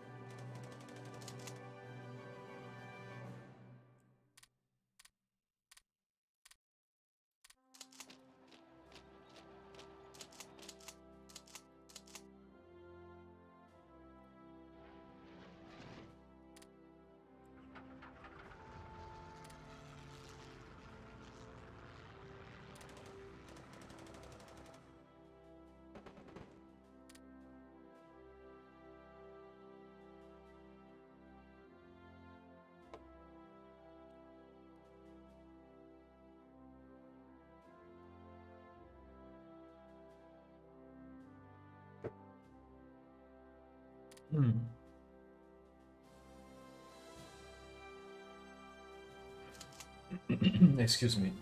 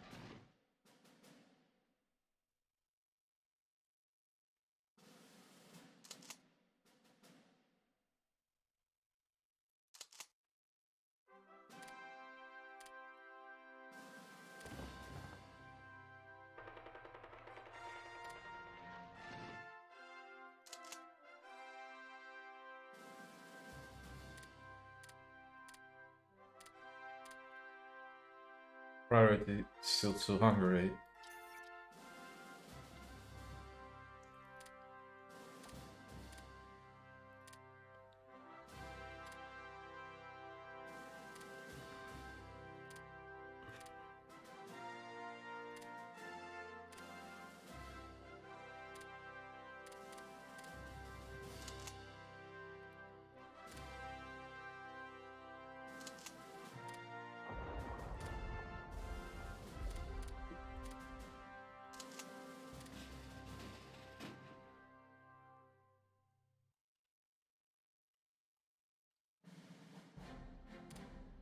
Going to rebase over here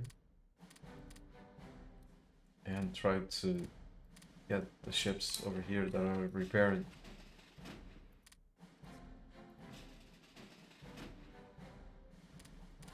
Lucky again. Really? I was lucky again.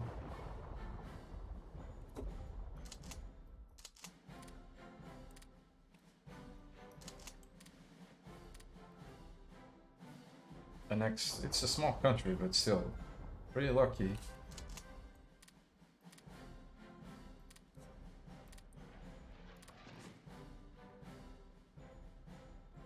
Nothing that compares with Germany, but the same thing happened.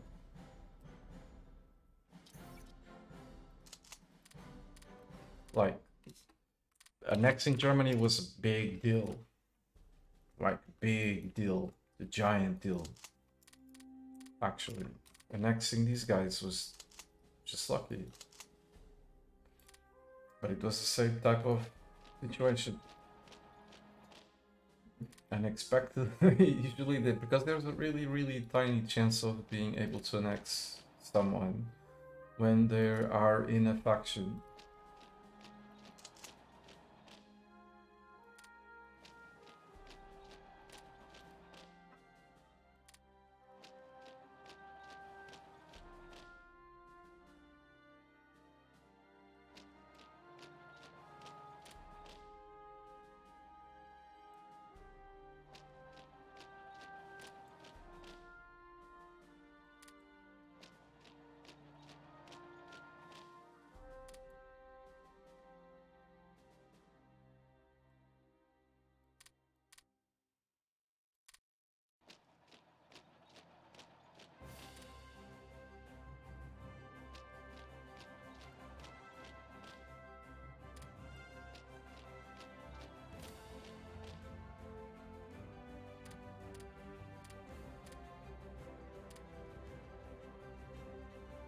Okay, that's mine, so that's the end of it.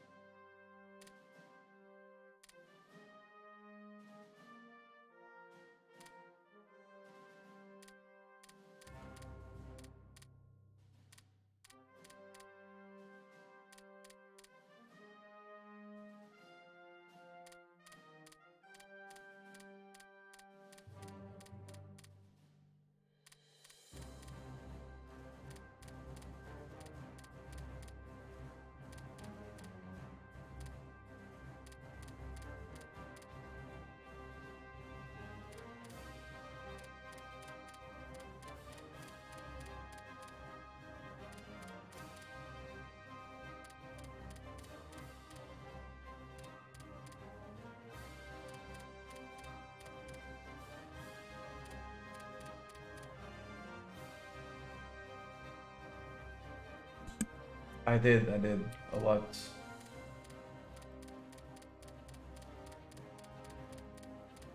Those are very important.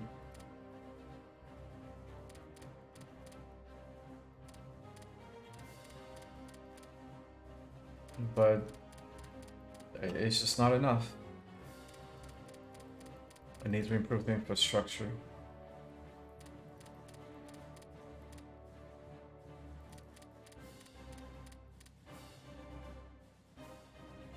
Yeah, I know.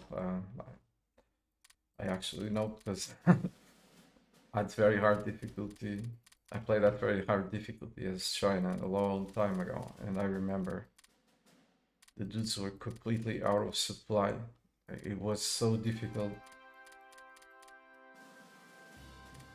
See the investment that I did in infrastructure in Africa sounded really stupid at the time, I suppose. But now look, I'm gonna show you the supply situation.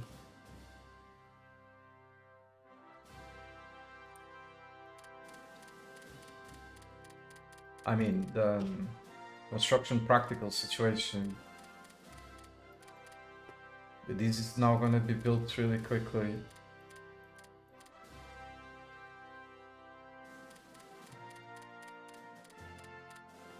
I'm doing a 2-lane highway because rebels, they might just decide to pop.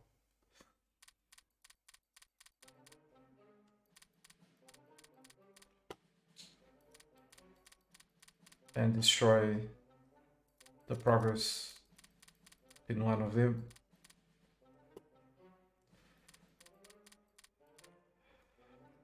Just gonna go with this one soon.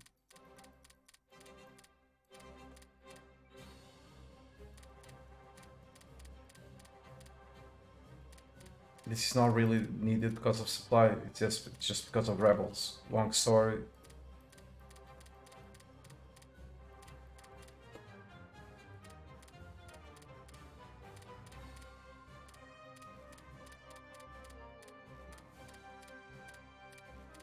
This does give me more places for the rebels to pop.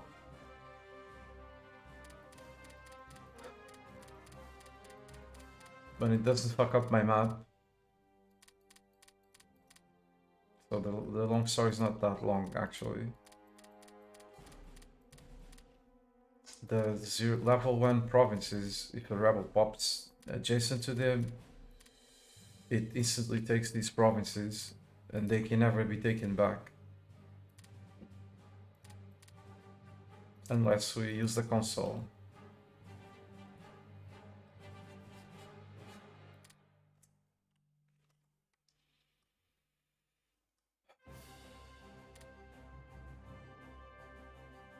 So where were we? Talking up Italy. Oh right, construction practical. 63 now.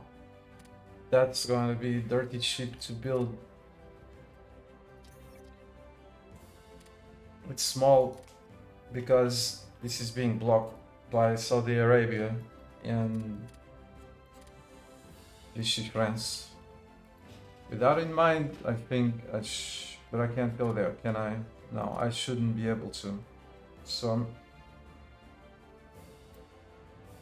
I mean, I can go, but I have to go around Africa, right? Right. So forget it. Otherwise, I would go straight to Saudi Arabia to restore the leadership, the connection to the capital, in order to have more leadership. See what I was talking about? Enjoy the rebels.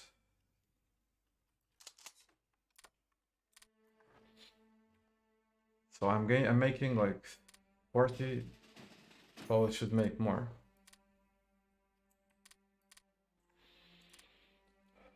Militia brigades to deploy them all over the place, since we now no longer have enemies, basically.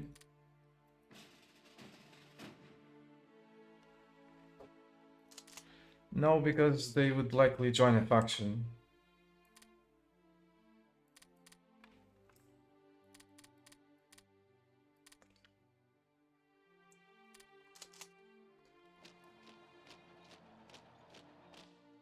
I suppose it, like this is still blocked, but I suppose you're right. Like I could land here, there, and there, and take the land. But I want to kill Vichy quickly. Don't want them going into exile.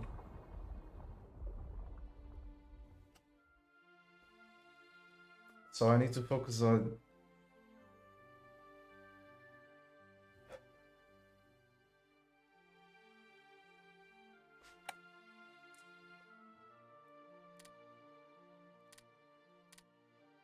I know this sounds very weak, and it is. This argumentation is really weak. And that doesn't even convince myself.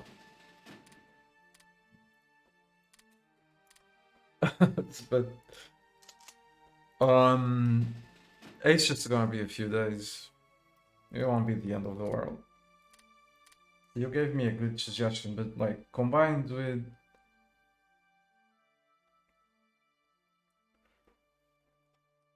I would have to restart the game, so no, I'm gonna just finish Italy off while I'm also working to finish off Hungary. And then I will probably go for Vichy. There will be just Japan left, no room, little room for Vichy to make underground resistance, or anyone else for that matter.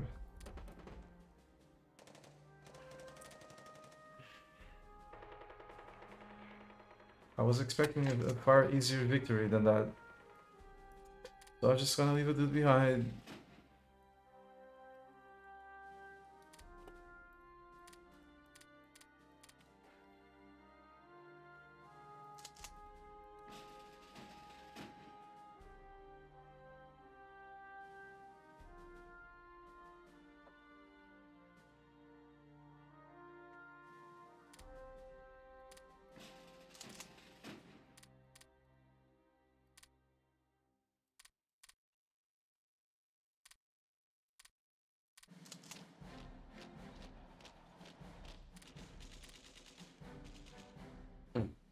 Hungary should be falling at any moment now. Not yet. We only took their capital.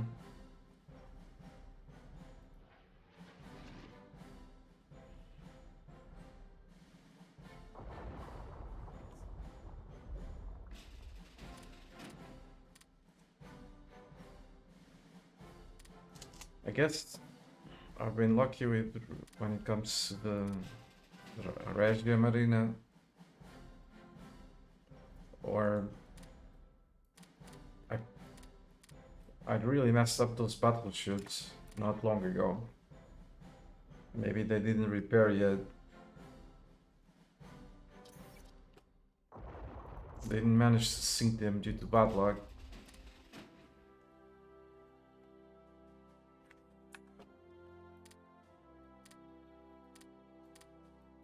But I did mess them up really hard, to the point that I almost sunk them all.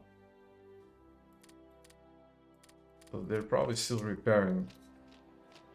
I know my fleet didn't repair completely, so if my fleet didn't repair, their fleet didn't repair either. That's my guess.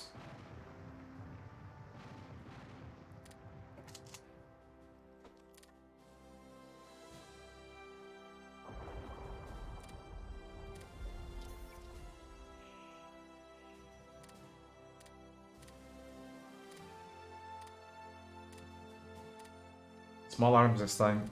I will upgrade small arms soon.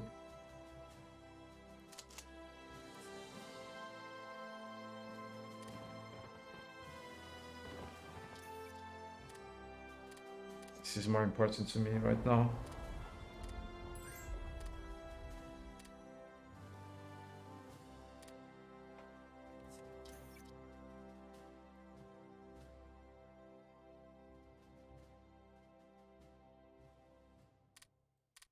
Yeah, let's just go all in on research right now.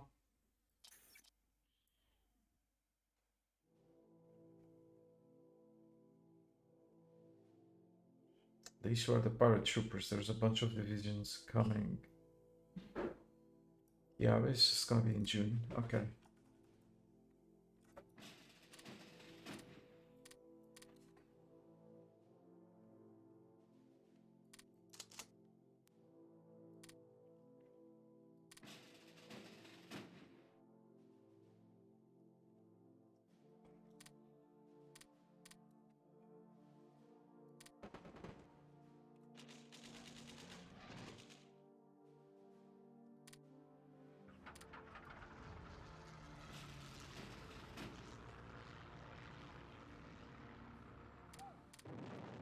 This is not the fleet that I was talking about. It was a fleet with a shit ton of battleships. I guess they're still gonna do damage. There goes one of my heavy ships.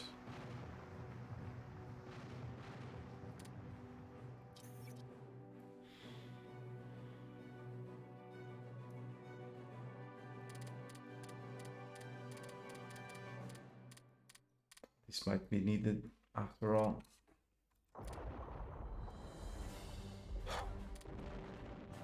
It's just because there's awful positioning.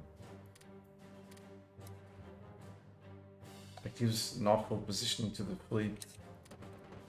So even though I have way more ships, I don't get every single one of them to fire. And when they fire, sometimes they fire and cause friendly damage. You know, the friendly fire. So they shoot at. Let's see individually what they're doing. See, shooting at the landing craft. Shooting at the landing craft.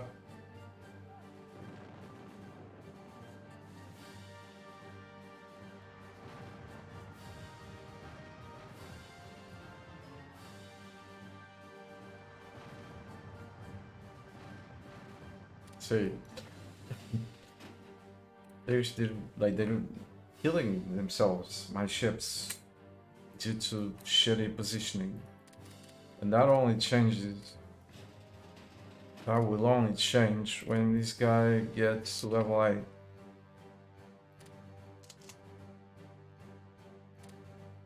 Then this sort of fleet will be super powerful. Right now it just guarantees that my troops won't die.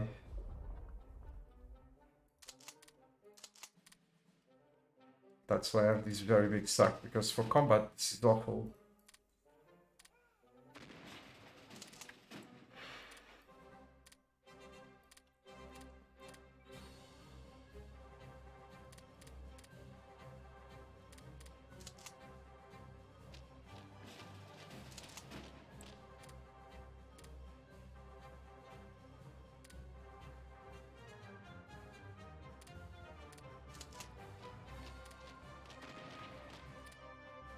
There goes another one.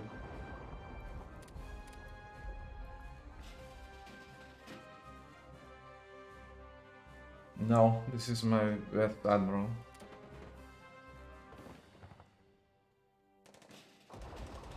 And it has been at maximum skill for a shit ton of time now. What that means in Hearts of Iron 3, if you don't know, you probably do, but just in case you don't know, they gain experience really slowly when they get to that point.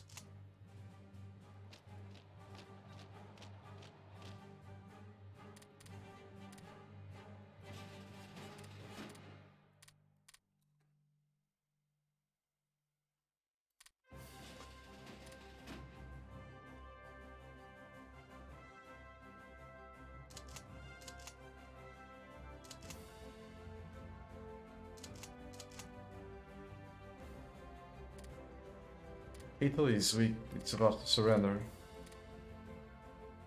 So I'm not gonna bother with garrison this properly.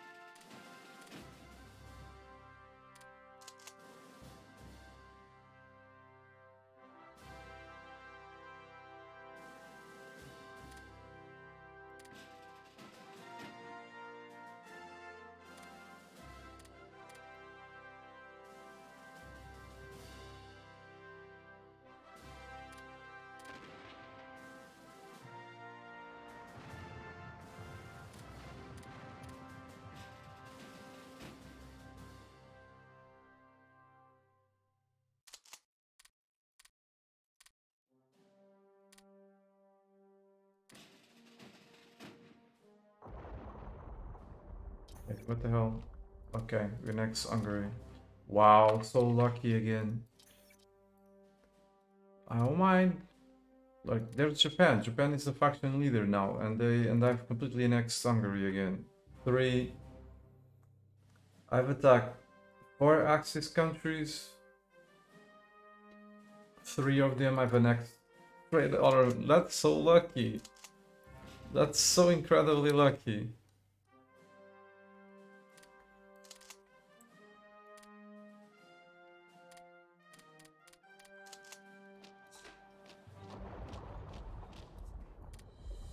The game froze there for a bit because of... Was that sarcasm? No, it wasn't. I was really lucky.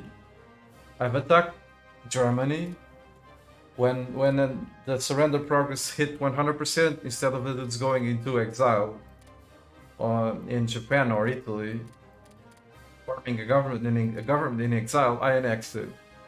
Then the next one to go was Slovakia,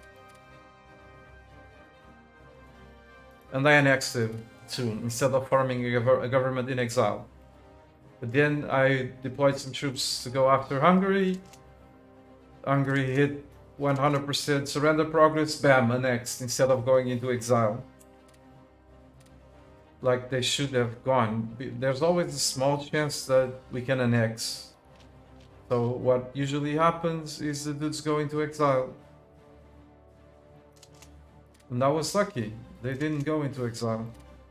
Incredibly, incredibly lucky.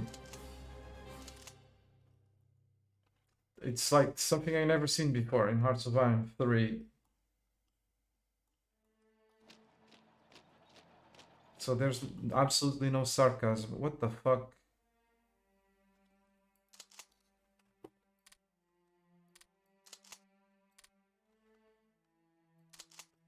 Because the chance of annexing a country that is in a faction is like 5% or 10%. Doing that 3 times in a row is just amazing. Amazingly good luck. Or some bug. So I guess if I annex Italy, I've just run into some bug that I can't reproduce. I suppose this was just incredibly good luck. Yes, I am at war with Japan. At war with the USA, at war with Palestine.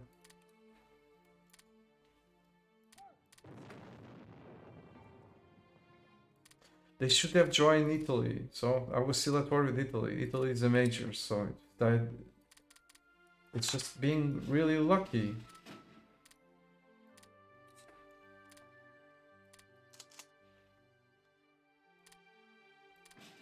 I won't complain. I've been very unlucky also. Like the example that I gave about Japan declaring war 6 months later to Shanxi instead of the 1st of July. Almost 6 months later, that's when they declared war. And that really screwed me over, delaying everything. I decided to continue, and this is the result.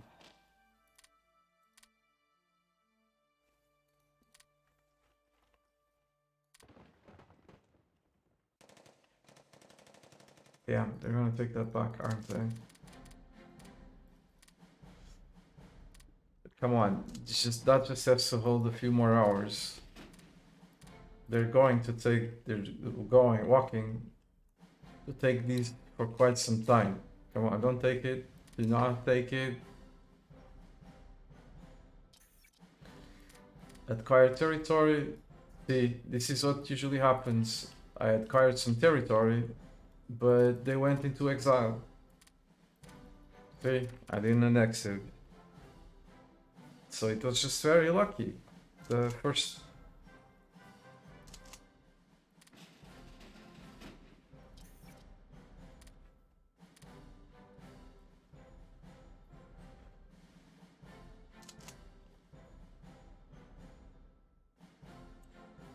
They didn't have enough time to get there. Good one. I'm just gonna do this the lazy way this time.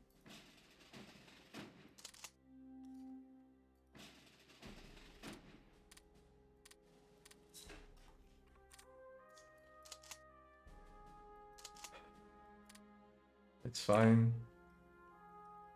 There's still a lot of things to be organized.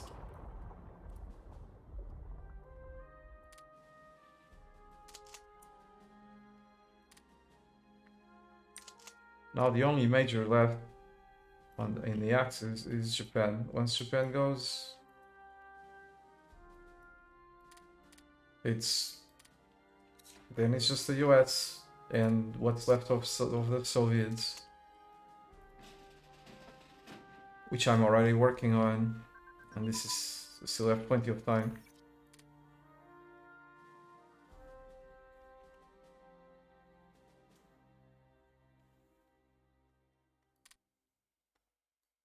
The issue are the airplanes. It's still very backwards.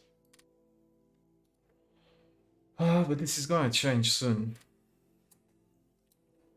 As soon as I get rid of Saudi Arabia, the connection is gonna get restored.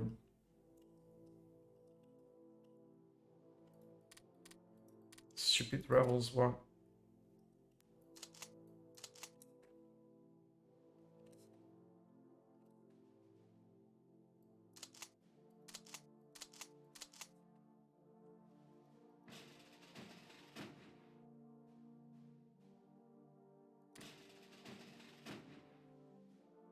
The issue is the name is all messed up.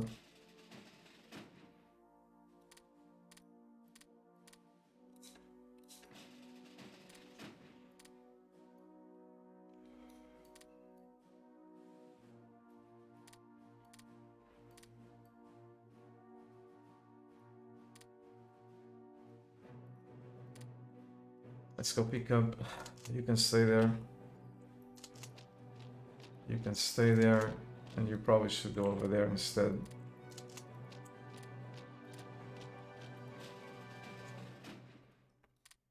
While everyone goes to that port, I'm gonna pick up the other ones. The Navy's also repairing. Selected the really bad port for the repairs.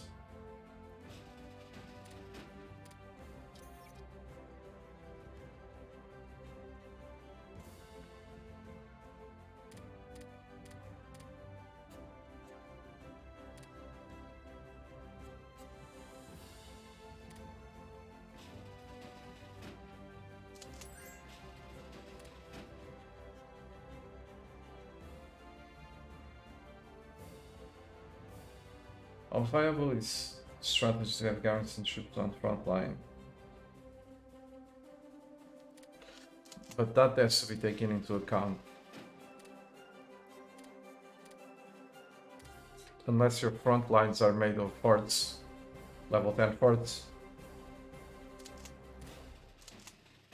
And even then, the garrisons will have to have some sort of anti-tank. Because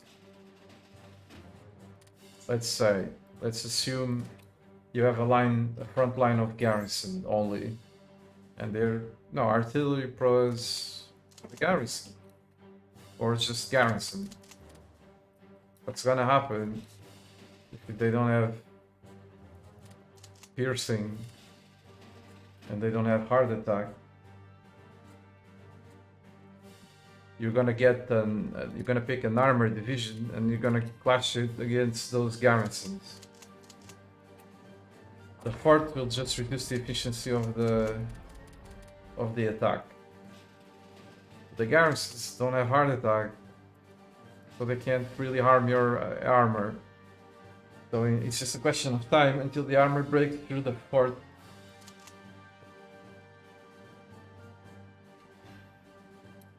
What do you mean by defensive support?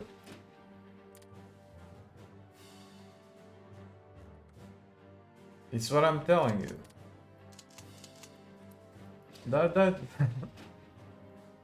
I mean, garrison for defensive support, militia for offensive, and air support for dealing damage. That's not gonna... Garrison's just bad. Well, then what happens when the line moves forward a bit? Then the militia moves at triple the speed by comparison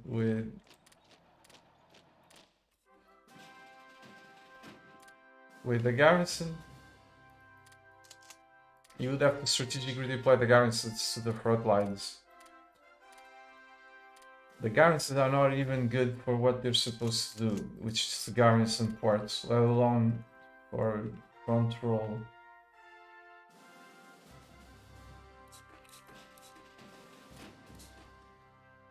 You did it. So you already know what I'm talking about. You move a bit, you have to strategically deploy the garrison forward. Then the militia gets attacked, the strategic redeployment stops. Then extremely big issues with supplies because of strategic redeployment. I just hope this doesn't freeze. Come on, you can do it.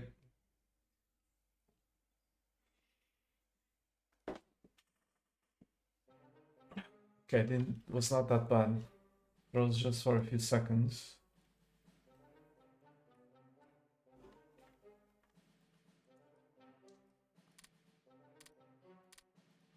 The garrison, like, honestly, not to each his own. I always say that. I'm not trying to force my way of play upon you. I can only say, from my point of view, why something is good or bad. From my point of view, garrisons. Damn, see? Rebel province that's never gonna be taken back.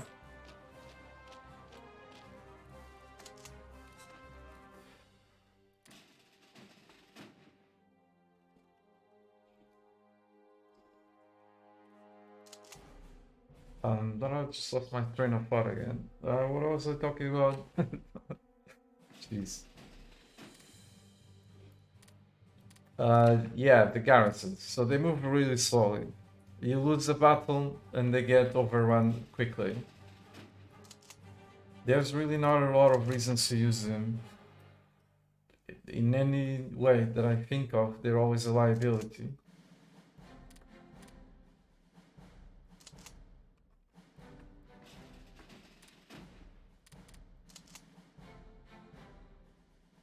I suppose for a playthrough where you want sort of handicap, play differently, or to play differently,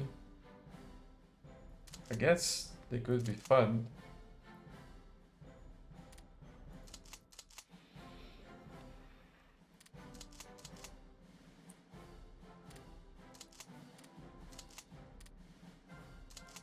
Just for a different way of doing things. But that's about it. For me, that is.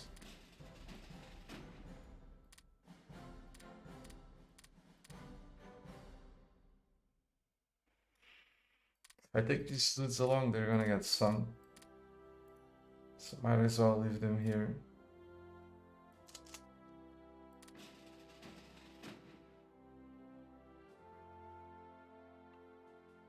You did that due to supplies, but that was in China, right? I guess it also depends. That's something I forgot to say. It depends also where you use them. Yeah, China could be, given that Japan doesn't have tanks. Japan only uses soft units. Then, sure, to garrison the port, it's a poor man infantry. They've on officers. It gives you a shit ton of time at that stage. It's early in the game, there's not a lot of soft attack, the defensiveness is more important. That's where a role where the garrison kind of fits, but it's still a liability because if they get overrun, if they get defeated, they get overrun instantly.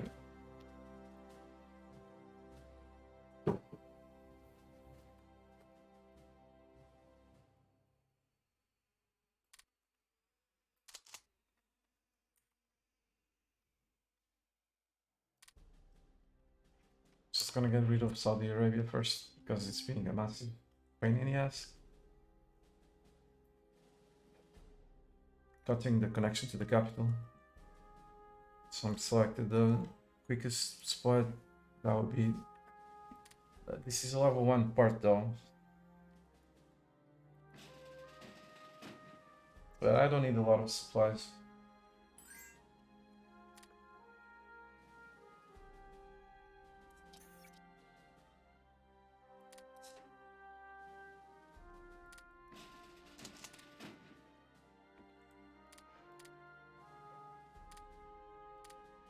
There's probably no one over there, but just in case.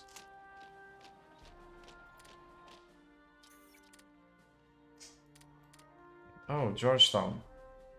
That's, man, I don't know what we are going to live with that loss. It's going to be extremely crippling. Good job, Brazil.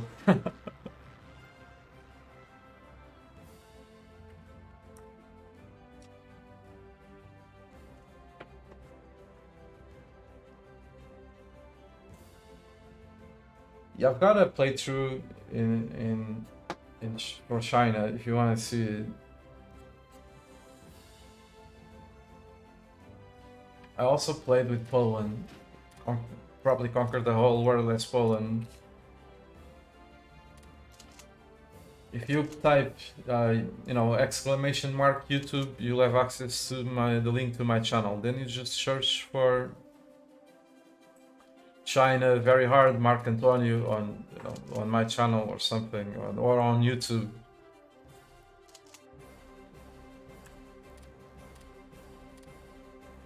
And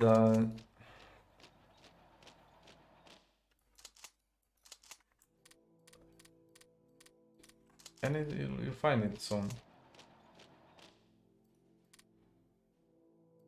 You might want to have a look at it, and if what you learned from me didn't help from watching these streams, maybe playing the specific country will help you. Seeing me playing the specific country. Supplied from Venice. Supplied from, well, from where it's supposed to be supplied. I'm looking for a supply center where I can rebase this fleet and get closer to Japan. You need to watch that. I didn't play Poland historically, by the way. So yeah, but I have a pretty historical playthrough as France at very hard. There was a lot of drama. So if you like drama,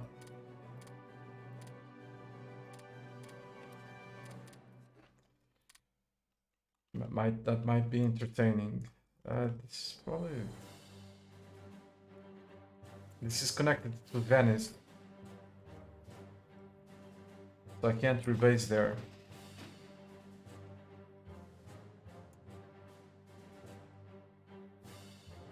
The supplies move one province at a time, so you see how much time it would need to give me the fuel needed to get there. So this is a problem. How about over here? I think this over here is probably better, because this is a level 10 port, I think. Yes.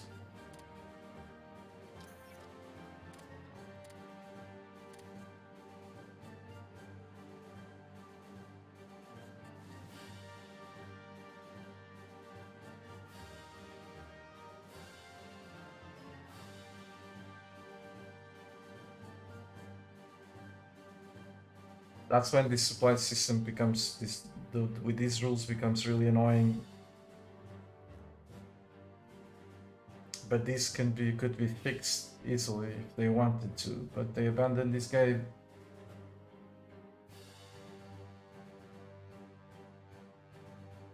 To go to Hearts of Iron 4.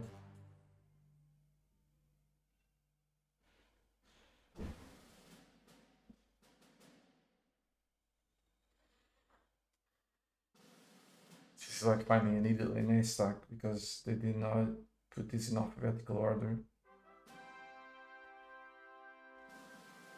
I probably already missed it. Nope.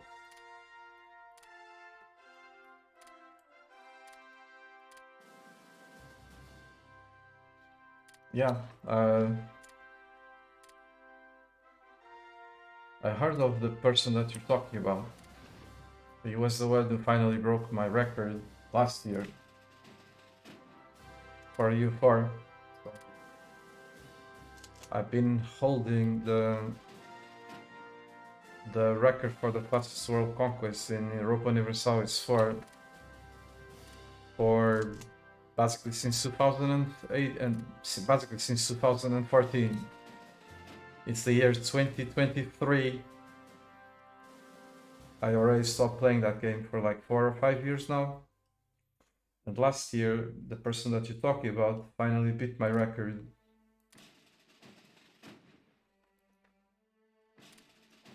I was basically, when I was playing it, I was competing against myself for the most part. There was a couple of people that actually beat it once or twice, but they used my strategies with exception of they used my strategies. They didn't come with anything. Well, I'm not being very how do we say it, polite with one of them, but because he did innovate a bit with HRE at the time, but at the time the HRE was not the fastest way to go. But it's a long story. So yeah, I know him because he beat my record last year, and we've talked. He actually contacted me for information on previous patches.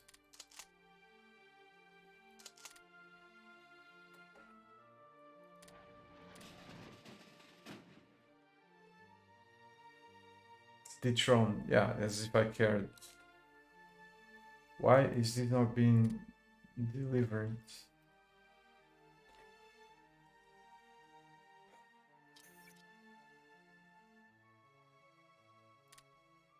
Why is this not... Is this supplied? What the fuck's going on? Supplied from Colombo. I've selected the wrong one.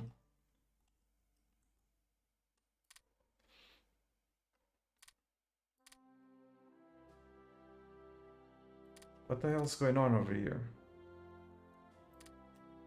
This is bugged.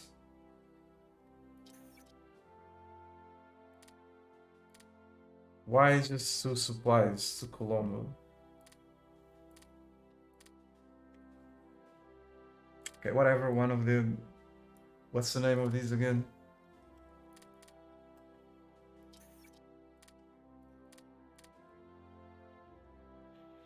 If I enjoyed the Europa Universalis 4 and went to play it again, I bet I would beat the record again. Probably one of the strategies that I came up back then still works. I will still be good enough to beat that record. But I don't care. I hate Europa Universalis 4 as it exists today. It just tests my patience instead of accumulating my brain, so I don't really care. I don't care with it like for 4 years or more.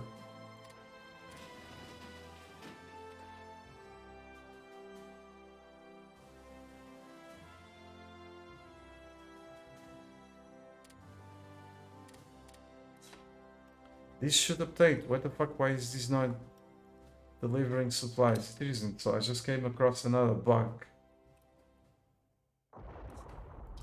Why is this shit not delivering the supplies? This has been plagued with a lot of bugs due to it's just delivering one supply, like one supply for the militia. The fact that these dudes are supplied from here, the game is not reacting to it.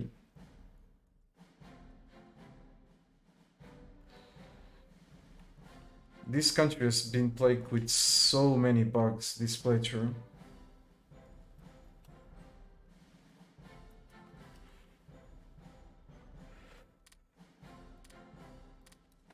Maybe this will update tomorrow or something.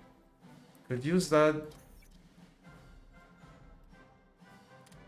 Oh, finally! Yay! Still, this one didn't update. This is incredibly needed.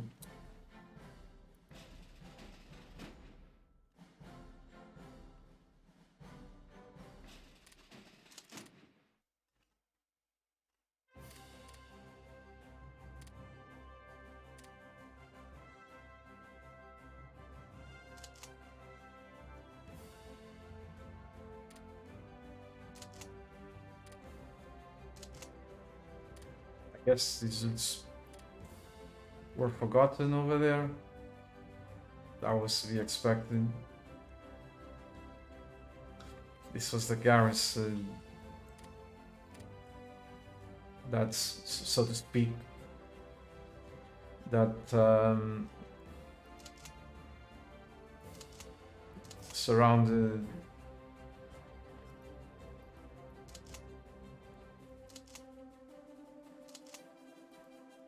surrounded Berlin. That's gonna be a lot of strategic redeployment.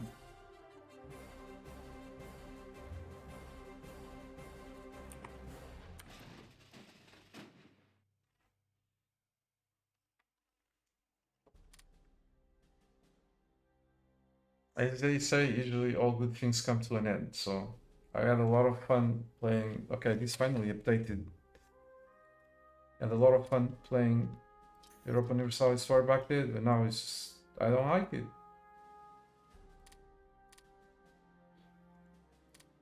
Nope, still did not update. Still delivering just 2 supplies for some stupid reason. Let's kill this convoy and create another one.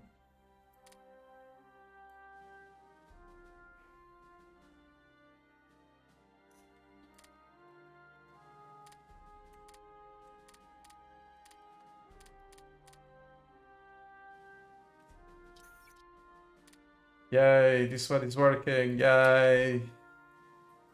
Oh, I remember now. Just being an ass. This was connected to the capital, so therefore this worked. The issue is that the Saudis block the connection to the capital, therefore Madura cannot deliver any supplies. But since I unclicked this button, the AI couldn't create the supply convoys. So that was our bug. That was just me being an ass.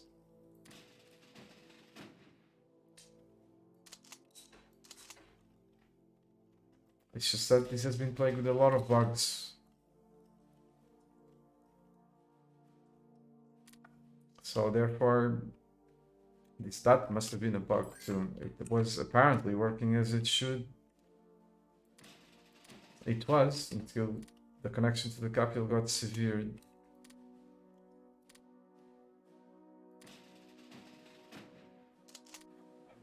I need to get closer to Tokyo, so I'll take this part. Maybe. Who knows?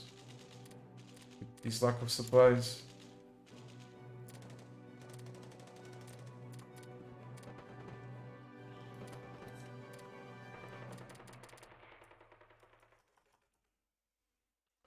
Any supplies? 500.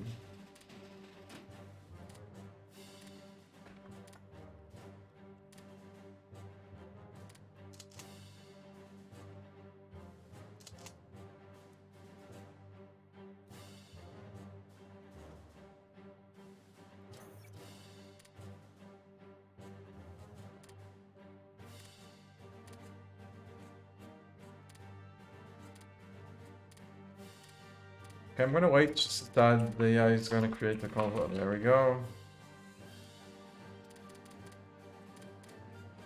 It's probably safe to go now.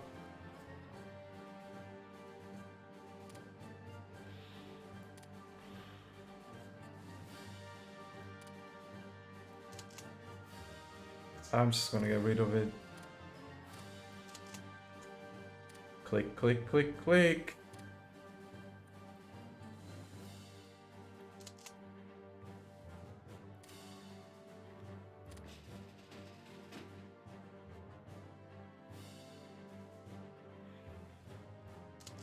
Actually, let's stop being...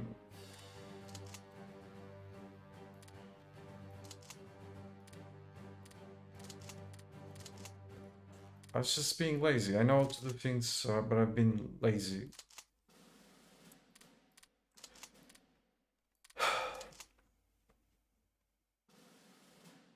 Where's my best general?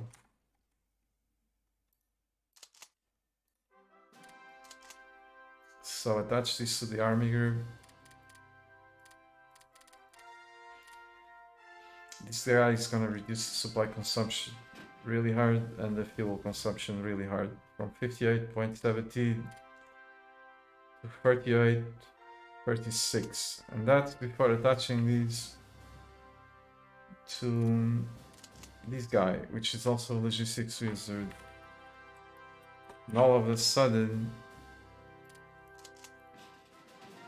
this requires just 34, which is more than enough for a level 10 port.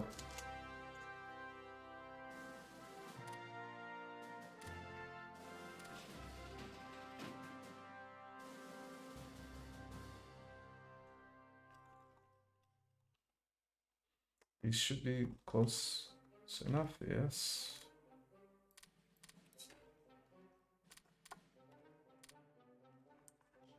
Hello, Chisho. How's it going?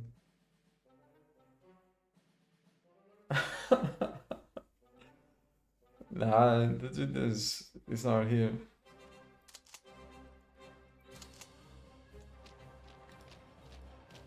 Man.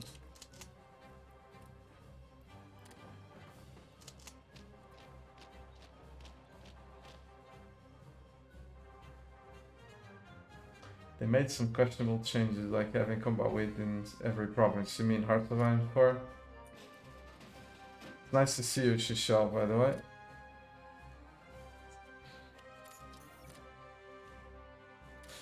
Yeah, I don't want to go into it again, but I guess I could comment. Why not? Why not comment that I'm just gonna rant for half an hour? Suppose people like ranting or something. It's bipolar. The design is absolutely bipolar. But I understand why it is that way. It's because they only care with the money. If they actually cared with making a good, consistent design, a quality product, that change that you're talking about wouldn't happen. Oh shit, the game just crashed.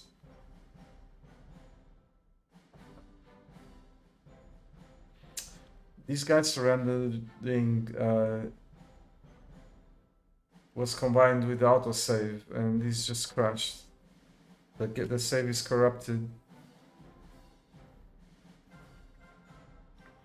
I can't wait, but usually when this happens, the save gets corrupted. This stays saving like fucking forever, never truly saving.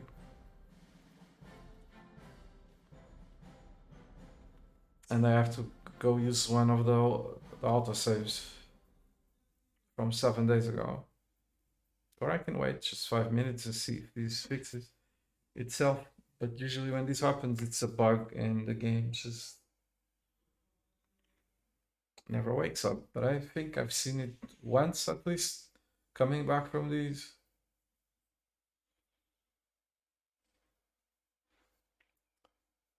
Like the dudes in the forum a long time ago, many years ago, when they announced Hearts of Iron 4, they just started trashing on Hearts of Iron 3, saying how bad it was, and that it was a lot of micromanagement. It was just, everything's bad about Hearts of Iron 3, and how they didn't want people to micromanage.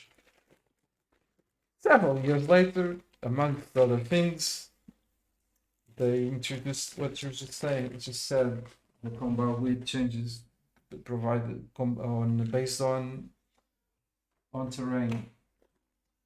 So why, if you don't want micromanagement, if you don't want people to micromanage, if you don't want the if you want a higher level of management, why the fuck do you introduce combat with changes at the province level? Because that's just forcing the player that wants to play efficiently to micro the fucking army and then you himself, and then you don't give him the tools to actually micro the fucking army, and the list just goes on. So I could stay here talking for probably 24 hours and I would still have stuff to criticize because it's just ridiculous. Yeah, another ridiculous thing is such as said the first crash for today, and exactly at an autosave. So I just lost 7 days.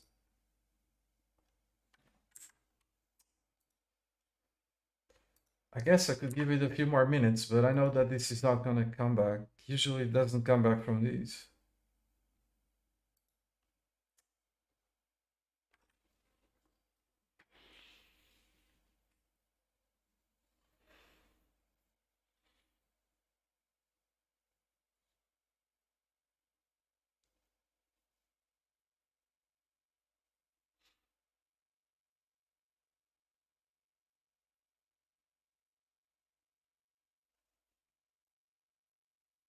Oh, I just noticed I misread your comment.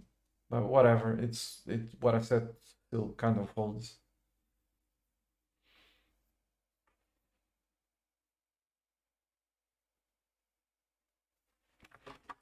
Not I never played you 3, so I thought you were talking about Hearts of Iron 4.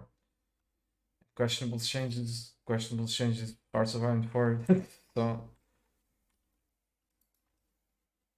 like it's this game that I'm playing having changing combat with, like the combat with changing according to terrain, I wouldn't mind. Actually, it would be a good thing in terms of it makes sense. But this game has an UI that's adequate for the player to micromanage his troops. And it's not only the UI, it's also the map itself.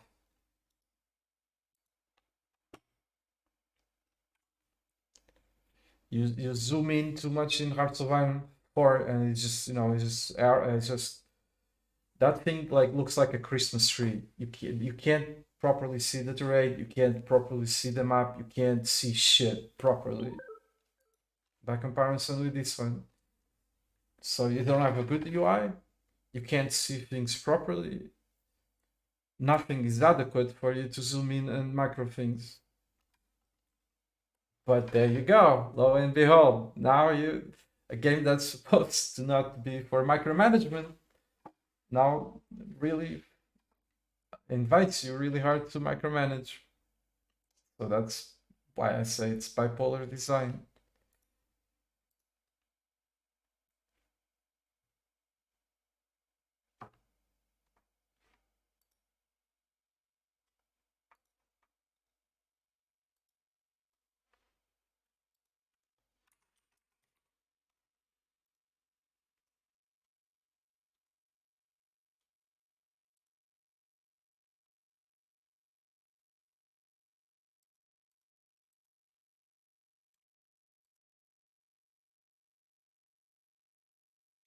Okay. I had to leave Steam for actually to get rid of Hearts of Iron 3, otherwise it would prevent me from using my first monitor. Whenever Hearts of Iron 3 crashes, it's really difficult to get the monitor back.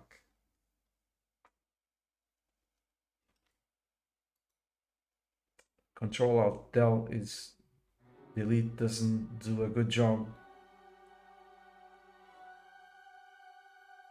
At least not on my system when it comes to Hearts of Iron 3.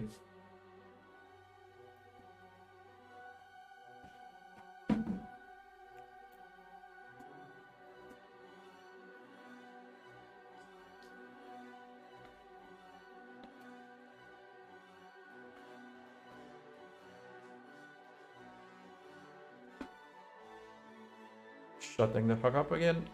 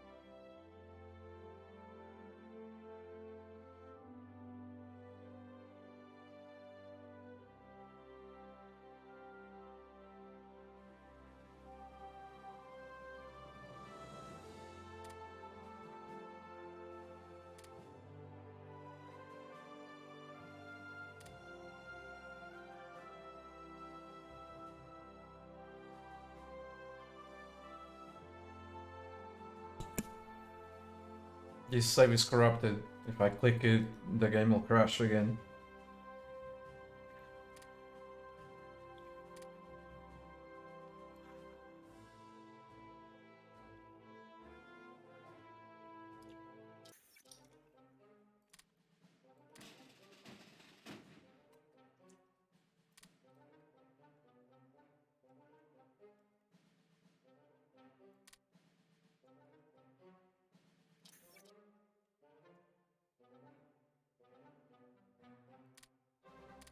Okay, this is the timeline where this is working. Good.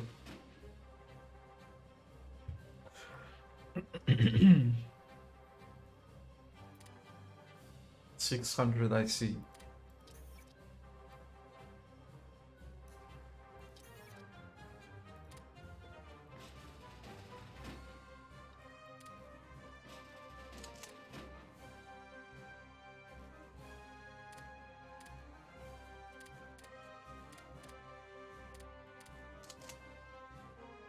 To stop remote playthroughs, allow Jinx 7.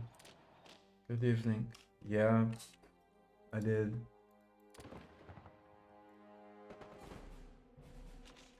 Can't stand Rimworld the way that it is today. We now have vampires in the game. No? Vampires. But they're not called vampires.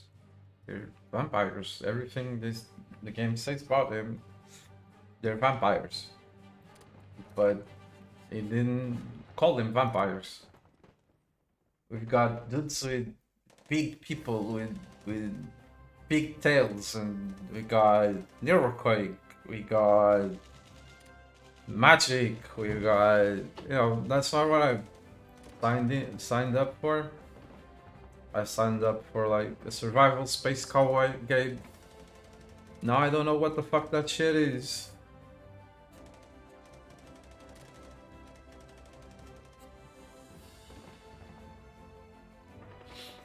Mechs, what? You can have a colony of mechs, yes. And the playthrough, the performance is just shit. The dude doesn't play his game, he doesn't care, he just cares with selling DLCs. Crappy ones. And with each one of them, the performance gets fucked up even more.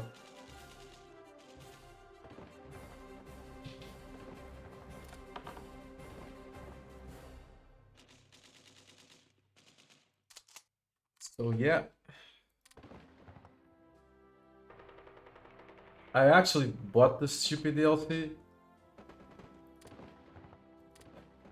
And I went to play the first playthrough with it, with the only thing that I cared about in the expansion.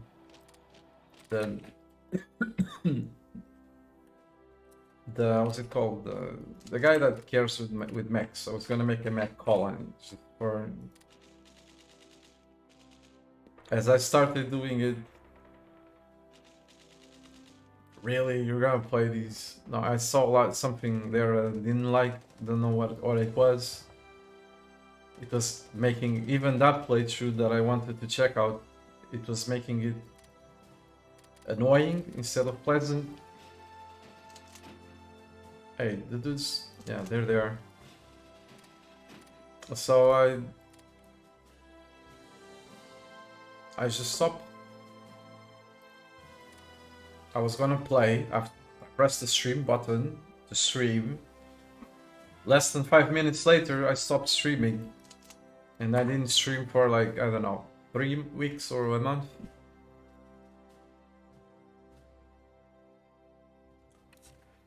Surviving the Aftermath. I've heard of it, but wow, this is level. I thought this was level 10. I've heard of it. But I don't think I did play. I don't think I played it. No, I don't think so. But I heard of it.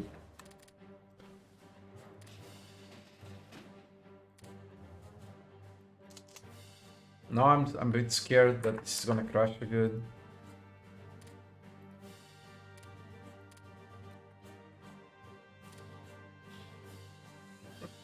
Sure. I'm just gonna...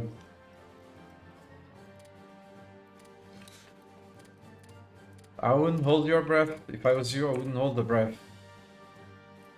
Just too much stuff. Got other games that I want to play.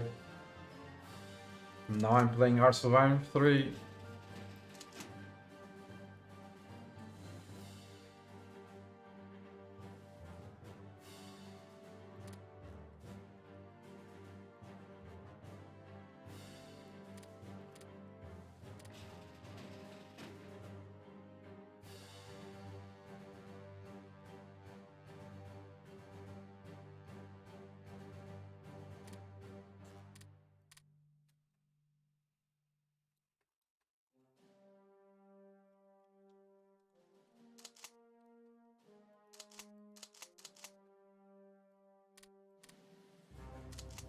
It's always the same thing. I play Hearts of Iron 3, then I played it for thousands of hours. I got bored because I played it for thousands of hours. I exhausted its replayability. This was like 8-9 years ago. I don't, probably more. I'm not sure. Then I changed to U4. Don't you play Hearts of Iron 3 again? Why are you not playing Hearts of Iron 3? When the dudes fuck up U4 beyond any recognition, I stopped playing U4, go play Rimworld, or then the dude fucks up Rimworld beyond any recognition. And before that happened, spent 1 year streaming for 4 people to watch Rimworld. Then I spent the next 3 or 4 years playing Rimworld because it was a really good game. Vanilla still is, but I played it to death, so I'm bored with it. The dude completely failed to make the expansions refresh the game, instead just turning the game into something else that I don't even know what it is these days. So why don't you play Rimworld? I'm playing here Hearts of Iron 3 finally. Why are you playing Black Eyes? You should be playing Black Eyes. Why are you not playing Black Eyes? Why are you not playing Hearts of Iron 4?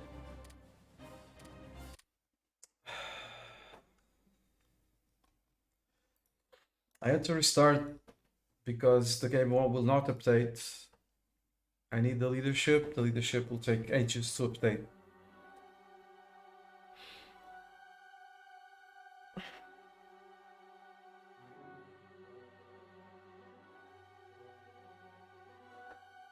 I play other game? No, I played, I don't know, dozens of games since I started playing Hearts of Iron 3.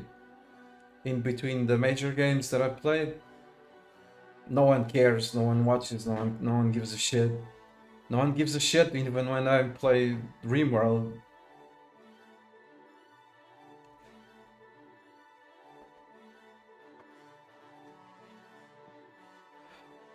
When I played Europa Universalis 4, was probably the best player in the world, in the whole world. No one gave a shit.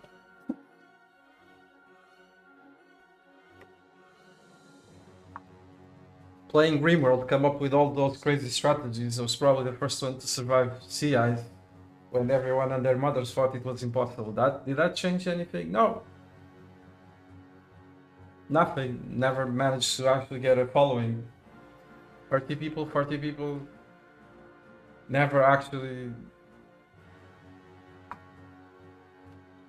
Nothing. So the only thing I get from streaming mostly is just the fun to play whatever the fuck I want.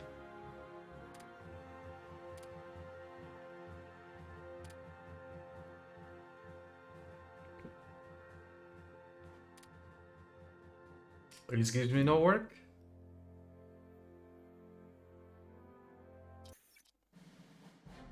So now what I want to play is Hearts of Iron 3.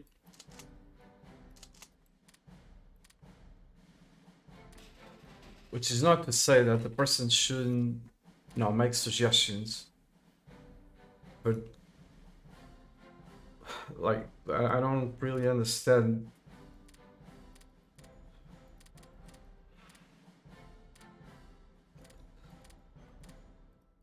I bet there's people out there playing RimWorld right now and playing Hearts of Iron 4 and playing... I bet there's also dudes going, oh, why are you not playing Hearts of Iron 3? You should play Hearts of Iron 3.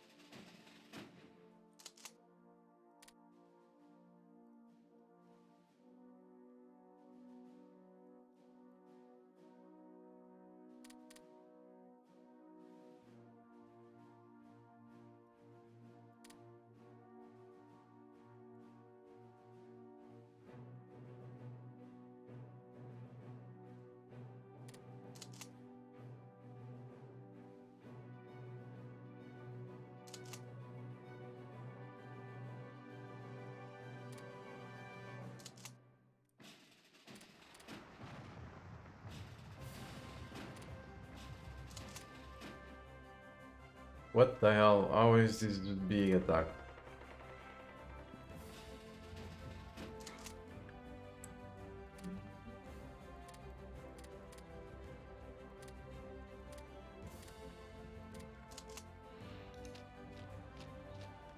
That's probably a brigade.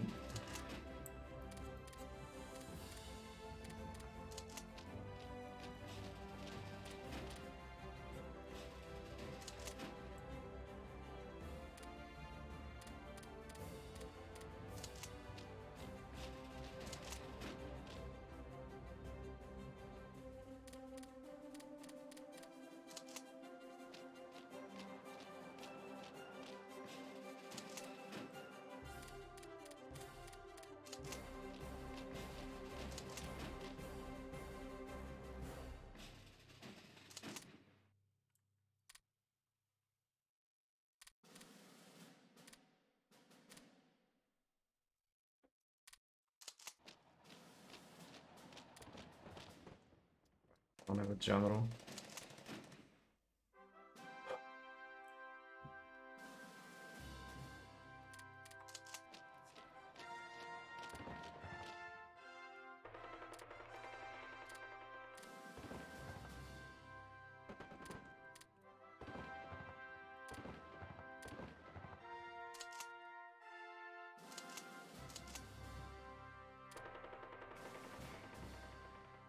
When I say, you know, back in the day, no one gave a shit.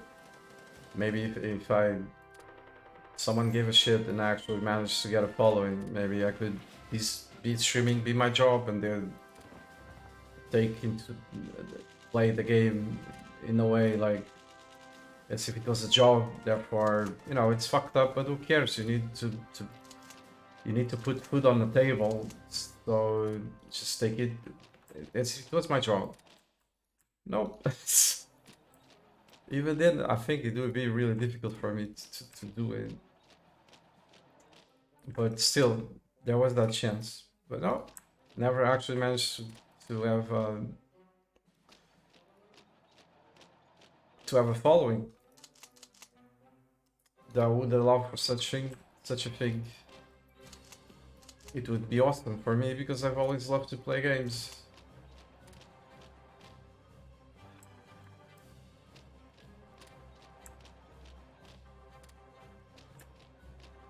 Here I am playing games. No one is I basically get nothing out of these days. Just like almost always has been. But I'm here playing because I like to play it. But there's always someone want me to play something else. Now state doesn't come here for months on end, like sometimes years. Sometimes years. Years. Hey, why are you not playing EU4 5 years later? And it's hilarious. Why do you care?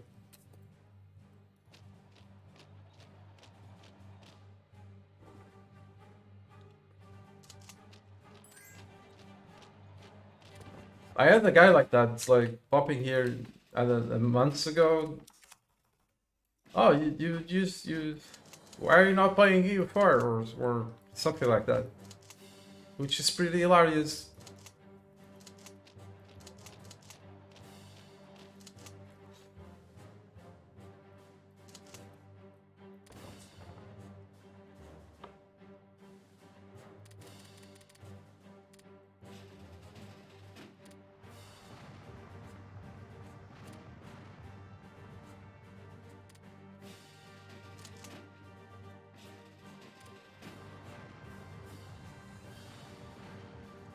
Air Force, just to help out. There's plenty of supply.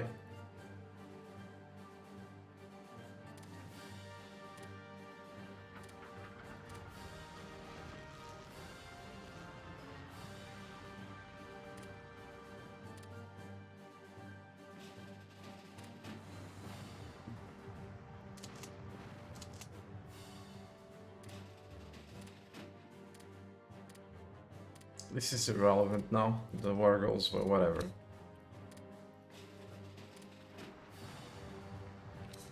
Could you guys go rest?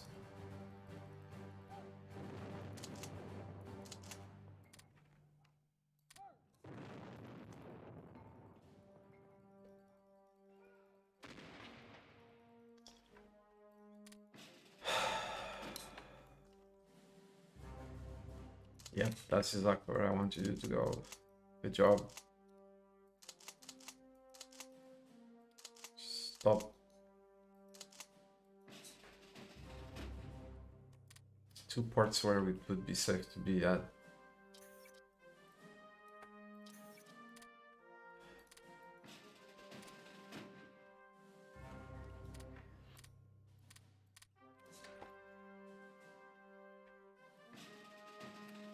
Awesome, militia. So now this is connected to the capital. I'm gonna put one militia at every single one of these spots where I've got leadership.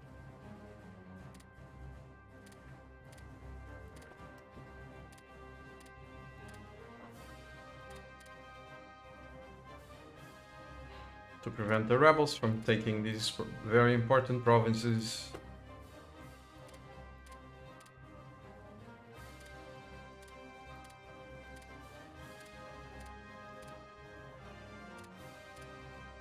And help me fight these.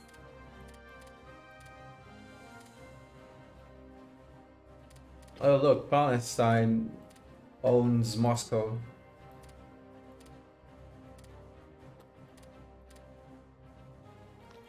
Finally, it was about time.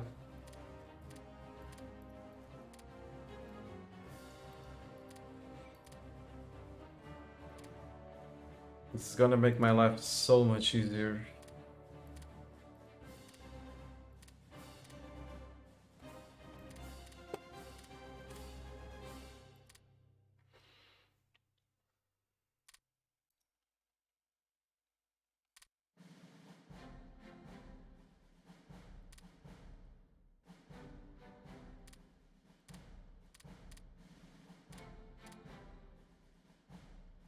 This stuff didn't used to give any leadership because it wasn't connected to the capital. Now it is. Now it's precious to me.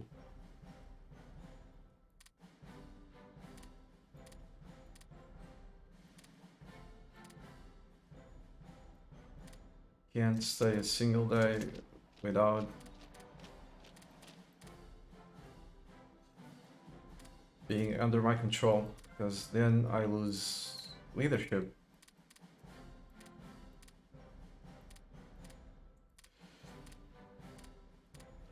And this is just the first pass. There's others that need to be checked. Like they're not, some of these are not VPs, but they have leadership anyway.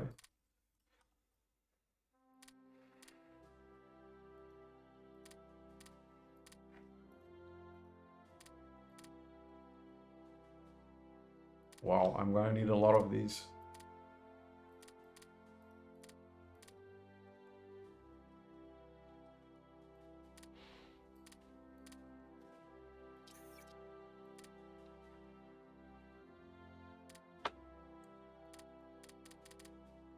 It's never too late. First video of yours that I watched was Albania World Conquest, but you played as well. What, I'm playing it now? So yeah, because if that's what you mean, and hello, by the way, if that's what you mean, I spent many years ago playing Hearts of Iron.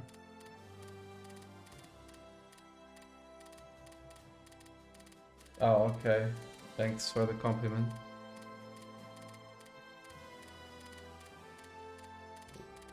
Just like Rimworld, I bet in a few years I'll probably feel the need to go play it again. But it's gonna be with all the expansions disabled. Most likely. I don't know, maybe in 6 months I'll play it. Just right now I don't feel like playing it. If I feel this way, it's gonna take, I know myself, usually takes years for this to happen.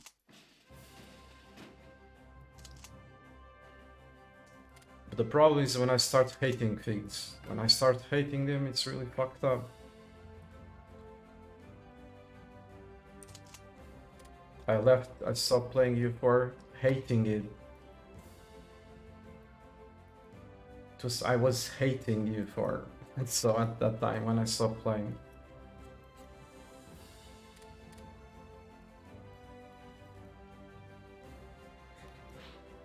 It was actually getting to me. I was always complaining. Instead of actually enjoying the game, I was always complaining.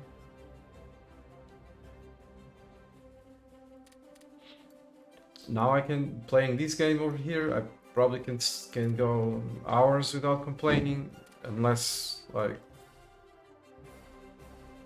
I mean, I will always complain, so, but the general mood of the stream is gonna be good. I'm having a good time because, why will I complain? Because this game is not perfect. I hated Rebels back then, I still hate them. It's a short. But the overall headquarters bugging out, I hated them and complained back then, so today I'm gonna complain still. But it's not the same thing as it used to be. When I was playing EU4, I was lashing out on the lazy developers that spent 6 years spamming DLCs, or 5 years, and the bug was there from the start and they never fixed it. And there I was putting up with a stupid bug because the lazy developers didn't want to fix it. It's just one example. When there's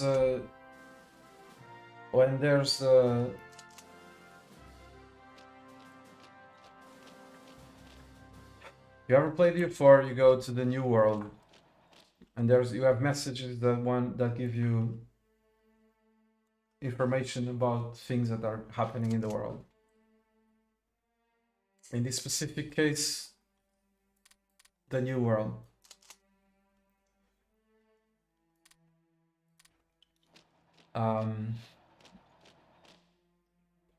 Something happened in the new world. You click the pop-up to let you, because the pop-up is like localized. It's like a link, not localized. It's supposed to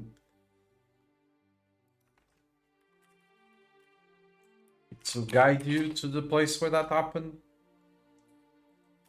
so that you don't have to like click these and go, or zoom out and go to the place where it happened, or search for the province. Let's say I don't know what province is that. I have to search it. Instead, the pop-up conveniently gives us a link.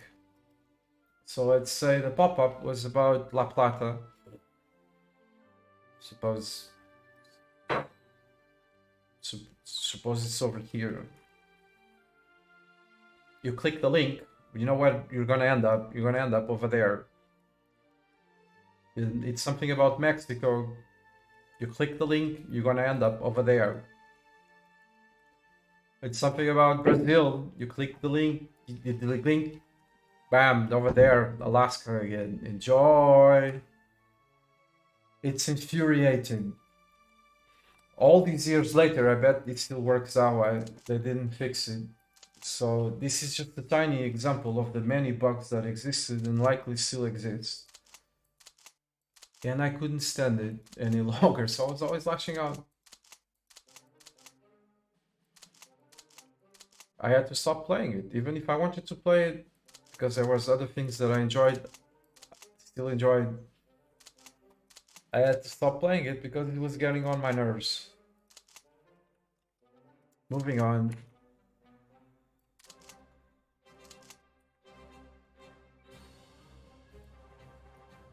And the same, unfortunately for me, the same thing happened with Rimworld. The dude has been focusing on just spamming DLCs of very questionable quality. It doesn't carry the bugs. The game is riddled with bugs.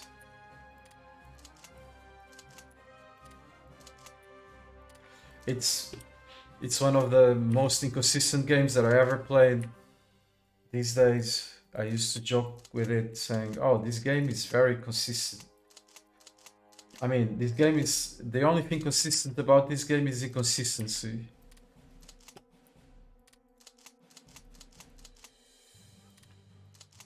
So that alone already speaks volumes about the state of the game. Obviously, I had to stop playing it.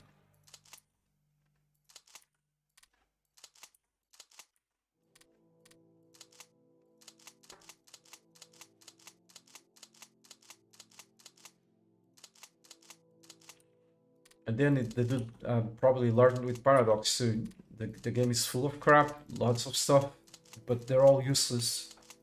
With the exception of a couple of things, they're all useless. That's why I say learn with Paradox. Paradox just loves to develop shit that's completely useless. Just for the sake of selling DLCs. Oh look, we got these. Then they sell it. And if it's too overpowered,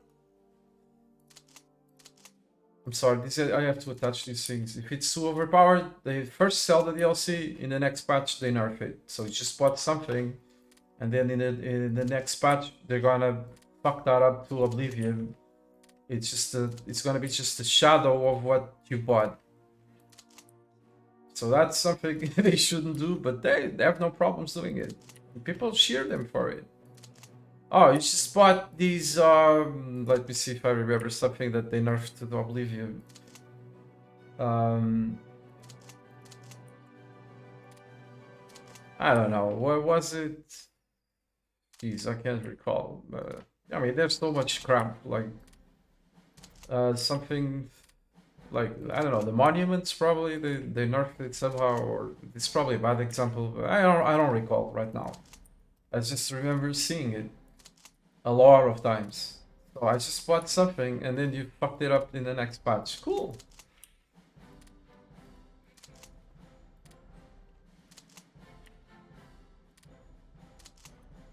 And people cheer them for that.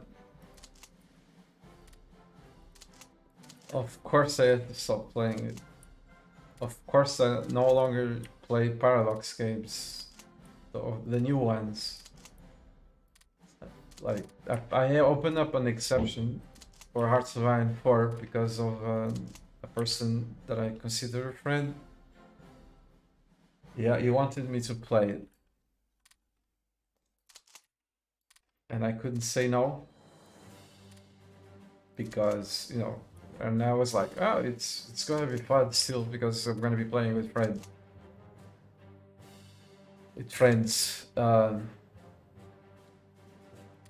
But it's still very, very, very difficult.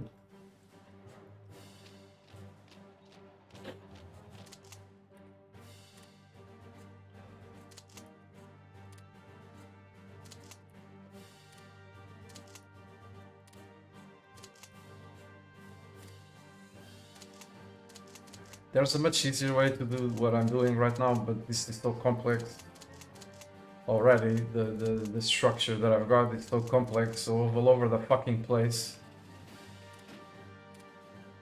that I decided to do all that clicking. Moving on.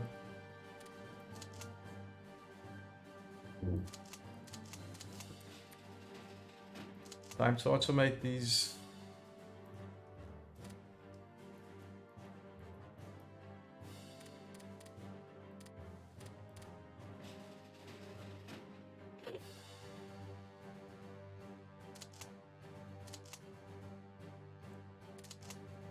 I suppose this can stay attached to this one.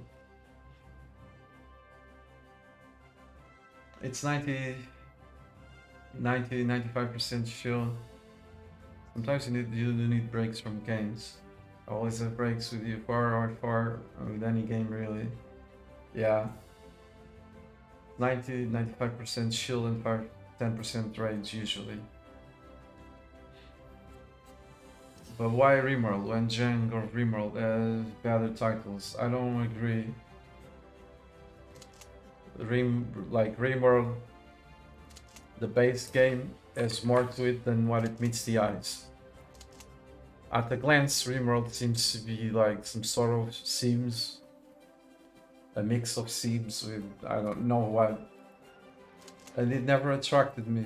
I was like, oh, this looks like The Sims or some shit. I mean, it's just not my cup of tea. So, but then someone bought me the game.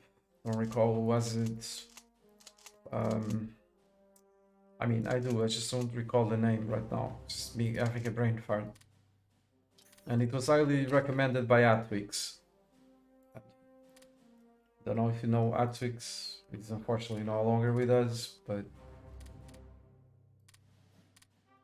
And he said, "Oh, but you're wrong. The game is not like you think it is. The game is. You should give it a try." And so I did, and I love the game. The game is a very deep, like there's a lot of strategy. Like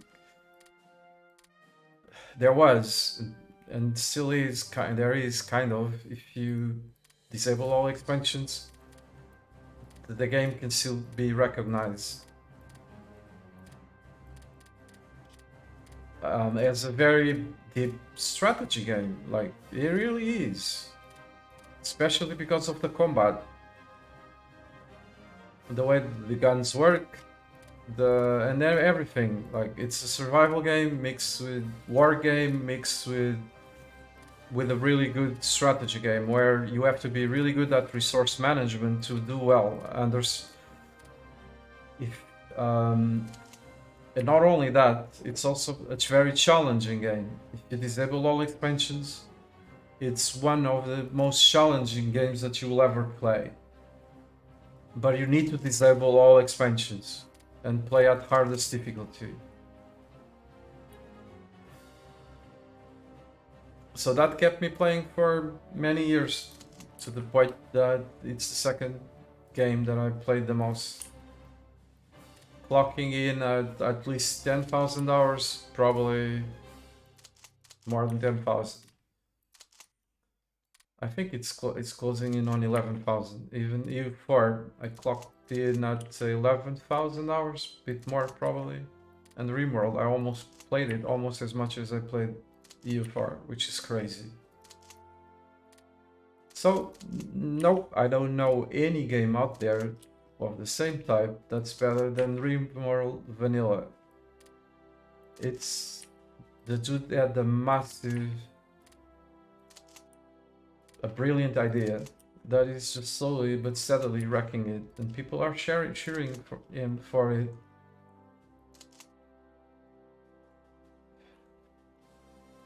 It's because of the extremely casual community. I went from a lot of tryhards in U4 communities, like community where there's a high percentage of tryhards, to a completely casual community. That's Rimworld. People go to the workshop just to make the game easier, not challenging.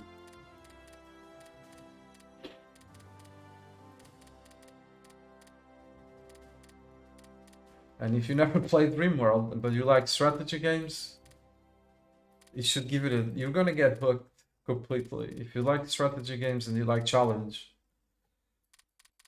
Rimworld is like... And you don't watch my videos, you shouldn't watch my videos. If you watch my videos, I completely broke the game, so... Just stay clear of my videos. Stay clear of my VODs. Otherwise, I'll make it look extremely easy. And the game just crashed on me again. Like, really?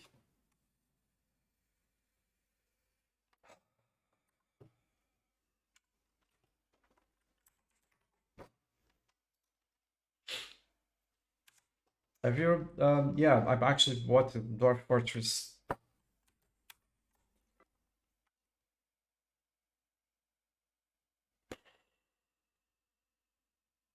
I bought Dwarf Fortress. Is in my opinion the most overrated game that I ever saw.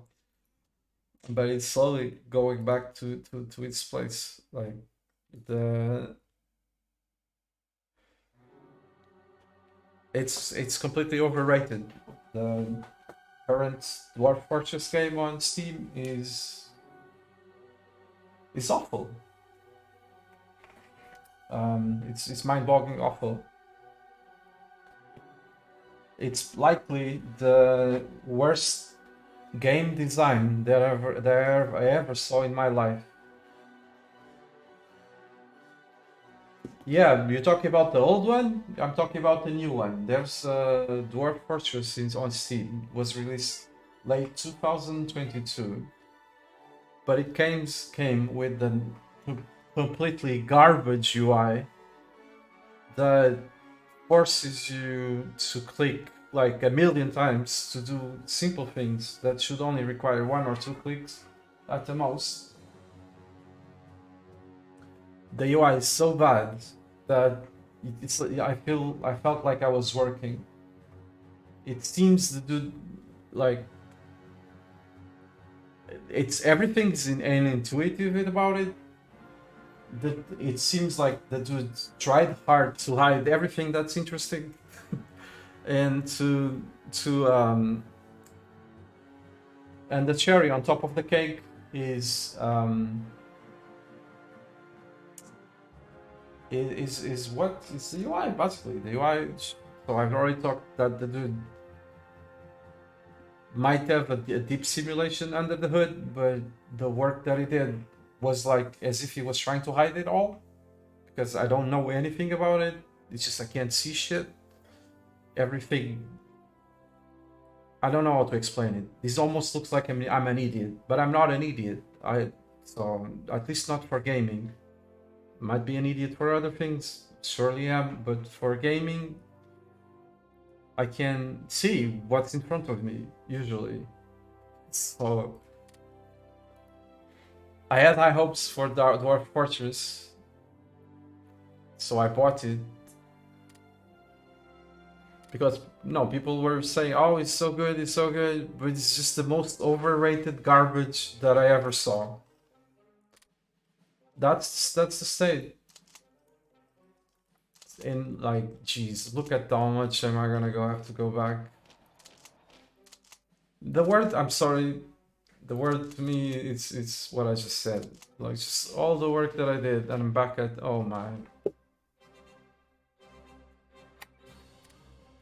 No, it's just complexity. That's okay. I don't just chill, Mark. Just chill. the game is all complex. The game is extremely wide. Is wide by comparison with the game like RimWorld. It's how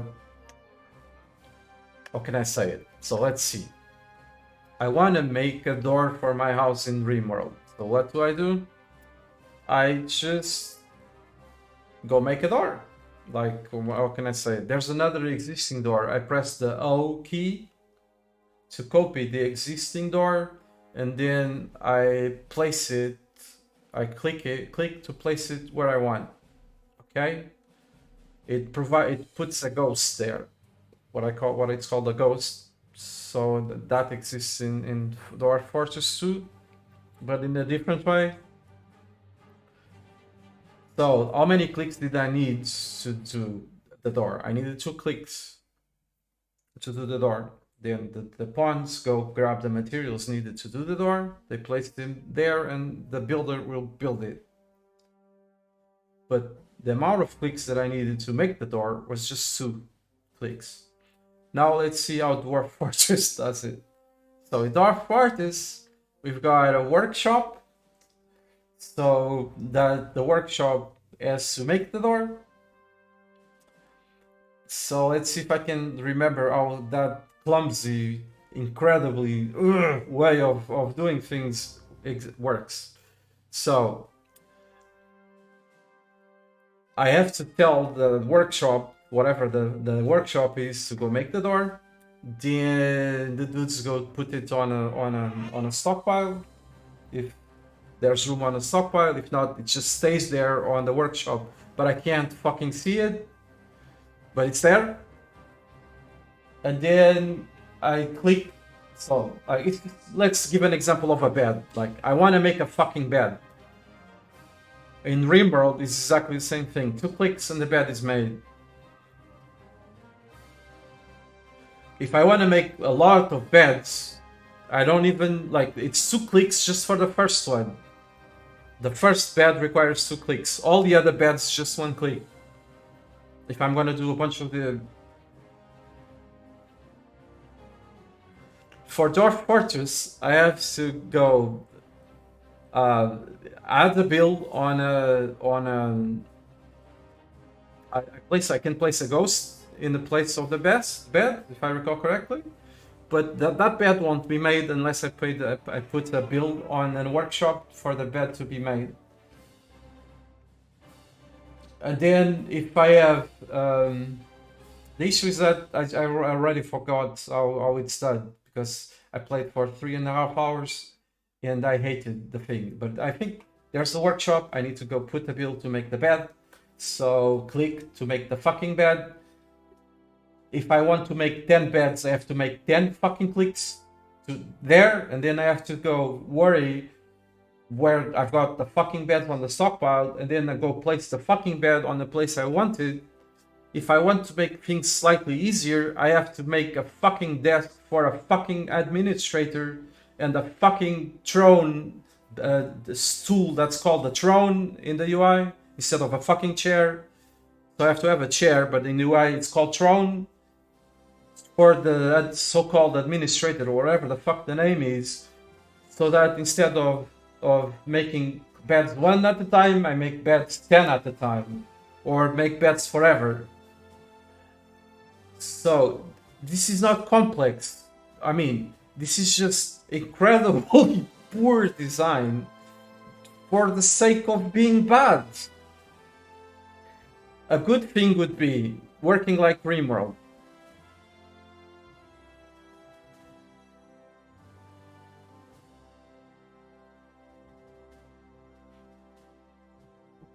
Stop raging. Okay, you can always go away. So it's up to you.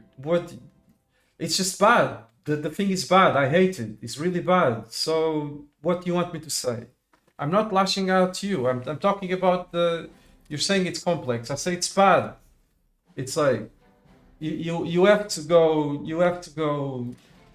do the minimal tasks, the some tasks that you have to do. You want to do simple, like making the door. You actually have to go search the internet if needed be, just to know how to make the fucking door, because the game doesn't, like, it's not intuitive. every task requires more clicking than what is supposed to be in the 2022 game. Uh,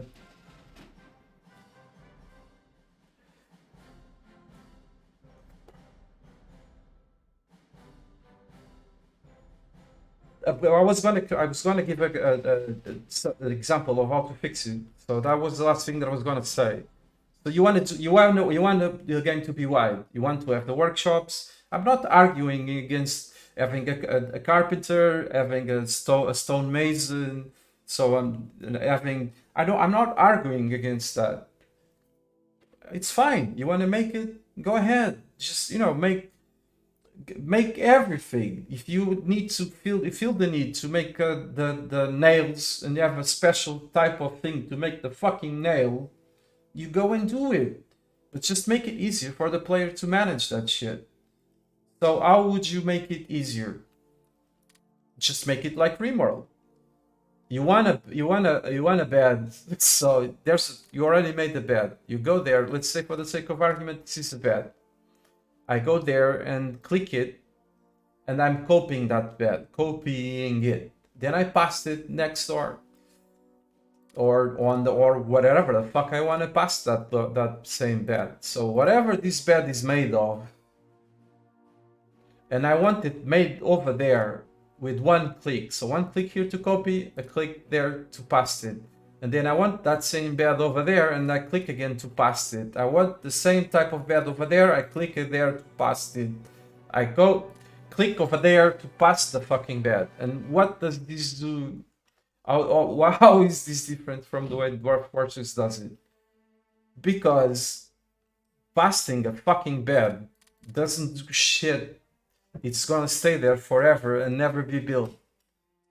The way to fix it would be whenever the player wants a bed on that spot, it instantly creates a work build on the workshop that's responsible for doing the fucking bed. And the list just goes on. So saying that this is complex or deep, it's just bullshit. It's just extremely poor design. And even older players that played the HD version, and that's where all the good rating comes from, because for some reason they like the dude, and I bet there's a lot to like about the dude. But I don't know the dude. I just know the new game. So with this out of the way, people that probably know him, then obviously it's probably like a good person. But again, good people, good character, or whatever.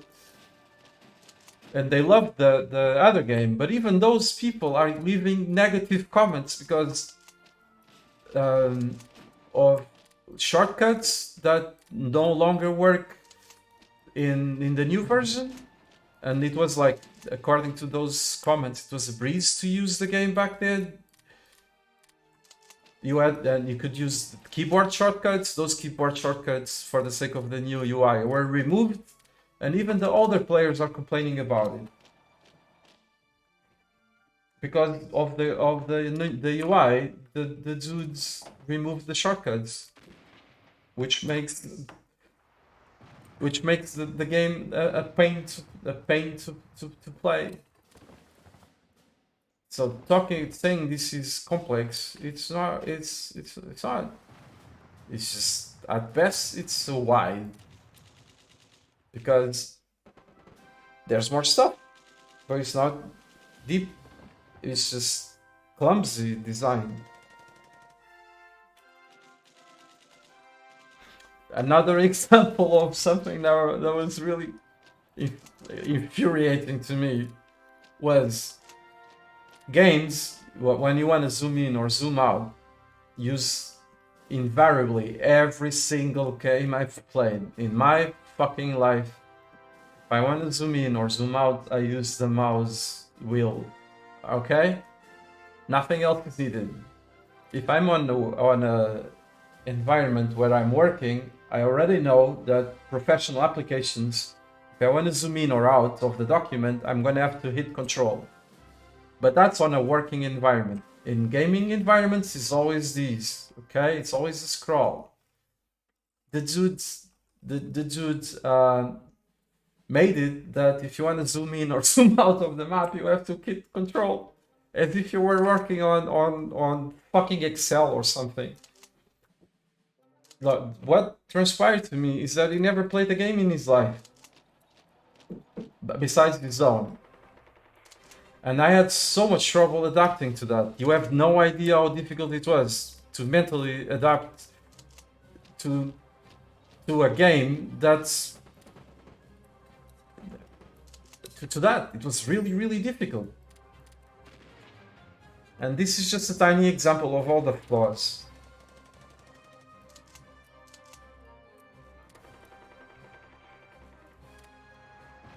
And the game rating on Steam is slowly but steadily declining.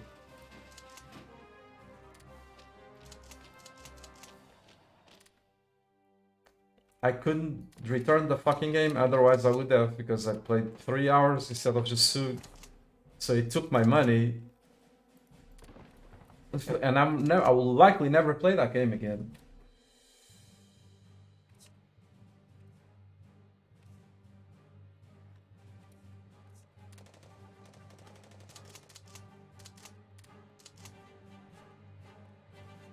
Let me save this shit. There's something here going on that the game doesn't like. Did I update the technology? I don't recall.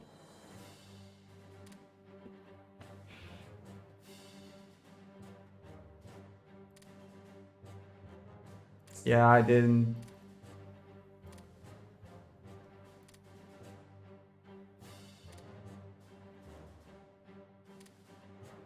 And all the militia, I have to go. Oh, that was a really bad crash.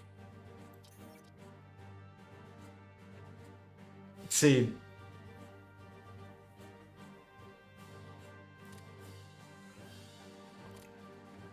Invariably, this never ends. This is never good for me, no?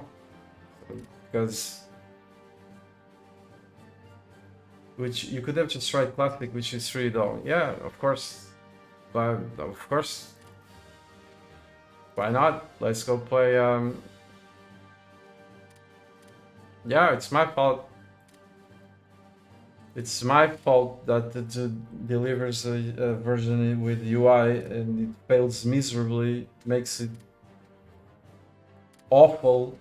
It gets the money, but I should go play a version that I never played in my life because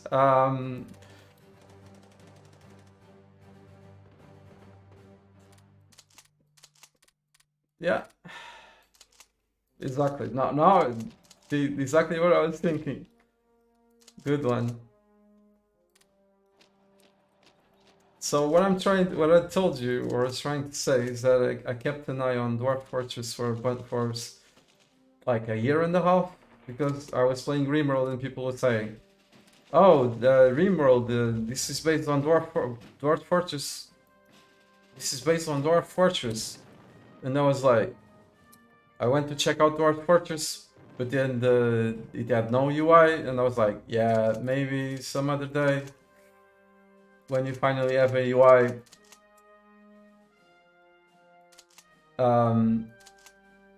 you know, there was better alternatives for me to play. So, kind of like UI. Kind of like UI.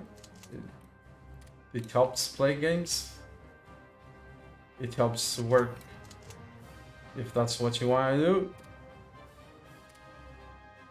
The world has evolved from ASCII stuff to actual UI. And I like UI. So, with that in mind, I didn't play it.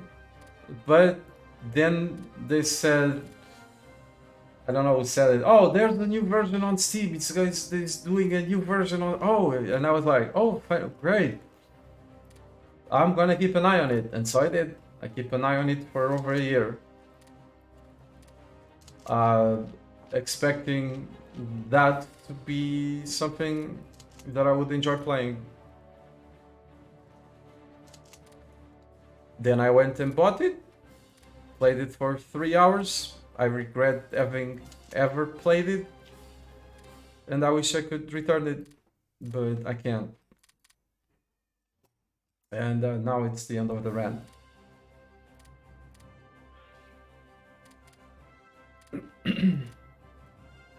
You like Ashi, okay? To each his own.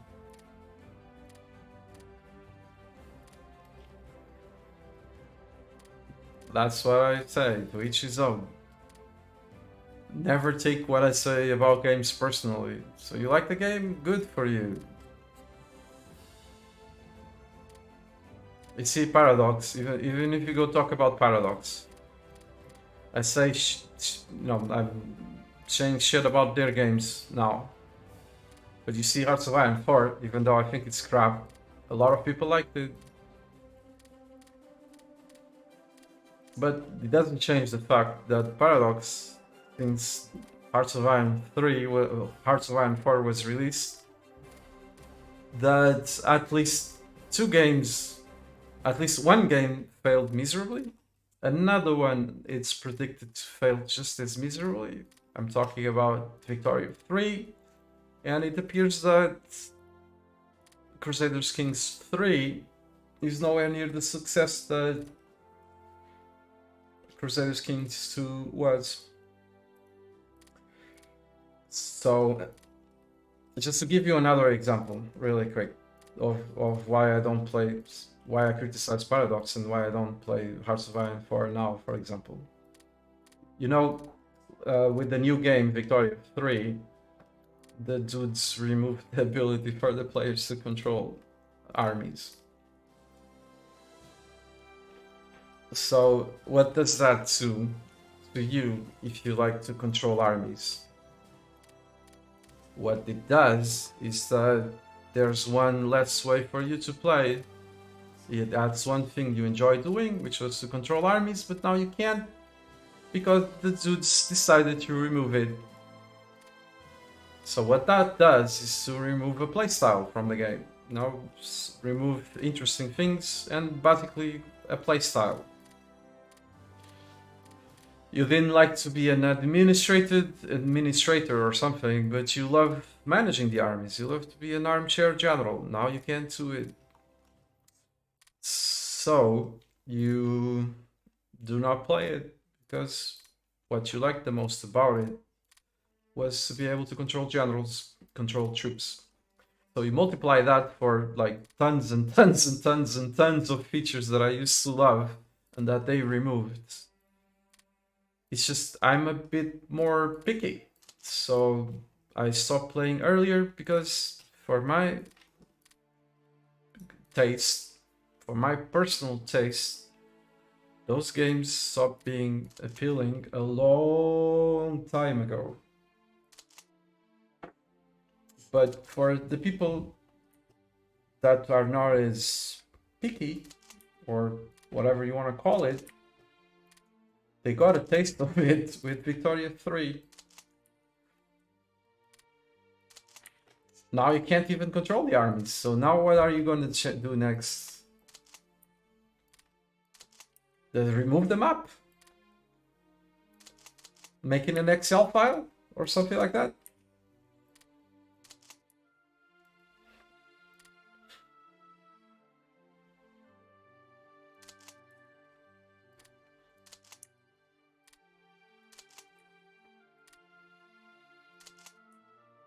So my point in this is that maybe I'm not a complete idiot. Maybe the critics that I make have some reasoning behind it.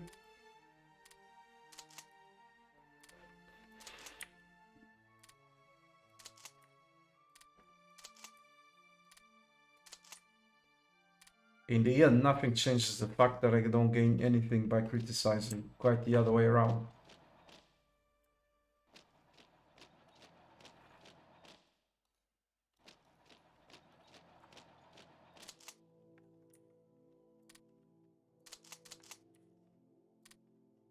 But that doesn't make me a complete idiot.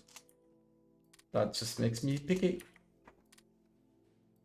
I have a personal taste. That no longer applies. That no longer satisfies my personal taste for gaming.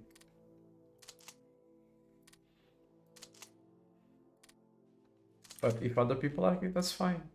I'm happy for them. I'm sarcastically happy for them, even though I'm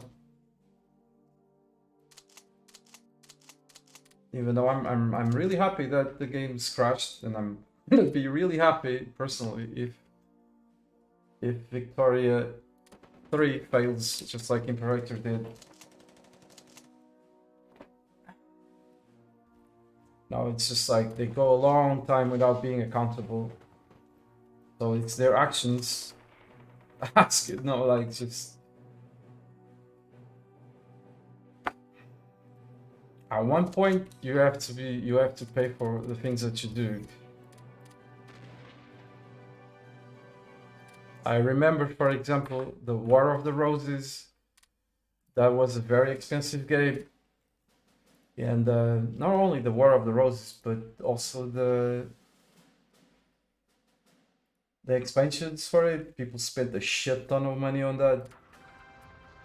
People bought the game like 6 months before they closed the servers, or even less. Like I bet there was the guy like very lucky, the same kind of luck that I usually have. I buy the game today, tomorrow the servers close. So that's Paradox in a nutshell. That game that I'm talking about, War of the Roses, required a server to run. Probably didn't sell as much as they wanted because it was an expensive game. I think the admission was like $60 or something like that. It was expensive.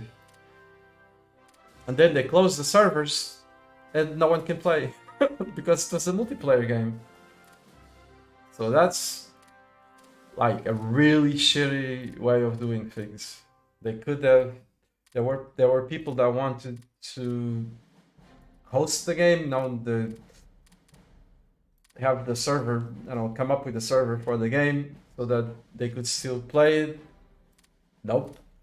Paradox asks a bunch of money for it. It's so much better to fuck up every single one of your players that bought the game than to do the right thing, which is to keep the stupid server running, or at the very least allow someone else to run it for you.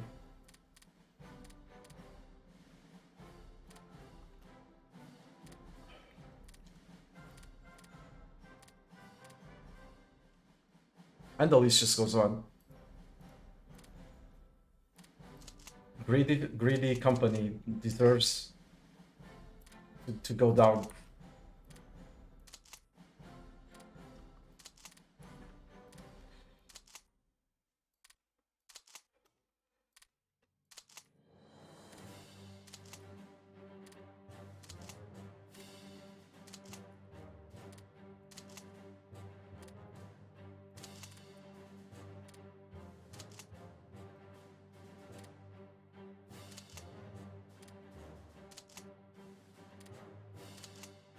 They don't care about the players, they just care with the money.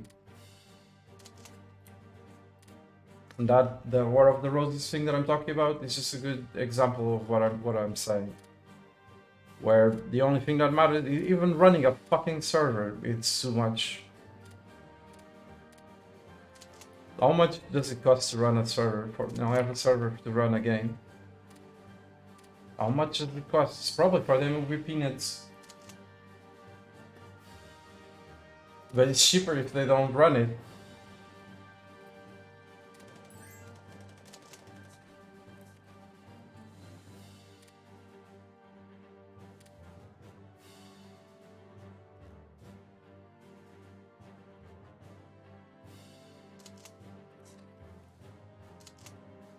Right, let me save these before this shit crashes again. Don't know what's going on. This game usually doesn't crash, at least not on my system. But this was like at least the second crash in less than an hour. And I lost a lot of progression because of it.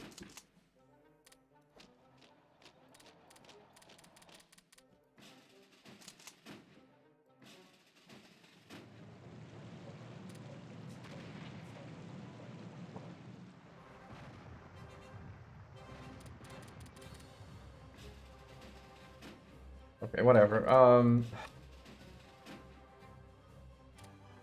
Could you do this just go away?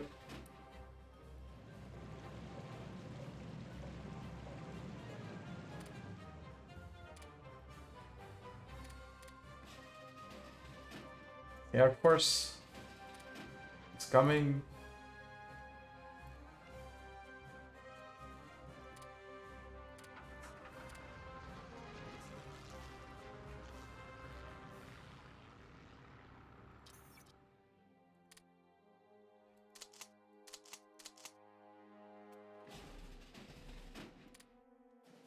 I'm gonna save it again. Spam of saves.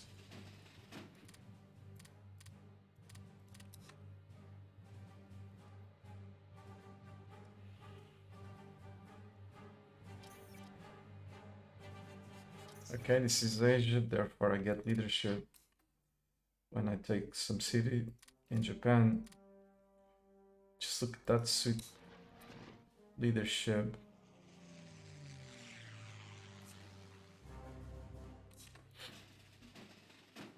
Now I have to assign all this crap again.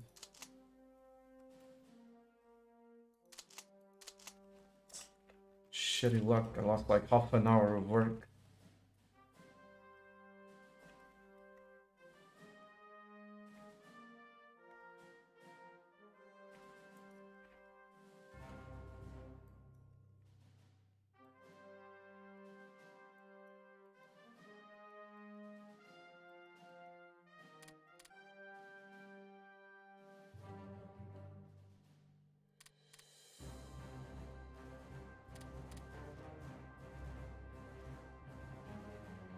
I wanted to finish this today and due to stuff that doesn't matter, probably won't be able to finish it, combined with crashes.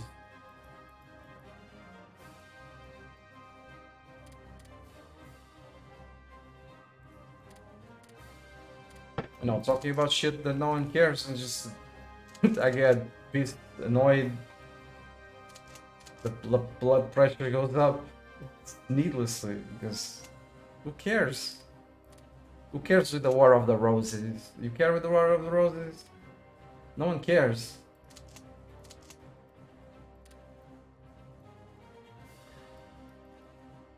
You care that no one cares.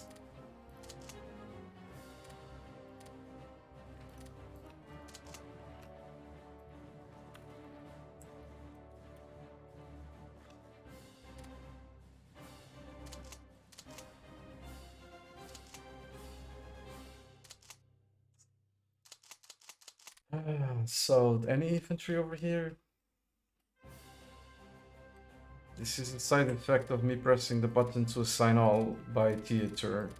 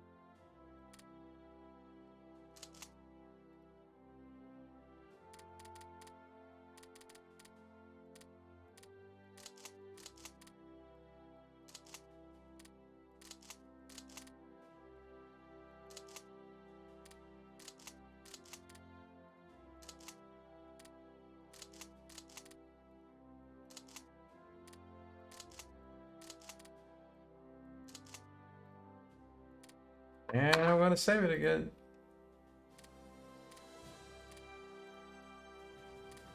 Don't wanna be doing this again. If the game crashes, I lost a lot of ships. Probably should make a few more just to be on the safe side. Probably even more.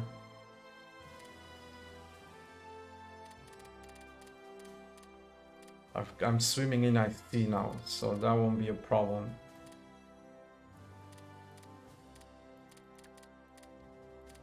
I still have to deal with the US and South America.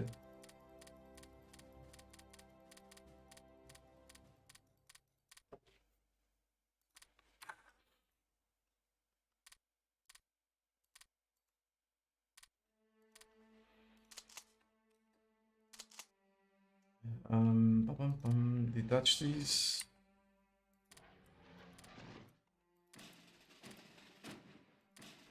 And we're good to go.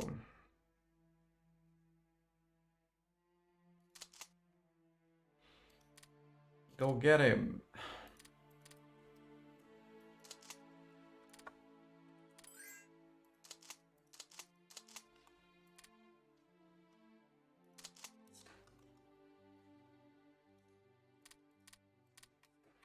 Right, I need militia.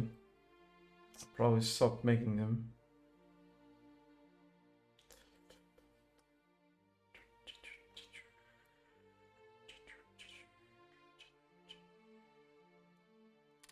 There's a lot of places that still need.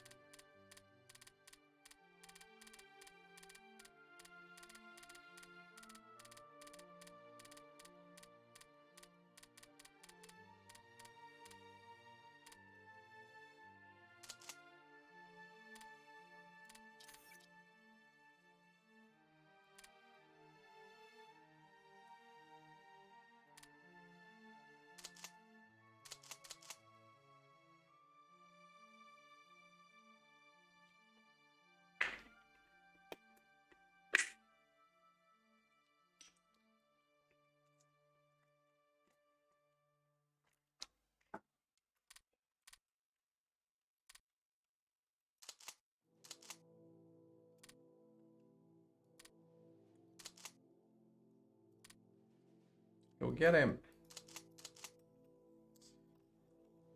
If the fleet was not as damaged, I would just go pick up the dudes that I've got in my capital and just go hunt for VPs.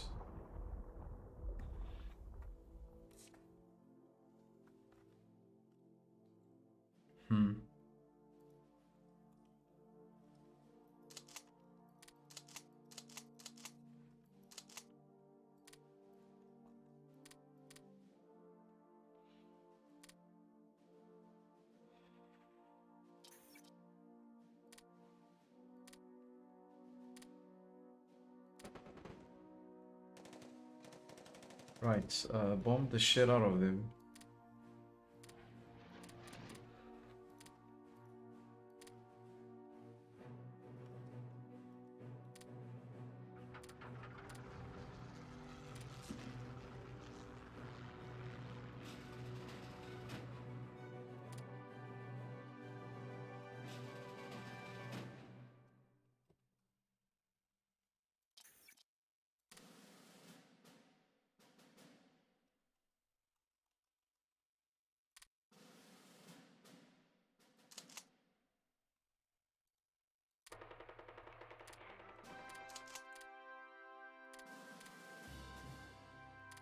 Right, there's a stupid rebels still.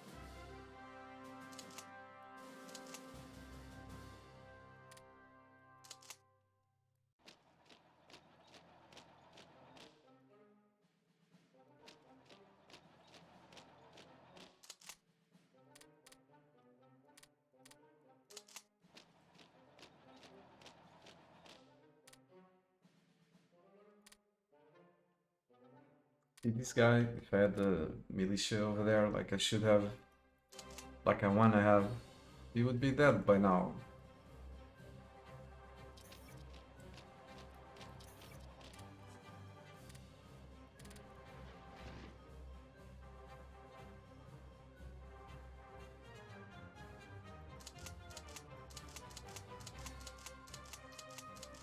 Why are you guys idling?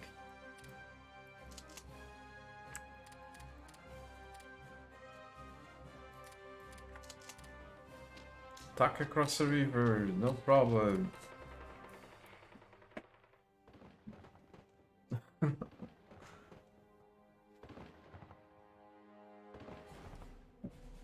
It shouldn't be a problem. The eye was not so stupid. On the other hand, this is better than what Hearts of Iron 4 does. But it's still infuriating at times.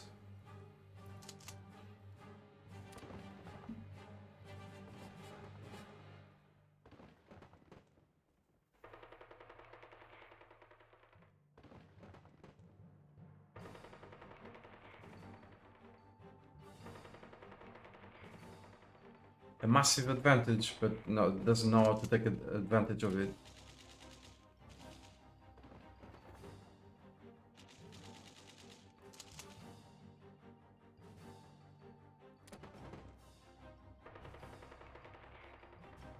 There you go. Wasn't that hard, was it?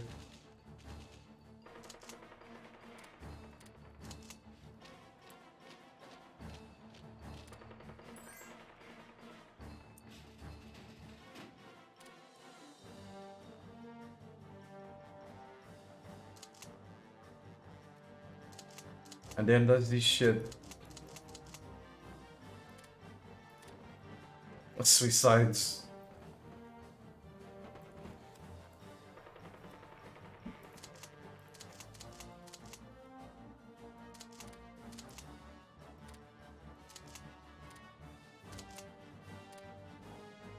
Overwhelming advantage doesn't do anything. But it's gonna stop doing that in a minute.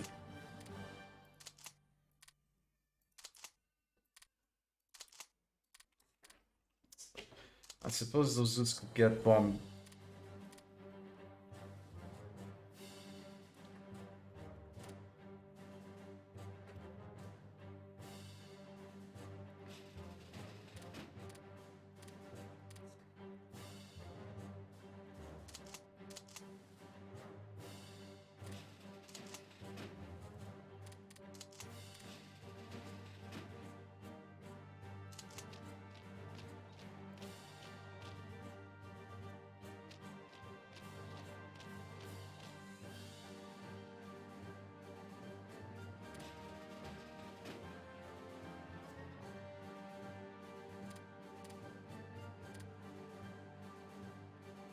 This is probably like militia, but they don't have supplies, so they don't walk, they don't do anything. That's what, if those were partisans, they would start walking.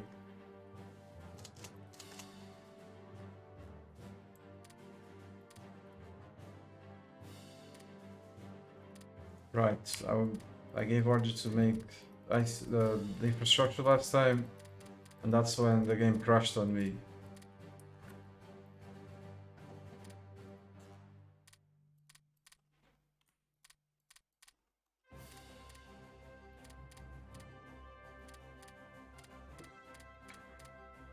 Infrastructure in the Middle East is absolutely disgusting.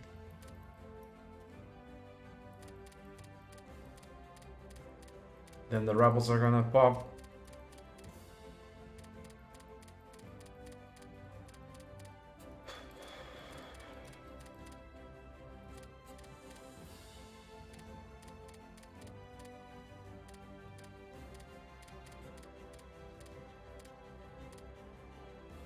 I've got 7. I'm gonna have like, when this is over, I'm probably gonna have, when this is over, I mean the war with the Axis, I'm gonna have, I don't know, 800 I see, probably more. I won't even know what to do with so much I see.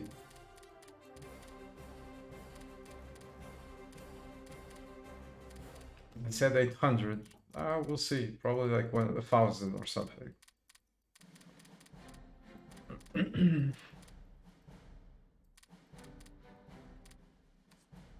The issue is the clicking.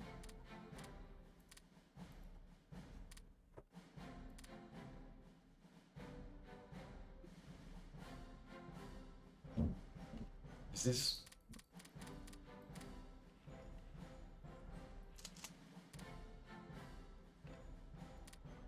They're still Switzerland.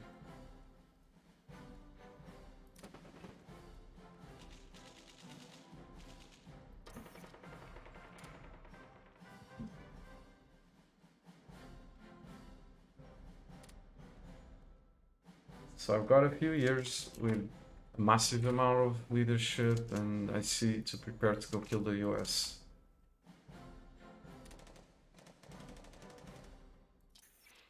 By comparison with what I had, this is massive, and it's just gonna increase.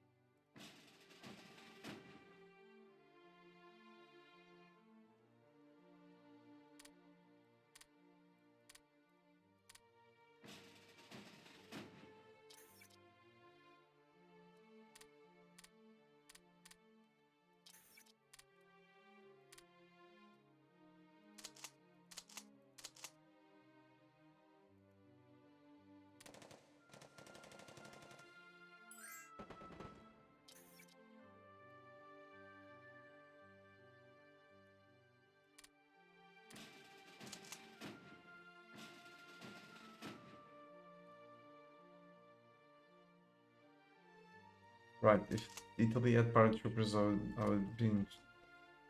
I was smart. I would be defeated just by landing over there. I keep forgetting about it.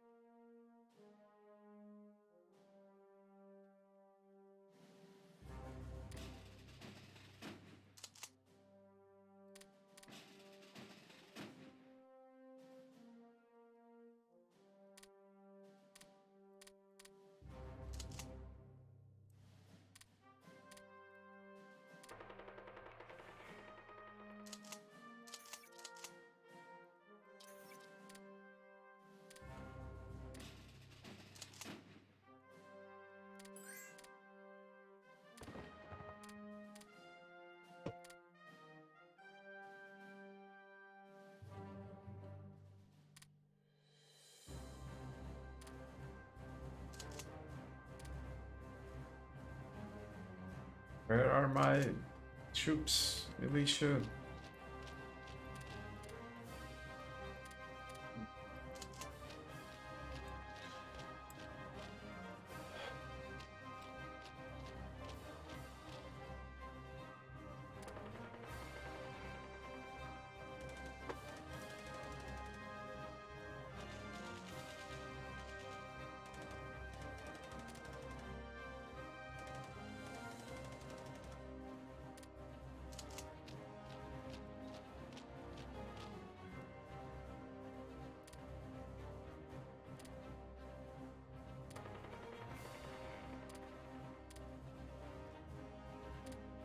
Can't cross.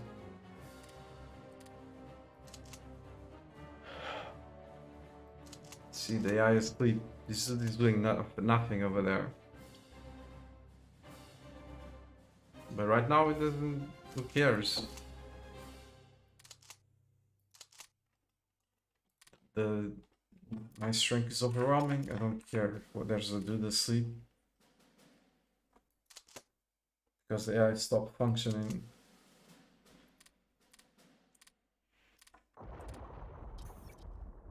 But it's asleep. This division is doing jack shit over there. It's not even a VP. It's just asleep. Another one.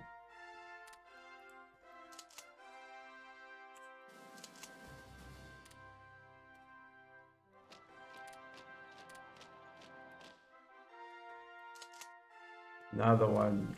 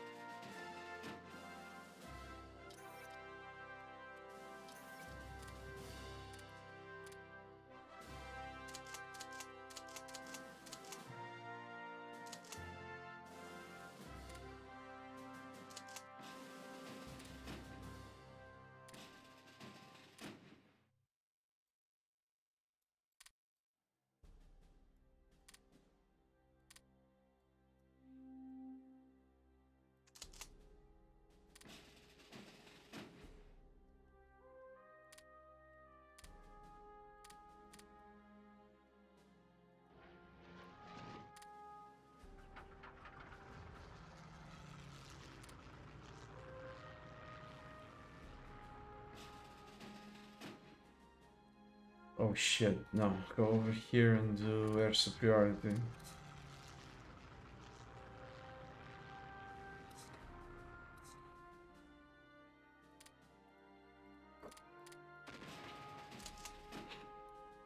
Well, I should have waited a bit.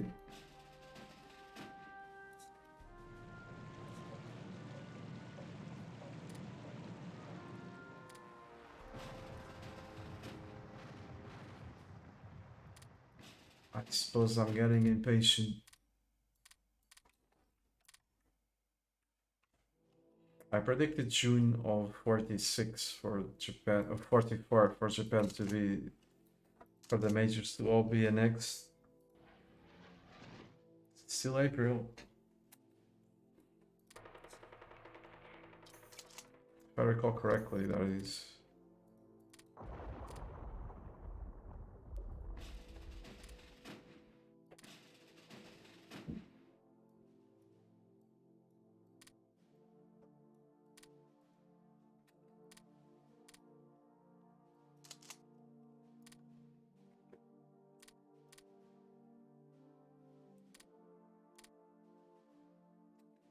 Save the game again.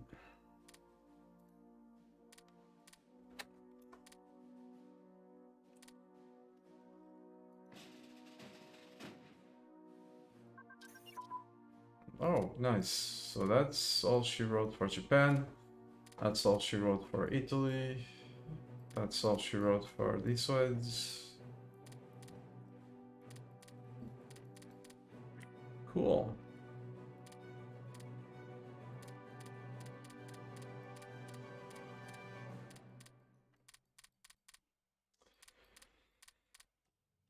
The axe is now down to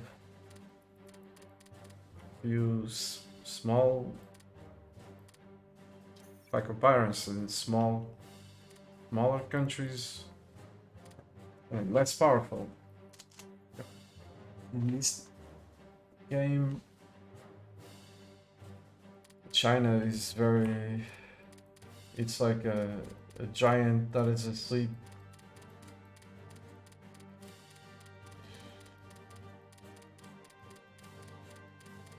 So that's why I say it's small, but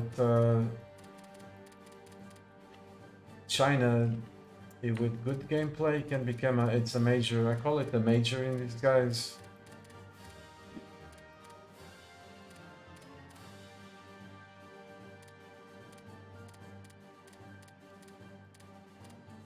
I'm just talking about how the game is balanced. Do not politically. I'm not talking about today's world. I'm talking about the balance in Hearts of Iron 3.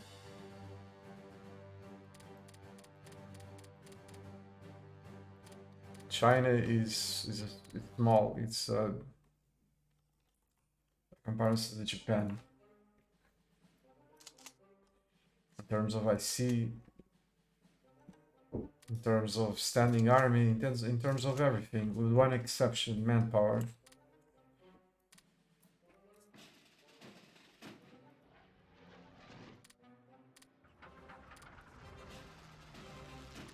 And that's what's left of the active. China and a bunch of smaller. And Brazil, I think. Brazil and Peru. Peru, Brazil, Nicaragua, China, Ethiopia is now the leader. This is gonna be really easy to conquer.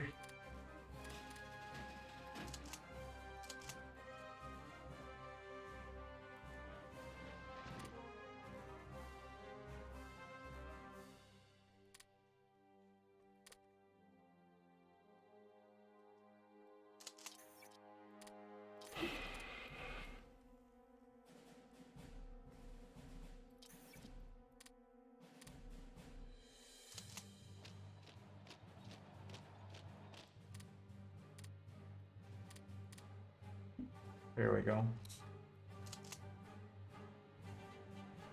I fucking hate rebels.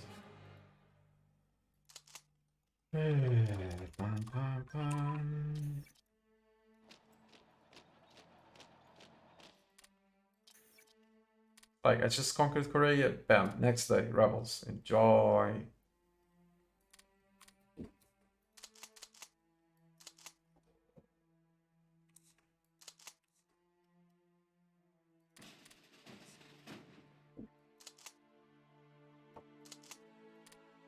So now what? Hello, Johnny. How's it going?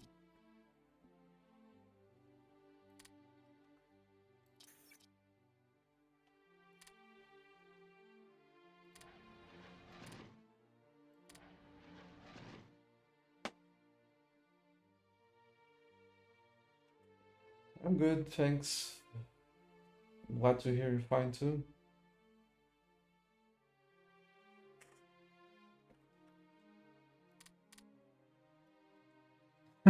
Just to get his AI. Look where the US brought mechanized troops.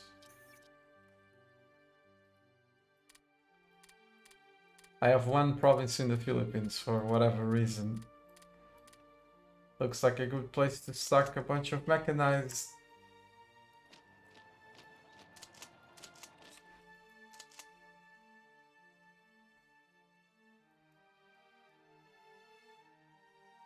Absolutely.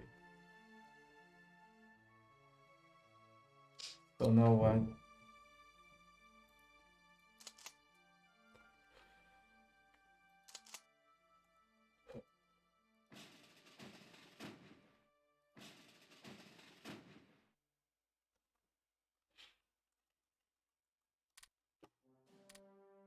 Did you repair? Let's join with our fleet.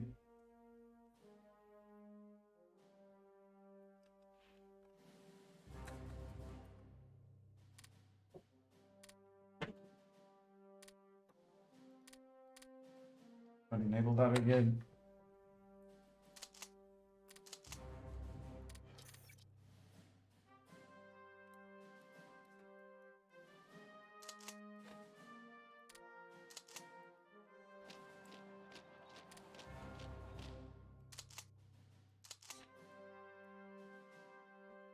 Yeah, it's. I bet it is. I'm gonna just. I'm gonna start agreeing with all the viewers, always, all the time. Even if it's completely off topic, talking about games, I'm just, oh yes, you're sure, yeah, it is. So everyone's gonna be happy. Every time. Oh, Marco is so nice.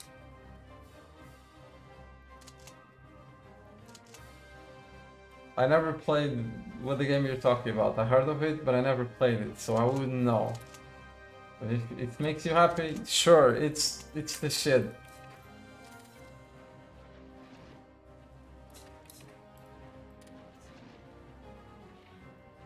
It's you know why I'm saying these things is because today has been like a really nice day when it comes to why are you not playing these? Oh, that game you should be playing that. Why are you not playing that? You should play that game. Why are you not playing that? Or have you heard of that game? You should play that game. Play that game. No, I'm so. That's where that comes from. And here, 5 minutes later, you're. Oh boy. You should play that game. Why are you not playing that game? That game is the shit. So that's where, in the end, what happens is I usually have a bad tendency to say what I think. I know it's shit. When I think it's shit, I don't hide it. And I just say what I think. Then obviously people are not gonna be pleased. Yeah, it is.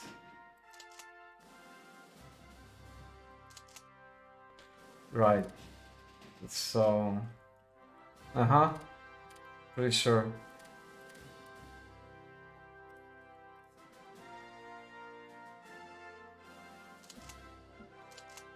Well, at least you didn't say you should be playing it. Well, that was an improvement.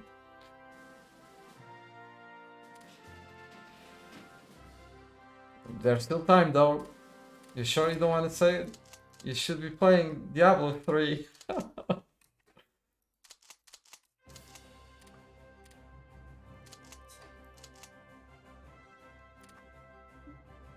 Okay, there you go. Okay. Sure thing, man.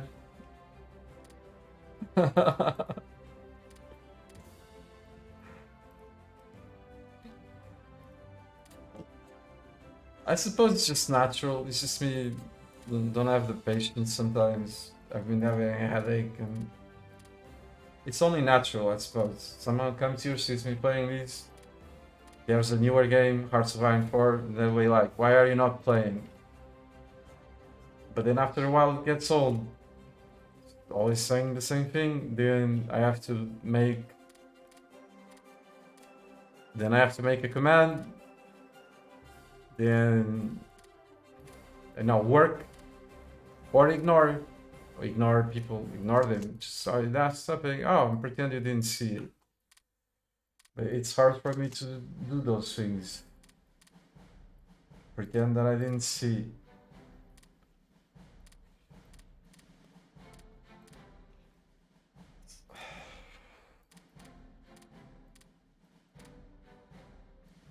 So the next best choice would me to be no, just say stuff that I don't think.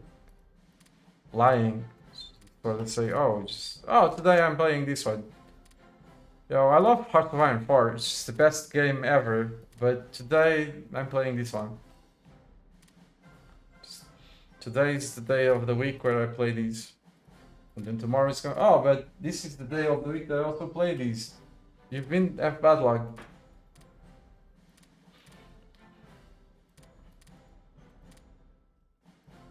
I go straight and say what I.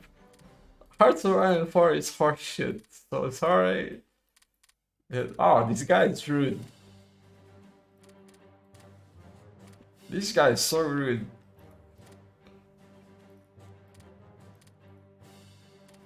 Or I just ignore. Best thing would be to ignore, but I can't do it.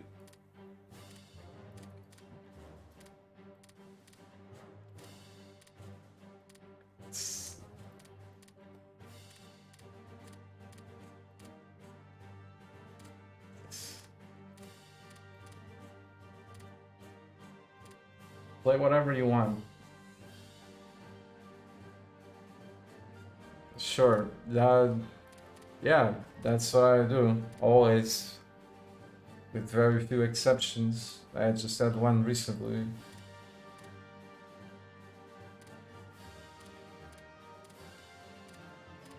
Which is not to say people shouldn't do recommend games, you know? One thing is, but on the other hand, everyone comes here and recommends me, oh, you should be, have you seen these or you've seen that? I don't know, it's just like backseating. Sometimes it's useful, sometimes it's extremely annoying. Especially when I say, oh, no, I don't like it, or whatever, I don't want to do it. And then people go in and, oh, but you should do it, you should.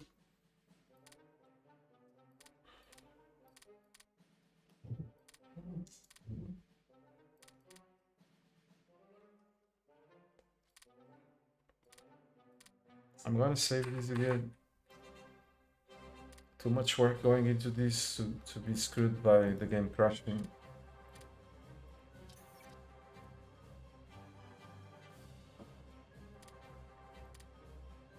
Imagine the time that... Imagine like people that like Hearts of Iron 3, the amount of time that I haven't played these and they like to see me playing it. Finally, I feel like playing Hearts of Iron 3, and then I come and play it and I'm constantly being bombarded. Why are you not playing these, or why are you not playing that? And the game just crashed. Man.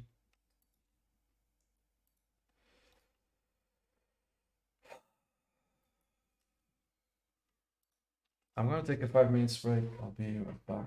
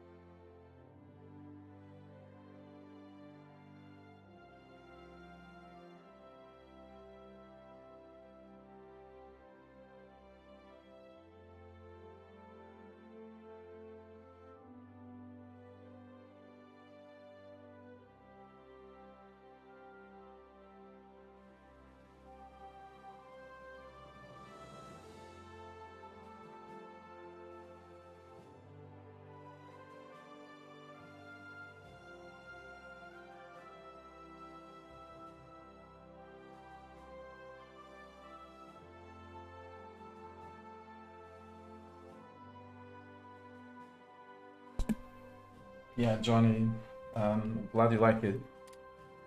I've been playing quite a few games recently, different ones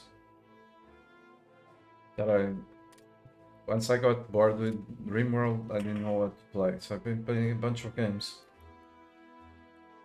From Motorsport Manager to, you know, a Formula One game, a Formula. I played a bunch of games recently. There's a bug they never fixed, really harsh one, in this game that I'm playing, that makes the game crash every single time.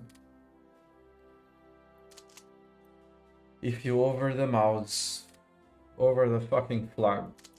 So that bug just kicked in every single time. If the mouse is over the flag, the game will crash. So now I have to be extremely careful, otherwise the game will crash.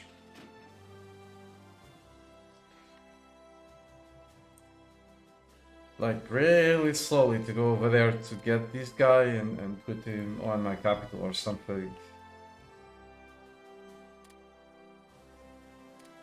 Otherwise I'm gonna get a crash. It's just one big giant bug that they never fix. It probably has to do with, because that's where we see the modifiers for the country. Like I'm now so big that they have so many modifiers. You know, straight this, straight that, and you can see the somewhere here. Neutrality, veteran, no. That's. I think there's like, is this the only thing that exists? I don't think so. But that's not what I wanted. One thing. But it's supposed to be these.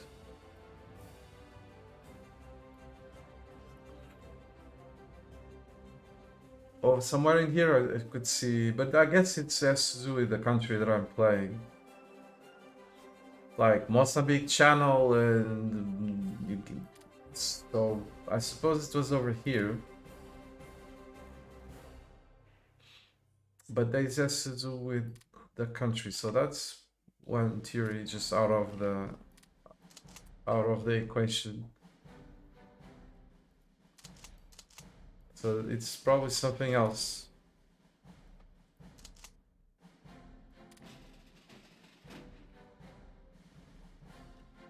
Because near the flag is where we see the strategic effects, the modifiers for the country. So I was thinking, I'm now this big and probably have X amount of strategic modifiers, and it's making the game crash. Because it's always when I'm very big, conquered a bunch of countries, that I see these. This is great. Now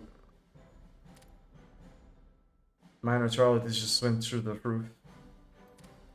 Really?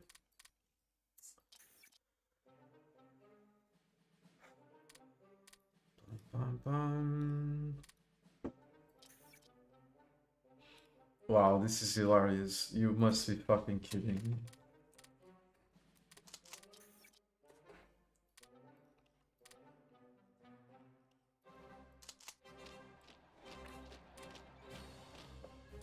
I won't be able to declare war because my neutrality just skyrocketed.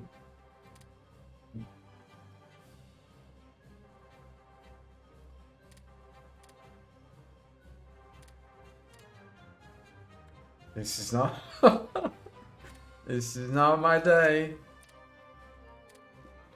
And now I'm out of time to actually decrease it. I mean, where am I?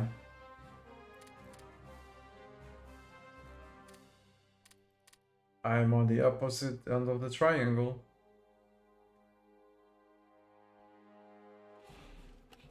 I suppose these dudes are still a major, right? So I suppose can still decrease my neutrality.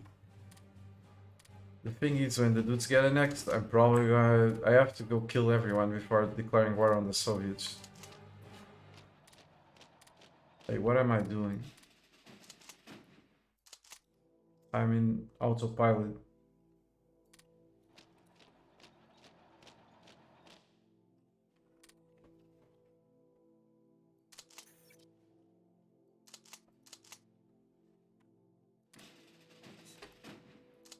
Really? Supplied from Tokyo. Oh, just forget it. Let's move. Let's... I was gonna go to the...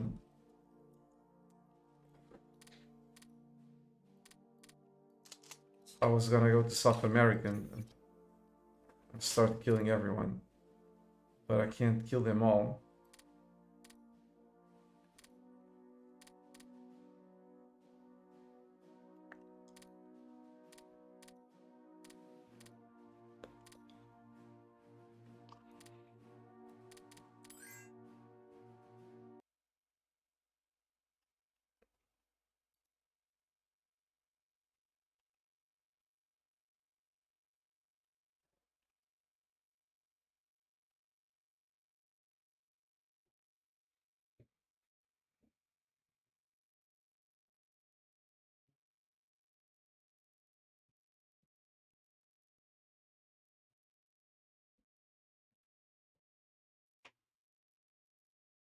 The game alt tab.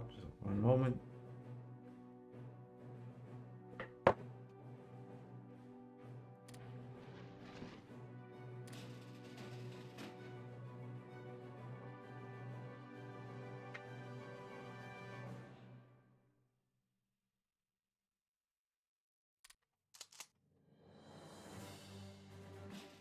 Can't carry them all?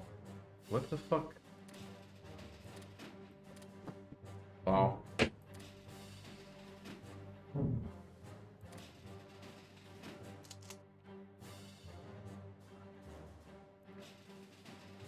Yeah, I lost a few landing crafts, that's for sure.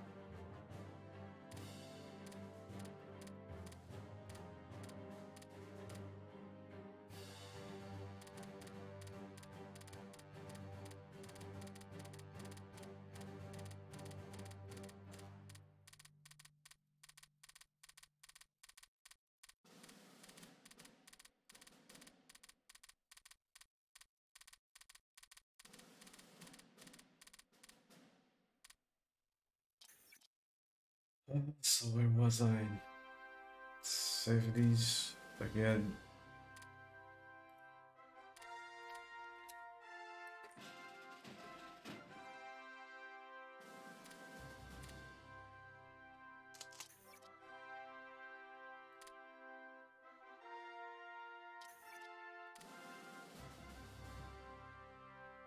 The threat against the Soviets is just... The Soviets are feeling usually threatened.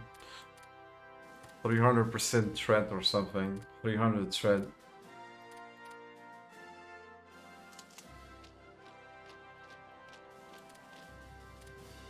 My neutrality should be dropping. Right?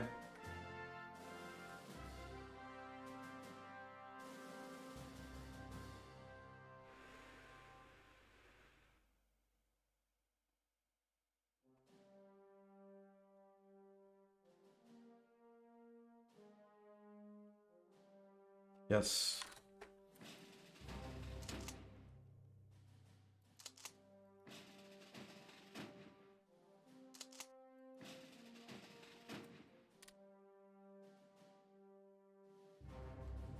It's fine, I can't do anything anyway. I'm not ready to go attack the US.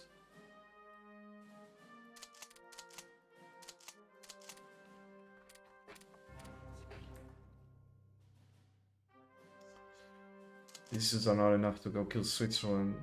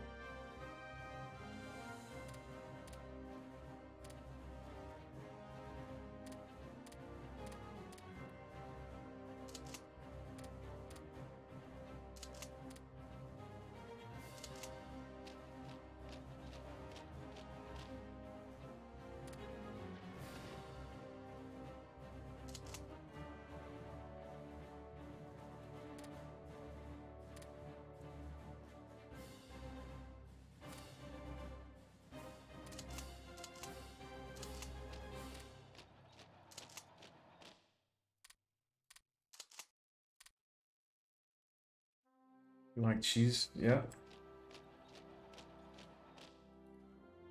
I like cheese a lot.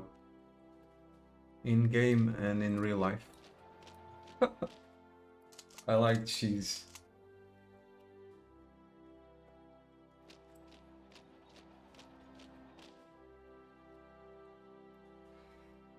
I wonder if that is leadership. No, like let's just first see if there's something with leadership. Apparently no.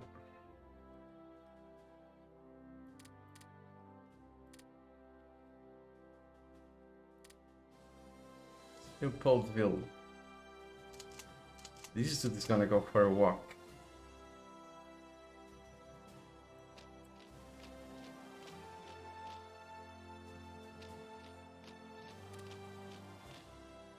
That is for sure.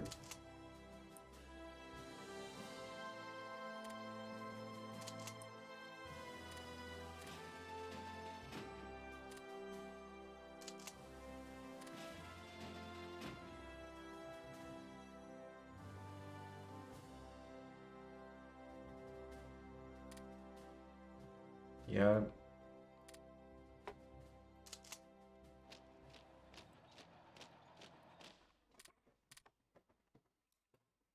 I agree. You know, generally speaking, I agree. It's really good. Can be really good.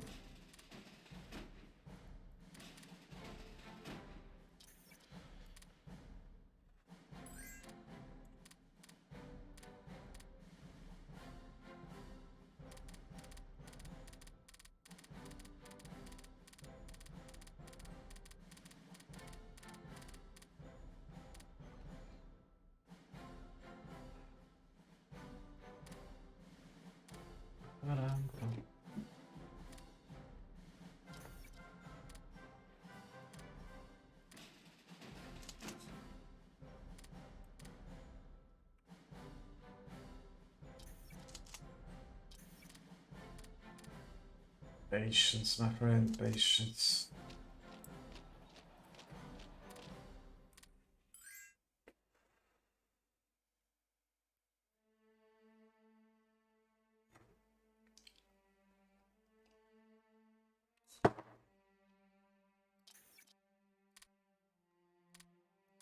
Why on earth is...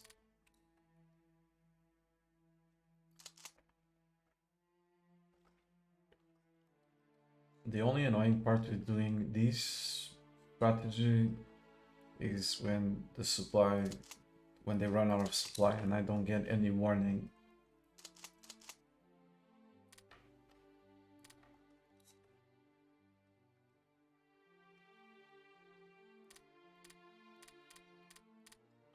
Yeah, but what games are you used to playing that when you conquer something you get the full benefit of it?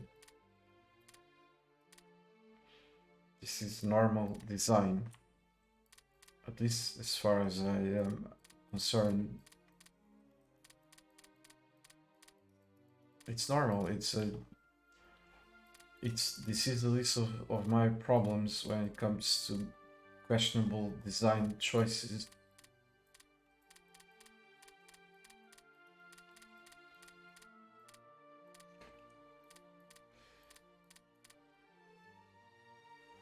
Because here I go again.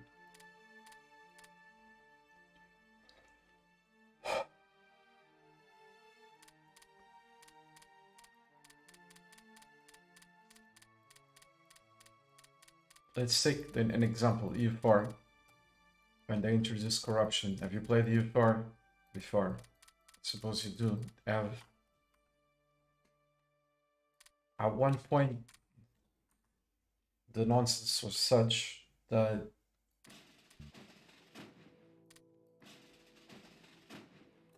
why are these goods still here? The nonsense was such that a province that you conquered would actually be harmful to you. So you conquered some stuff in a map, in a game. There's the only thing that you can do is either stare at the map and do nothing, twiddling your thumbs, or if you want to play it, there's the only thing there is to do is to conquer stuff. So you go conquer a province, you become weaker by conquering it. Unless we're talking about nonsense like that, which, by the way, Paradox was the one who came up with that.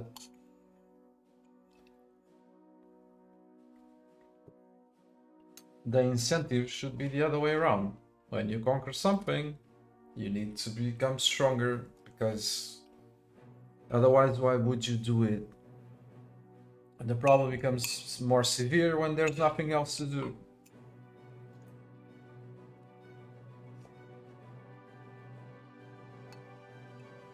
So it's bad when you conquer something, makes you weak. But it's also bad when you conquer something and you get all of it. Because then you snowball out of control very early and you lose interest in what you're doing.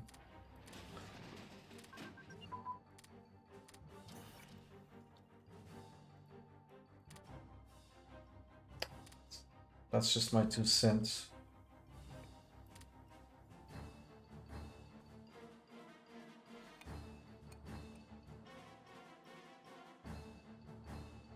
No, but the geniuses back then couldn't see it.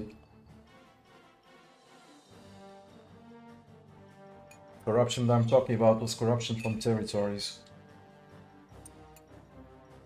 I criticized it heavily, then got labeled as a troll. The truth is, the idiot here was right, and they eventually removed it from the game, but not before fucking the game up even harder with other shit. Geniuses, all of them. Map painting, there's the game just, you can only do, the only thing you can do is to conquer stuff. So what's the obvious choice as far as game design is concerned on a game that there's nothing else to do besides conquering stuff, is to prevent the player from conquering stuff.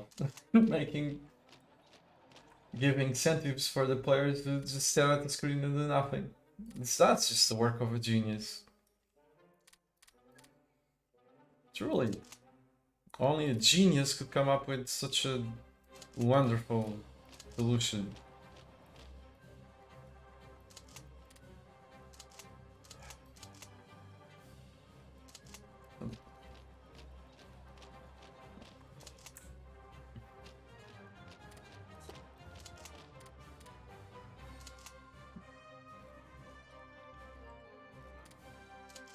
Do I have anyone on this side? Kind of.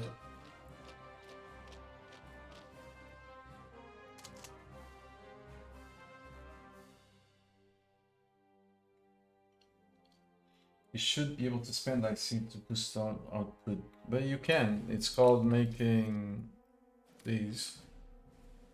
You can. It's just not worth it to make it, but you can.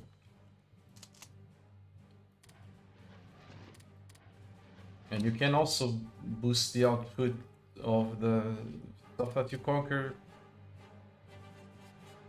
So you have resources on this province because there's revolt risk in it. You don't get the full benefit, and it's because it's not non-core. But if you suppress the revolt risk, you at least can get that 10% off of it. None of that is worth doing, but you can. That's what you want.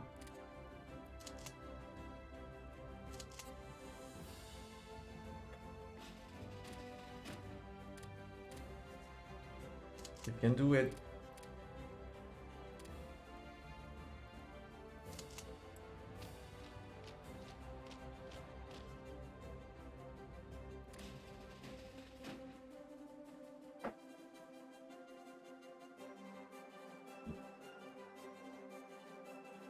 Yeah, you do. That's the normal corruption. The corruptions from territories was the one that I was talking about. That's where they reach.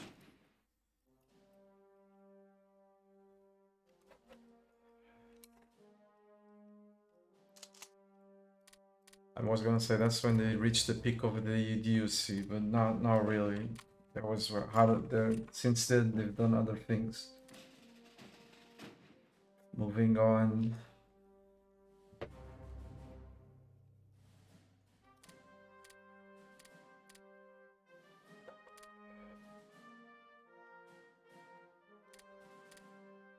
I just realized I don't have enough transports.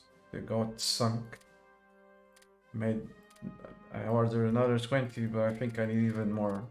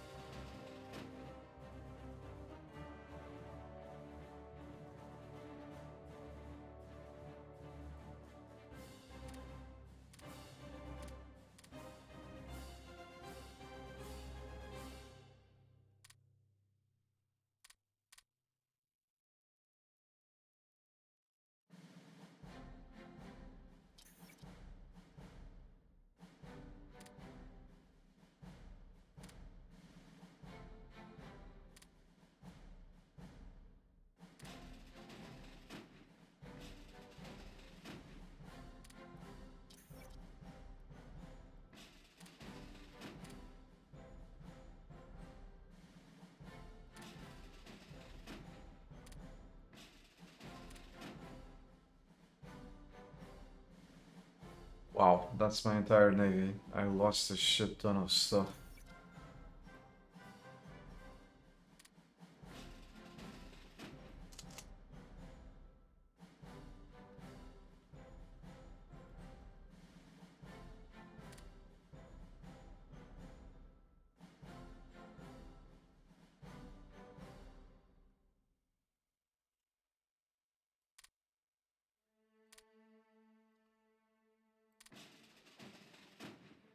Okay, good night, John. Thanks for dropping by.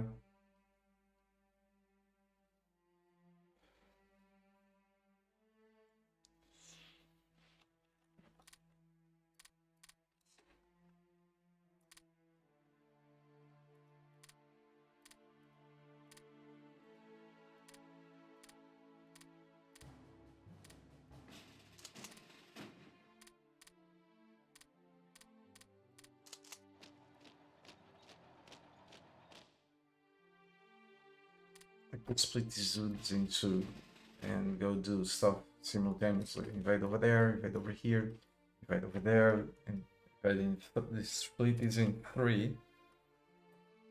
I just don't care. I still have time to finish these. It's less annoying this way.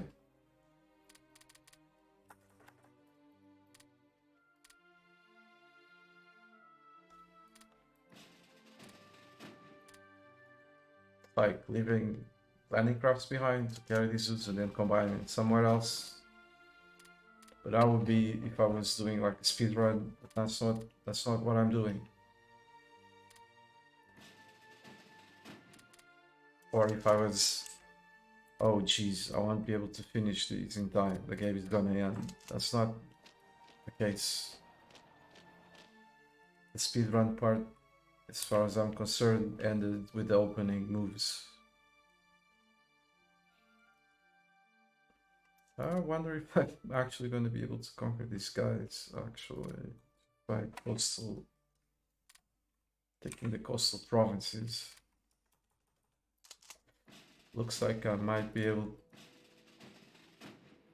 I'm probably gonna need to use the pirate troopers.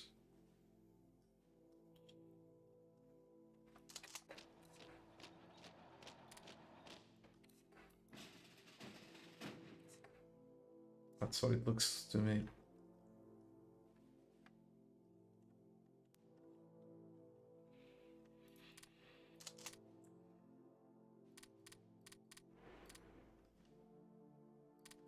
Yeah, Germany didn't take control of these like they usually do, because the US didn't join the Allies,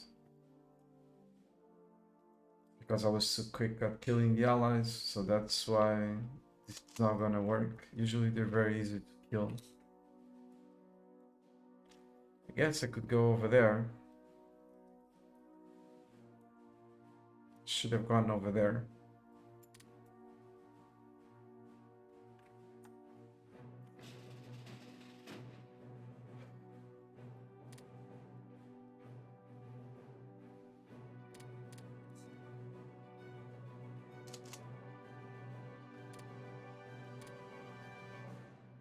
Yep, paratroopers are needed.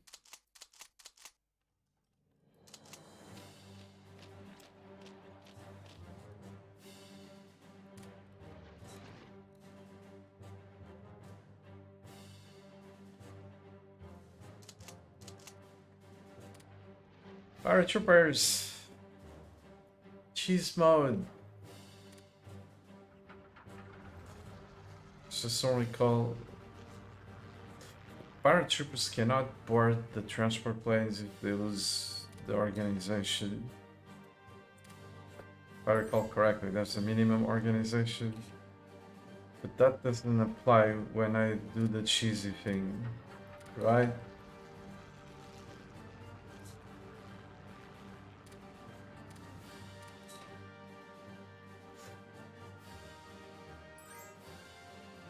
There's a bar, you can just go there and do these.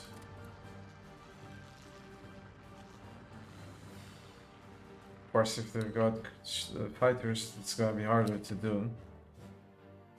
Then you unload the dude and you take the province. Or you die trying to take the province.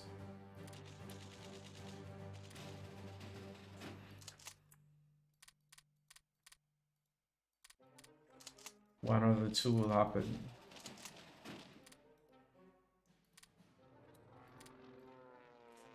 We took the province. Yay.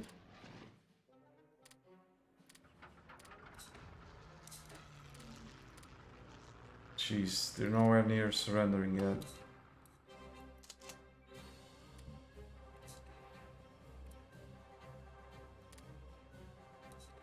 $30,000 supply.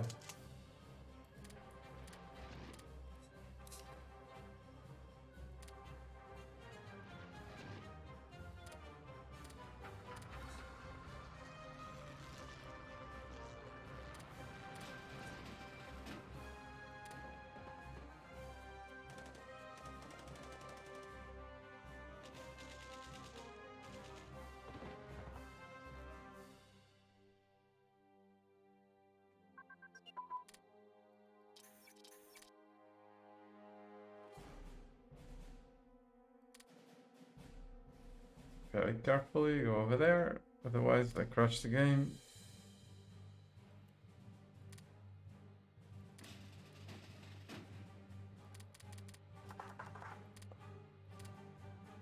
Almost. We take Casablanca and that should be it. I mean, did I say? Yeah, Casablanca. Like an idiot going back and forth. But like I said, there's time.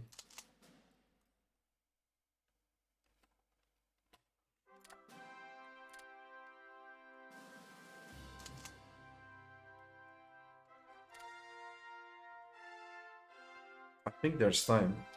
That would be hilarious.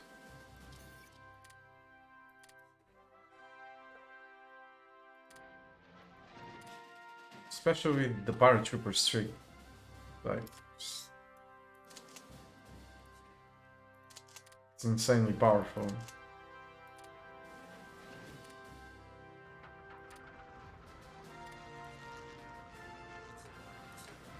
Hey, where the fuck? Where? I should. These dudes lost the organization. Idiot. You see the headquarters going for it? Where are the planes? You see the headquarters going for it? Headquarters trying to conquer a city, see?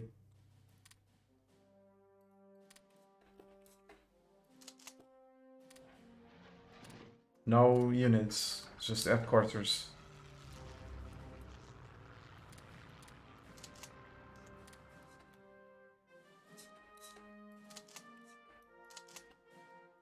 And that's all she wrote for Vichy. I remember back in the day people saying that I was cheesy for using headquarters to go conquer provinces.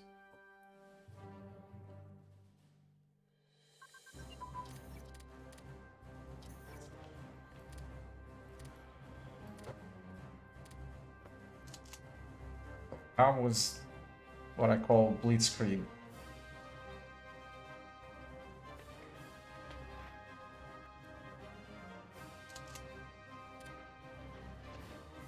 That's definitely what I call blitzkrieg.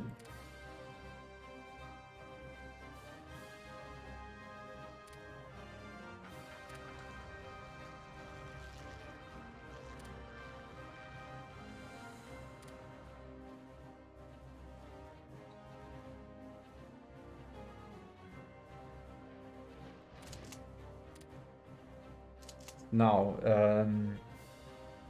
pum, pum, pum. Now I'm gonna pick up the troops. Europe is conquered. Minus, so basically, the exception of Ethiopia there, which is not gonna take very long to conquer, as you might guess. The original objective is achieved. Middle East conquered, Europe conquered, Africa conquered. But because I had to restart so many times, I guess there's still some provinces over here. Yeah, it still belongs to Europe. Well, like I said, since I had to restart so many times due to a bunch of things, this time I'm gonna actually do a world conquest. And I didn't use the manpower exploit.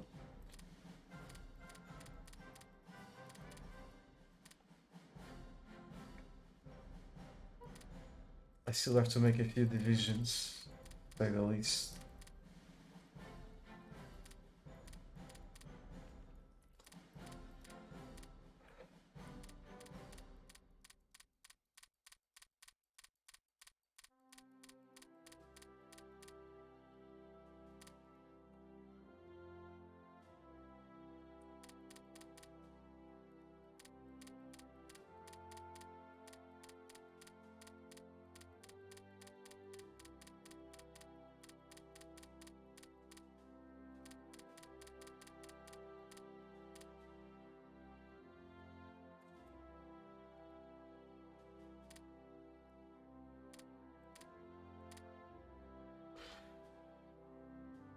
So Ethiopia, probably just gonna leave it to paratroopers.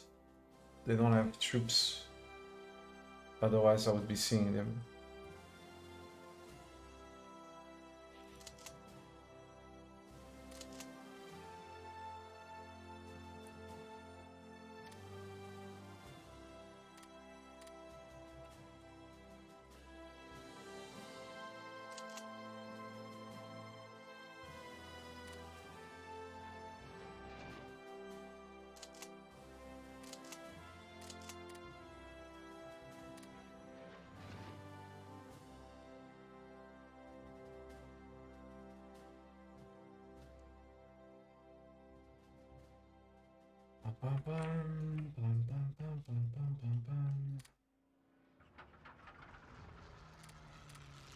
It's gonna take a fuck ton of time to get there.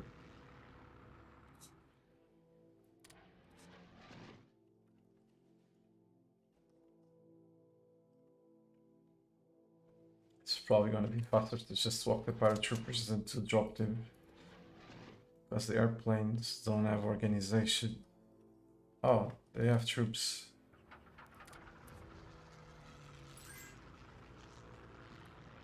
They don't have organization, they don't have fuel. That's gonna take some time.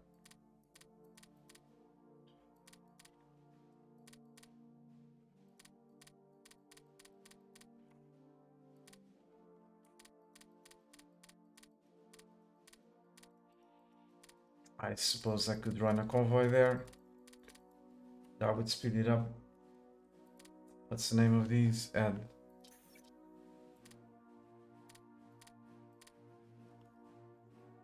Now it's just find the needle in a haystack.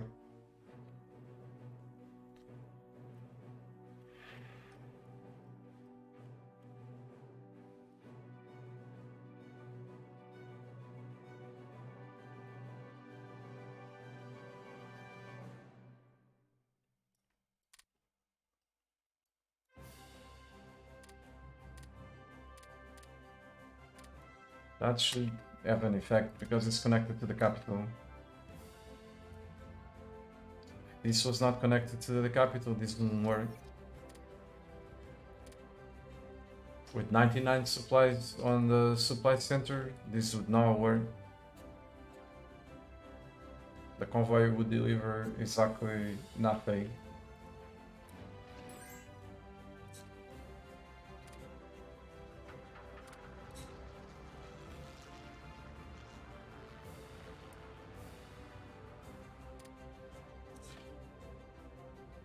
Okay, that's that taken care of, or the paratroopers destroyed, one of the two. I guess we could increase the odds by bombing the shit out of it.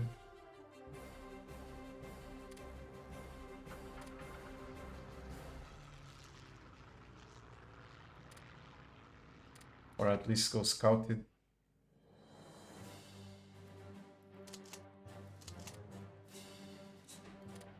This is gonna take forever waiting for supplies.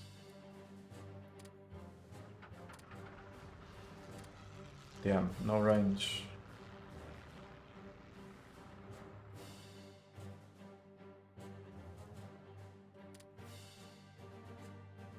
Oh, let's go see what's there.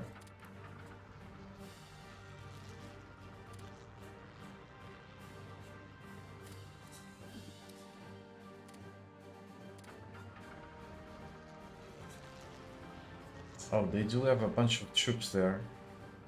Wow, I was gonna kill my dudes. Ground attack.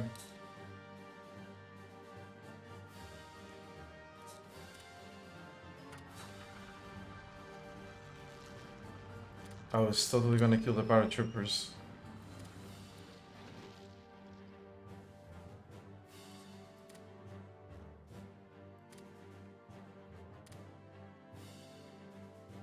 Anyway,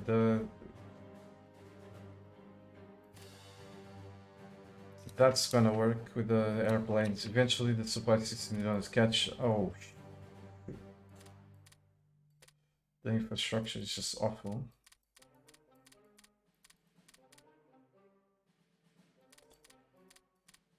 Well, there's this one. It's gonna bypass that.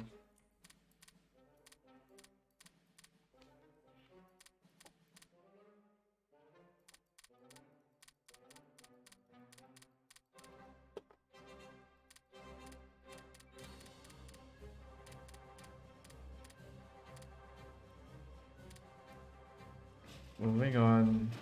Pick up the troops and I'm gonna go say hello to the dudes in South America.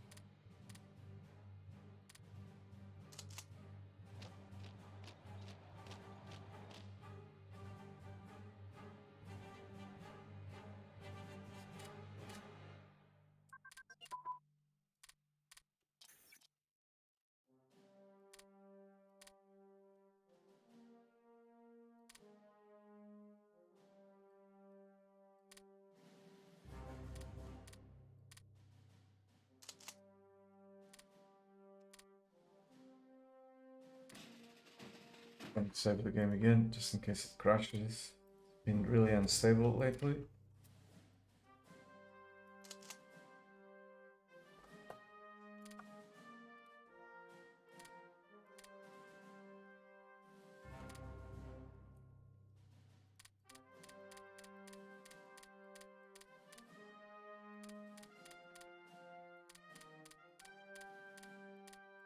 Suppose I love clicking.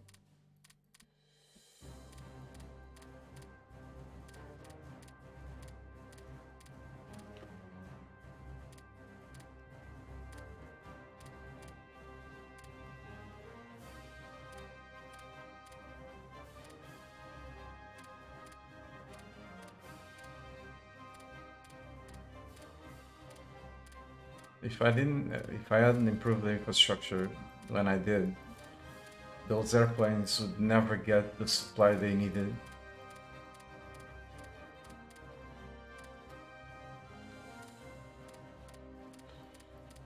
This is for another reason that I already explained multiple times, which is just to do with keeping the map pretty.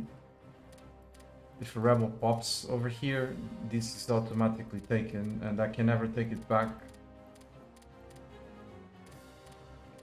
So instead of a pretty map, I'm gonna end with the map all fucked up due to rebels taking the provinces.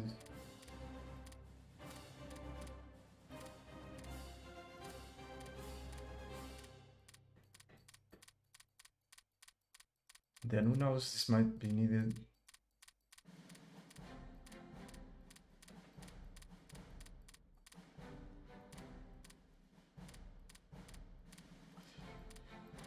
Oh boy, well, that's a lot of clicking.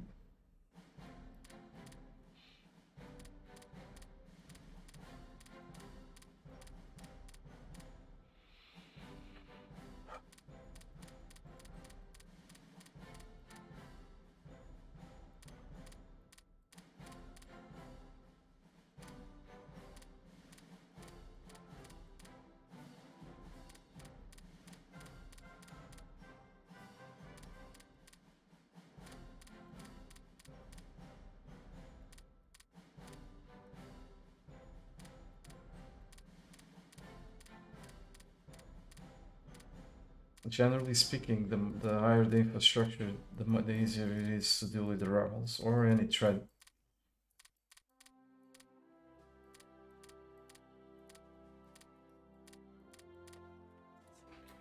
Saving the game again.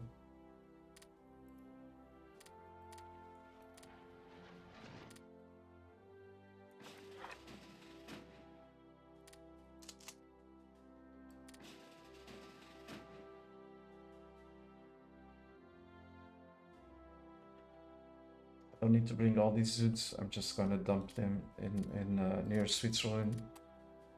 I think I can declare on Switzerland, right? I can.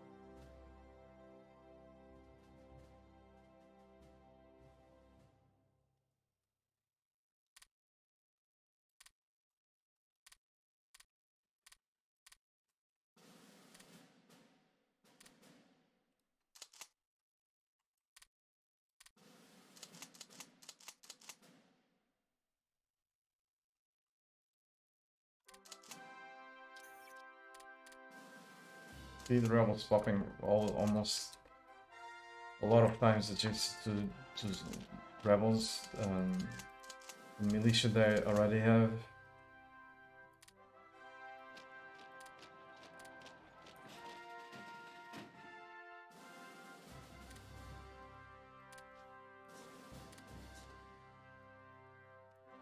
Makes it a breeze to deal with the zombies.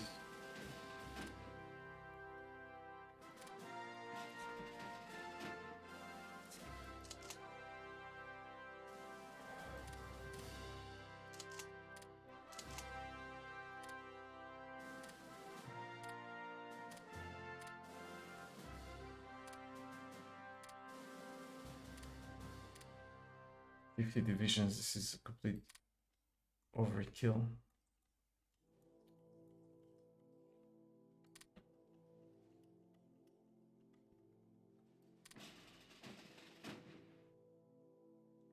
Probably should leave more behind. Yeah, I'm gonna do it.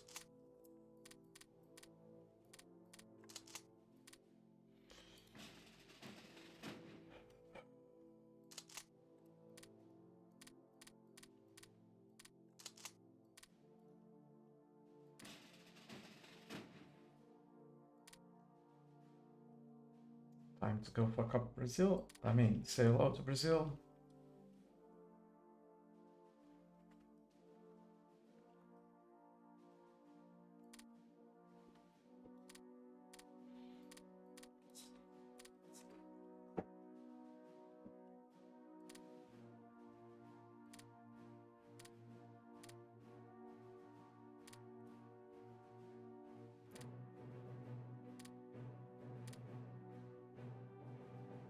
Really? Like really? Now that I...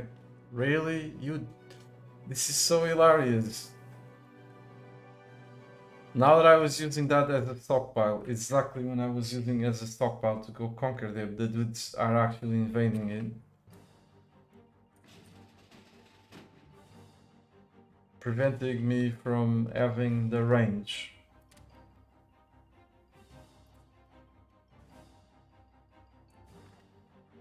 Now it's really wrong. Where am I gonna base these?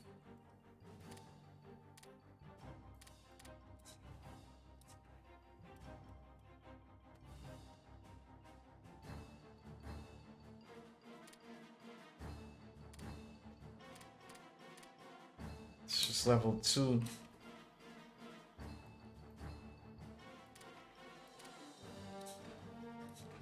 I have to go take that shit back if I can.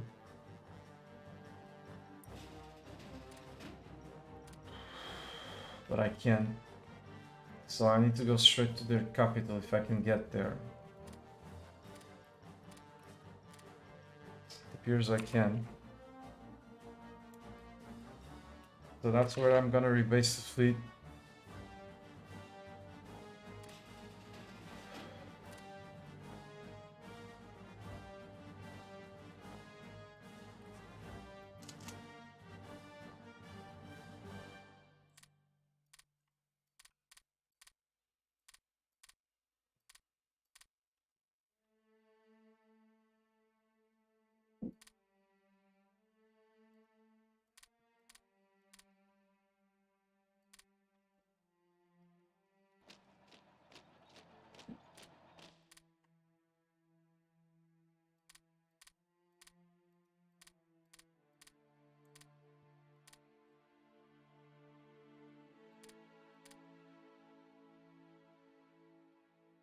What am I doing? Wrong place, so whatever.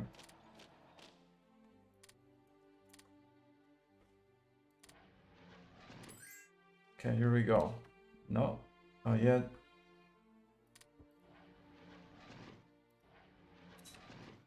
That's gonna take a while.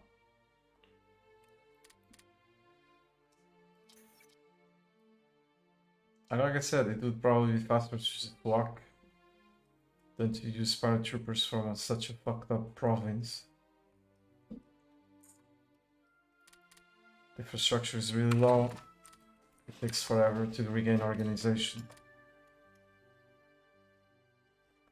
But I have no... I'm not in a hurry, so...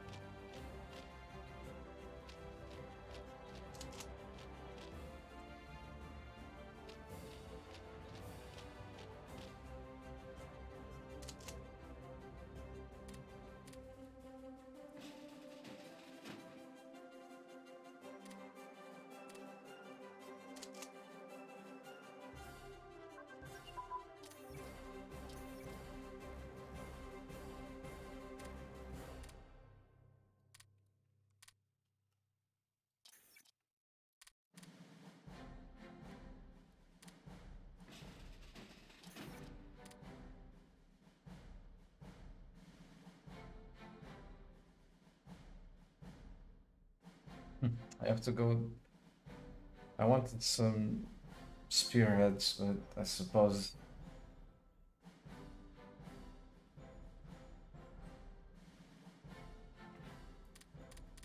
it's too risky to go for these. Well, it's just for text.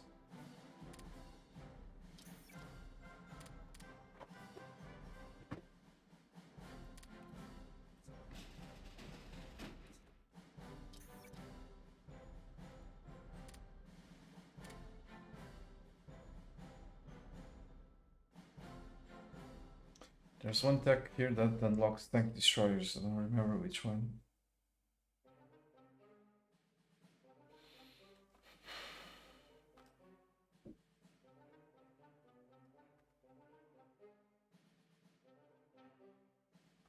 If I recall correctly, there's something here that unlocks tank destroyers. Already have it, so it's probably the... Can't recall.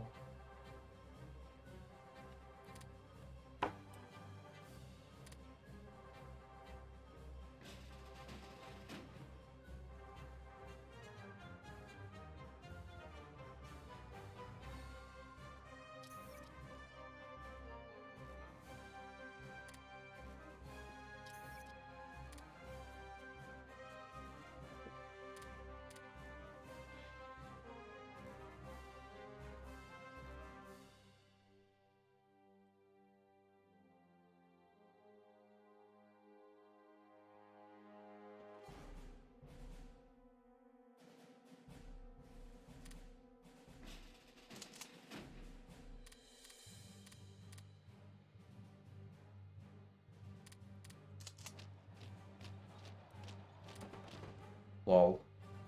They're going to invade Cuba, but leave the capital unprotected. Good job.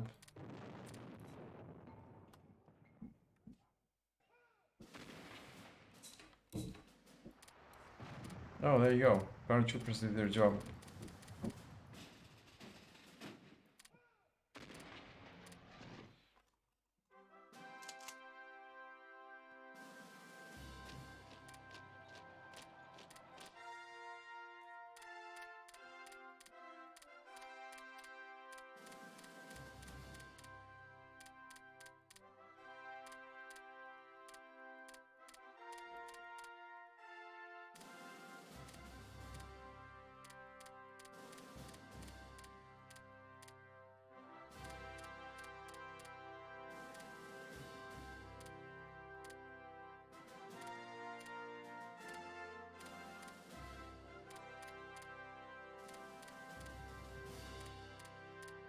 Yeah, that's all she wrote for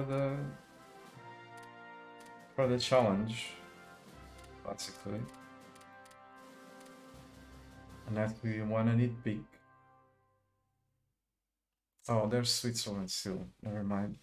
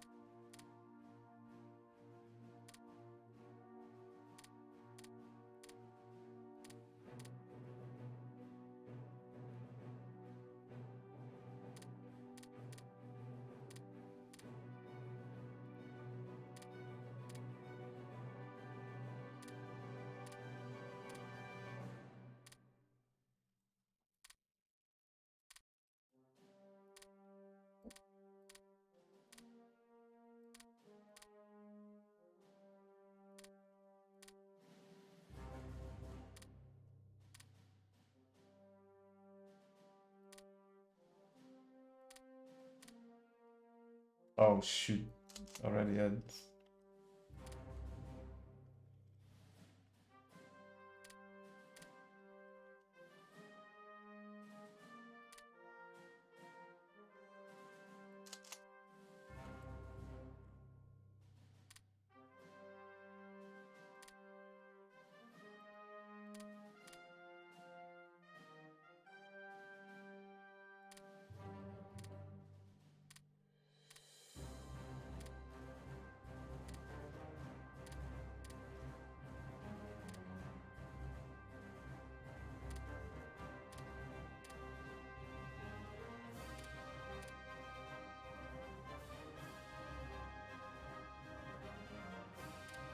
And there's Japan.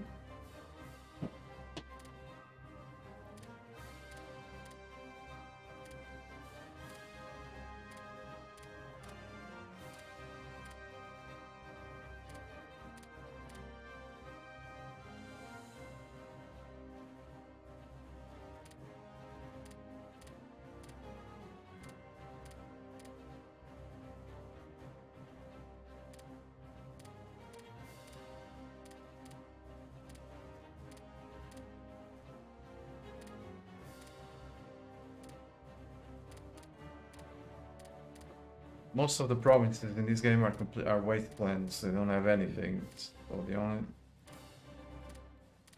So if you lose it, if you lose control of them for a moment, it's not a big deal. But these ones are always a big deal. The smaller we are, the more of a big deal it's gonna be.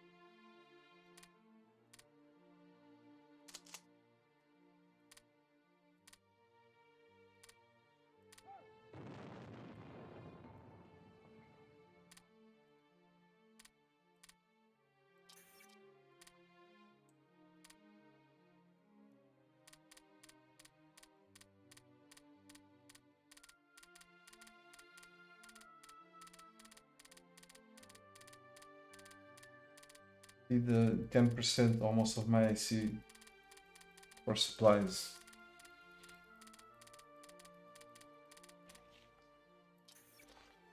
It's not being used because I have a shit ton of supplies on the stockpile. I just changed my mind with regard to these. Forget it.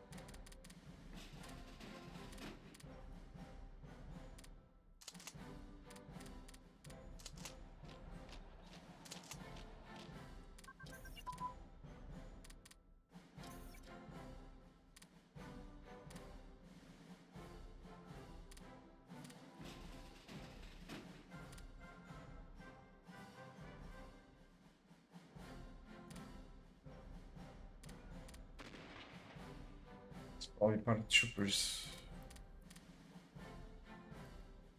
Yeah.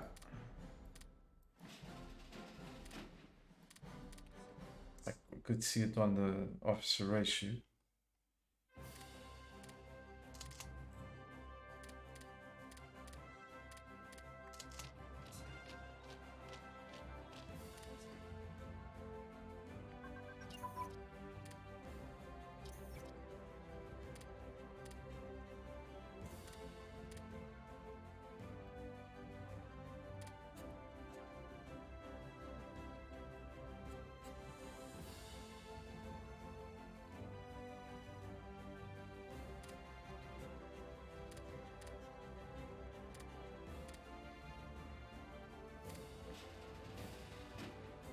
Suppose this one will do it, right?